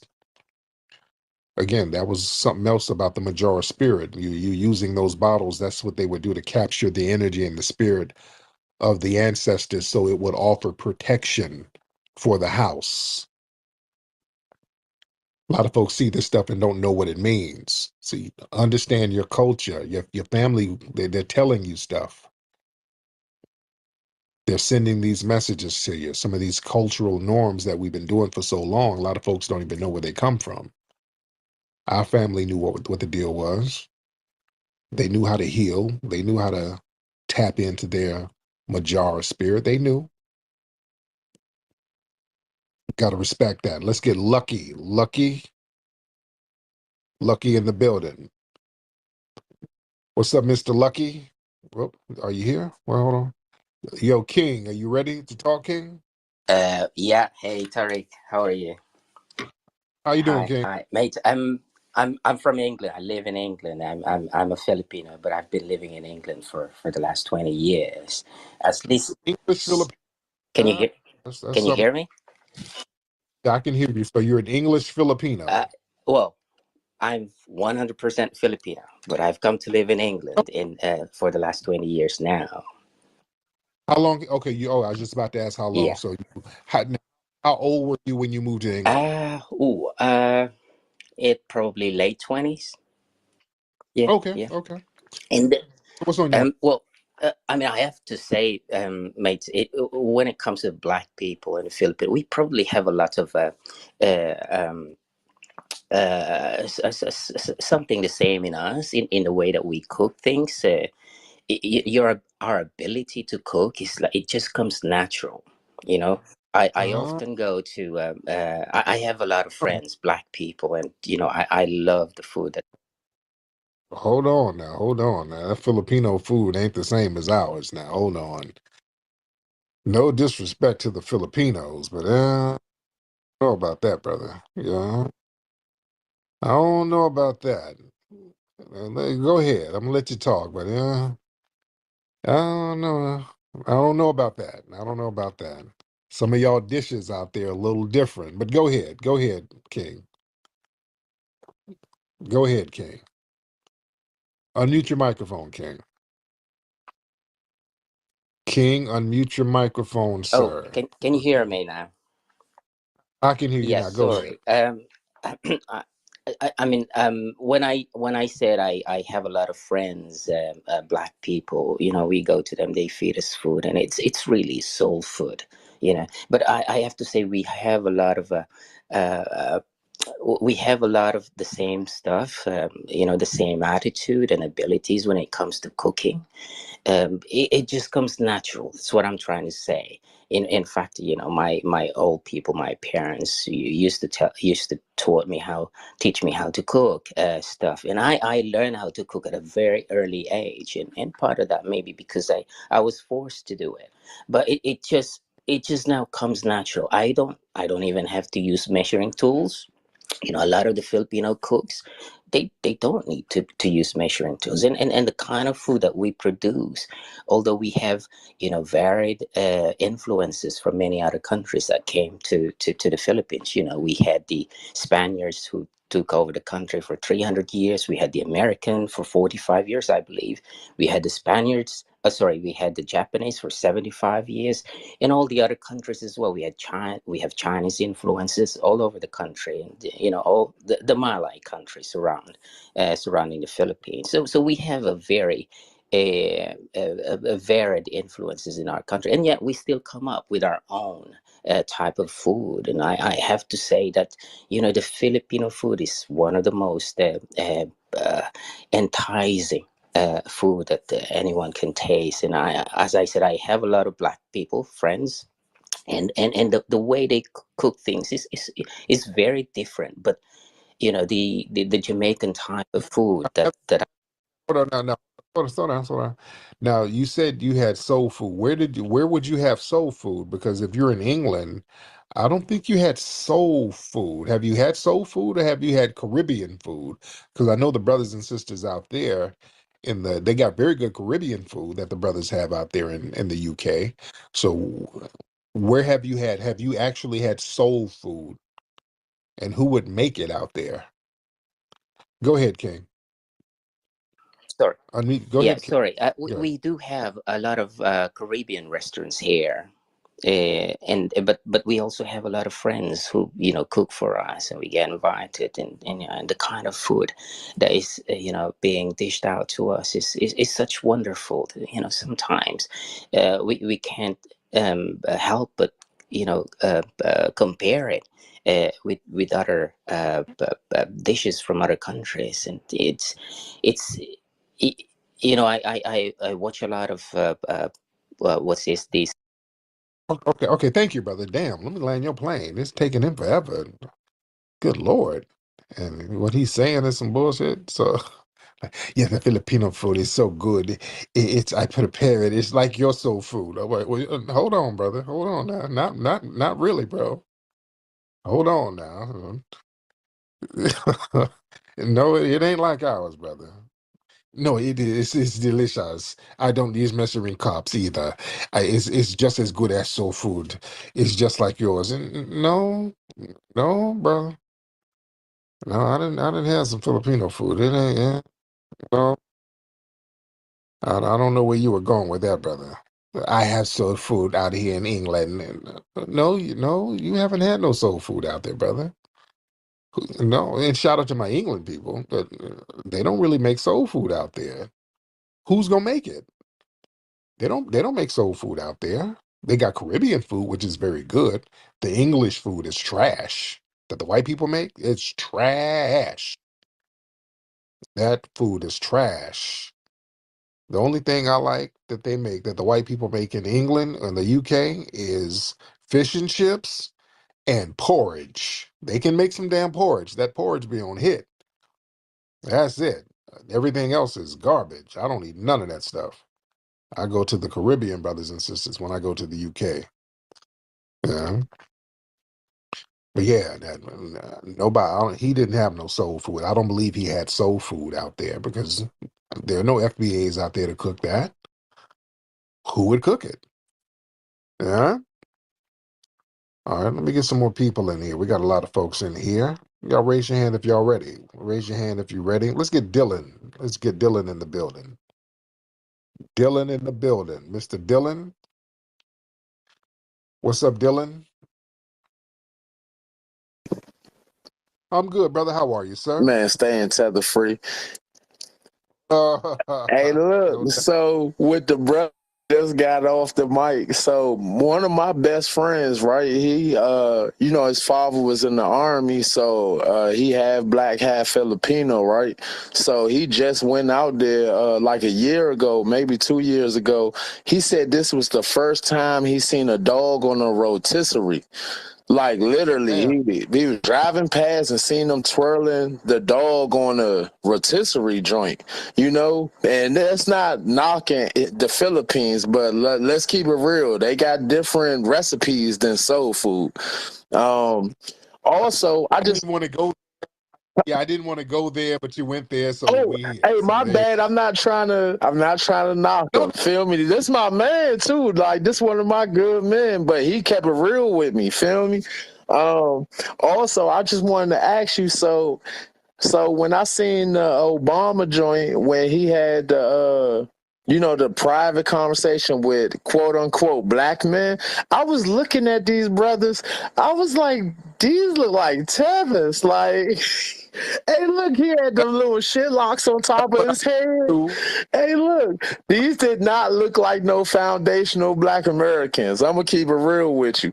And then also, I wanted to ask you, did you see Plies? Like he almost bust a vein in his forehead. I thought he was getting ready to have an aneurysm. Hey, when I say the shilling at its finest, I thought he was getting ready to have an aneurysm the way he was like, give me all the black voters. You send them to me. I replies. Look, your little ass got slammed off a stage. Like, relax with it. It's over. We already know it's over. The only way Kamami was going to win if every black person got behind her. And the only people that's really behind Kamami is either the Zesty people or these Democratic shields and tethers. But that's it, brother. thank you so much, Dylan. I appreciate you, brother. But yeah, a few things. Dylan hit on some things. Yeah, I didn't. When the Filipino guy, I didn't want to hit it with the dog thing because that's a thing in the culture. Them roasting dogs, like yeah, bruh. I didn't want to go there. Yeah, but when he's talking about they cook like us, then we don't be cooking dogs now. We don't do that now. No disrespect, but yeah. And also, yeah, when Obama was sitting up there talking with his conversation with black men, them dudes around, I'm looking at them hairlines. I'm like, okay, where are these dudes from? I'm looking at them dudes, and I'm thinking the same thing. I'm like, these look like a group of tethers. You know? Yeah, we got to watch this stuff. We got to watch this stuff. Yo, AG, I don't know what your name is, sir. Go ahead. Hey Tariq, how you doing? Hey, what's up, brother? How are you? I'm good. Tariq, if soul food is so good, why hasn't it left the shores of the United States? Why- Any other countries' food, Chinese food, Jamaican food. I don't understand. If Start over. Slow down. Slow down. Well, now, ask the question again. I can't understand you. Say if if so. so, if soul food is so good, why hasn't it left the shores of the United States? Why don't you find soul food restaurants around the world? Other cultures have restaurants anyway, like Chinese food, you can find it anywhere, Jamaican food, Nigerian food, or African food.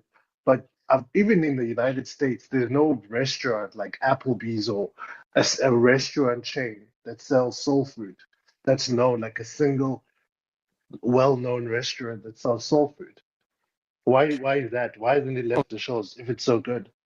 It's very good, sir. There's a reason why you have famous restaurants like Sweetie Pies, that was always packed, which was a soul food restaurant. You have the soul food restaurants all in Atlanta, soul food restaurants, Fixins in Los Angeles, that's always packed. Why are the soul food restaurants always damn packed if they weren't popping like that? Hmm? Because Why do why you go to a why don't you soul find it food around the world though? Why don't restaurant, you you go find them because outside of the y'all United States? because you got to be a foundational Black American to cook it right. That's why, and we ain't fleeing all over the place. That's why y'all fleeing all over the place, taking your little recipes with you. We don't flee all over the place. We stay home. So you got to come here to eat it. See how that works? It don't taste the same because we ain't over there cooking it. That's why. That makes sense?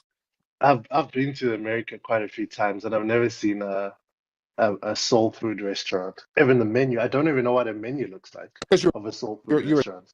a tether, so you're not around our neighborhoods. You don't come around our neighborhoods. When you come here, you probably want to be around white people, so you probably go to Cracker Barrel or something like that. But yeah, you're not around us because you're a tether. But like I said, we're not fleeing to other countries to prepare our soul food dishes. So that's why you don't see a lot of soul food restaurants around the world, but people still try to emulate our style. In Korea, Vietnam, they learn how to fry the chicken because of the foundation of Black American men who went over there. They learned that and they still use that to this day. So certain parts of the world, when Black people were in the military, they picked up on what we were doing. They were picking up on our soul food dishes and trying to do their rendition of it, sir. But we don't be fleeing around all over the place to cook food for people like that. They got to come here. Are you in the U.S. now, brother? No, I'm not. But you know, like the Mexicans have Chipotle. There's some restaurants that have left they've left their origin. Why is no one monetized on soul food? If it's so great, if it's so good, why doesn't someone Because start a soul food chain and sell it around the world like KFC? well, the thing is, KFC is a version of soul food. The recipe was from a foundational Black American woman. That's why it's a staple around the world. Even with Popeye's chicken, the guy got the recipes from Black people. It's a white guy who got some recipes from Black people. So a lot of these folks get our recipes and then call it their secret recipe, which is the secret. You got it from a Black person, and then they monetize it. So yeah, a lot of these institutions where they have these dishes, they actually got it from us. With what's the white woman's name? What's that country white woman's name? Hey y'all, what is it? Paula Deen. Yeah, her empire was built off stealing Black recipes. You understand? So what people do, they take our little recipes and steal our recipes and try to monetize it. And again, what they do, we do have chains of foods that's out there, like the Uncle Ben's and the Aunt Jemimas and stuff like that. Those are recipes from foundational Black Americans. Sir, a lot of things we created, the white supremacists, they've taken and just slapped their names on it. Even the whiskey and liquor that we made, Jack Daniel's liquor, that was a foundational Black American creating that. Just a white man slapped his name on it. So that happens to us a lot. They'll get a little watered down version of what we do, slap their name on it, and then run with it. That doesn't take away from the fact that we've created these phenomenal dishes, and we still do, sir. That's what makes us phenomenal and unique. Well, he got out of here. Was I getting too heavy on him? He left. Come on, I wanted you to stay, brother. What happened? I wanted to tell you more about our culinary skills. I wanted to learn more about yours, wherever you fled from. Yeah. In order to make soul food correctly, you need foundational Black Americans. Yo, King Flex. Sir, how are Doing you? all right. I know we spoke the other day, but I just want to harp off on what that dude said before. He said that there's no, why isn't any soul food restaurants around the world? So I live in Tokyo, in the Black section in Tokyo called Roppongi. There's two FBAs that own a restaurant called Soul Food House. And there's chicken and waffles, grits, okra, catfish, all that stuff, macaroni and cheese, moonshine. So that kind of debunks his, you know. Yeah, because thank you for saying that because they're actually, there are some when we go to certain places, you do have people who are in the military who go out and they're like, hey, let me start a restaurant here. So you do have them and they're packed. Whenever we do show up, everybody goes to check it out. But for the most part, we're just not running around. We're not like immigrant groups fleeing and taking our little recipes with us. No, we keeping our stuff here for the most part. Yeah. Hi, I'm Mateo. Do you want to learn about Hidden Heroes? Hidden Heroes from A to Z is a cool book that tells the stories of amazing black heroes you might not know about. You'll meet inventors, you'll meet explorers, and leaders who change the world. It's fun, inspiring, and you can learn so much. Get your copy.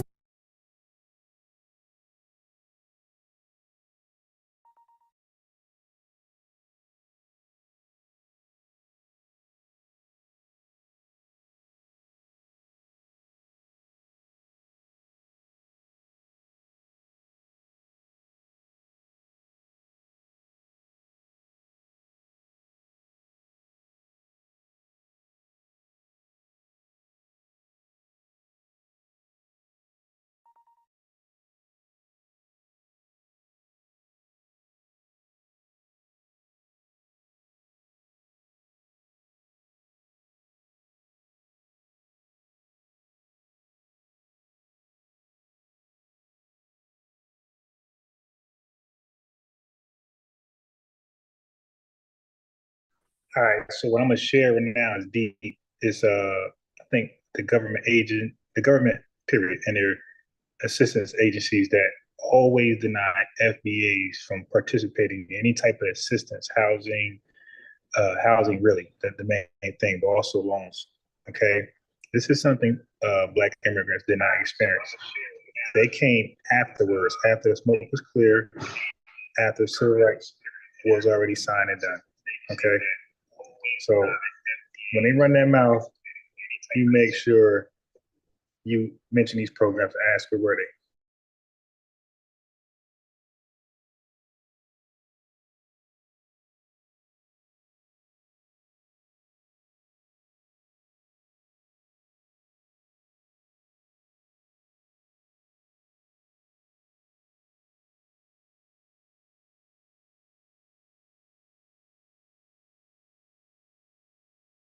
This is Fresh Air. I'm Terry Gross.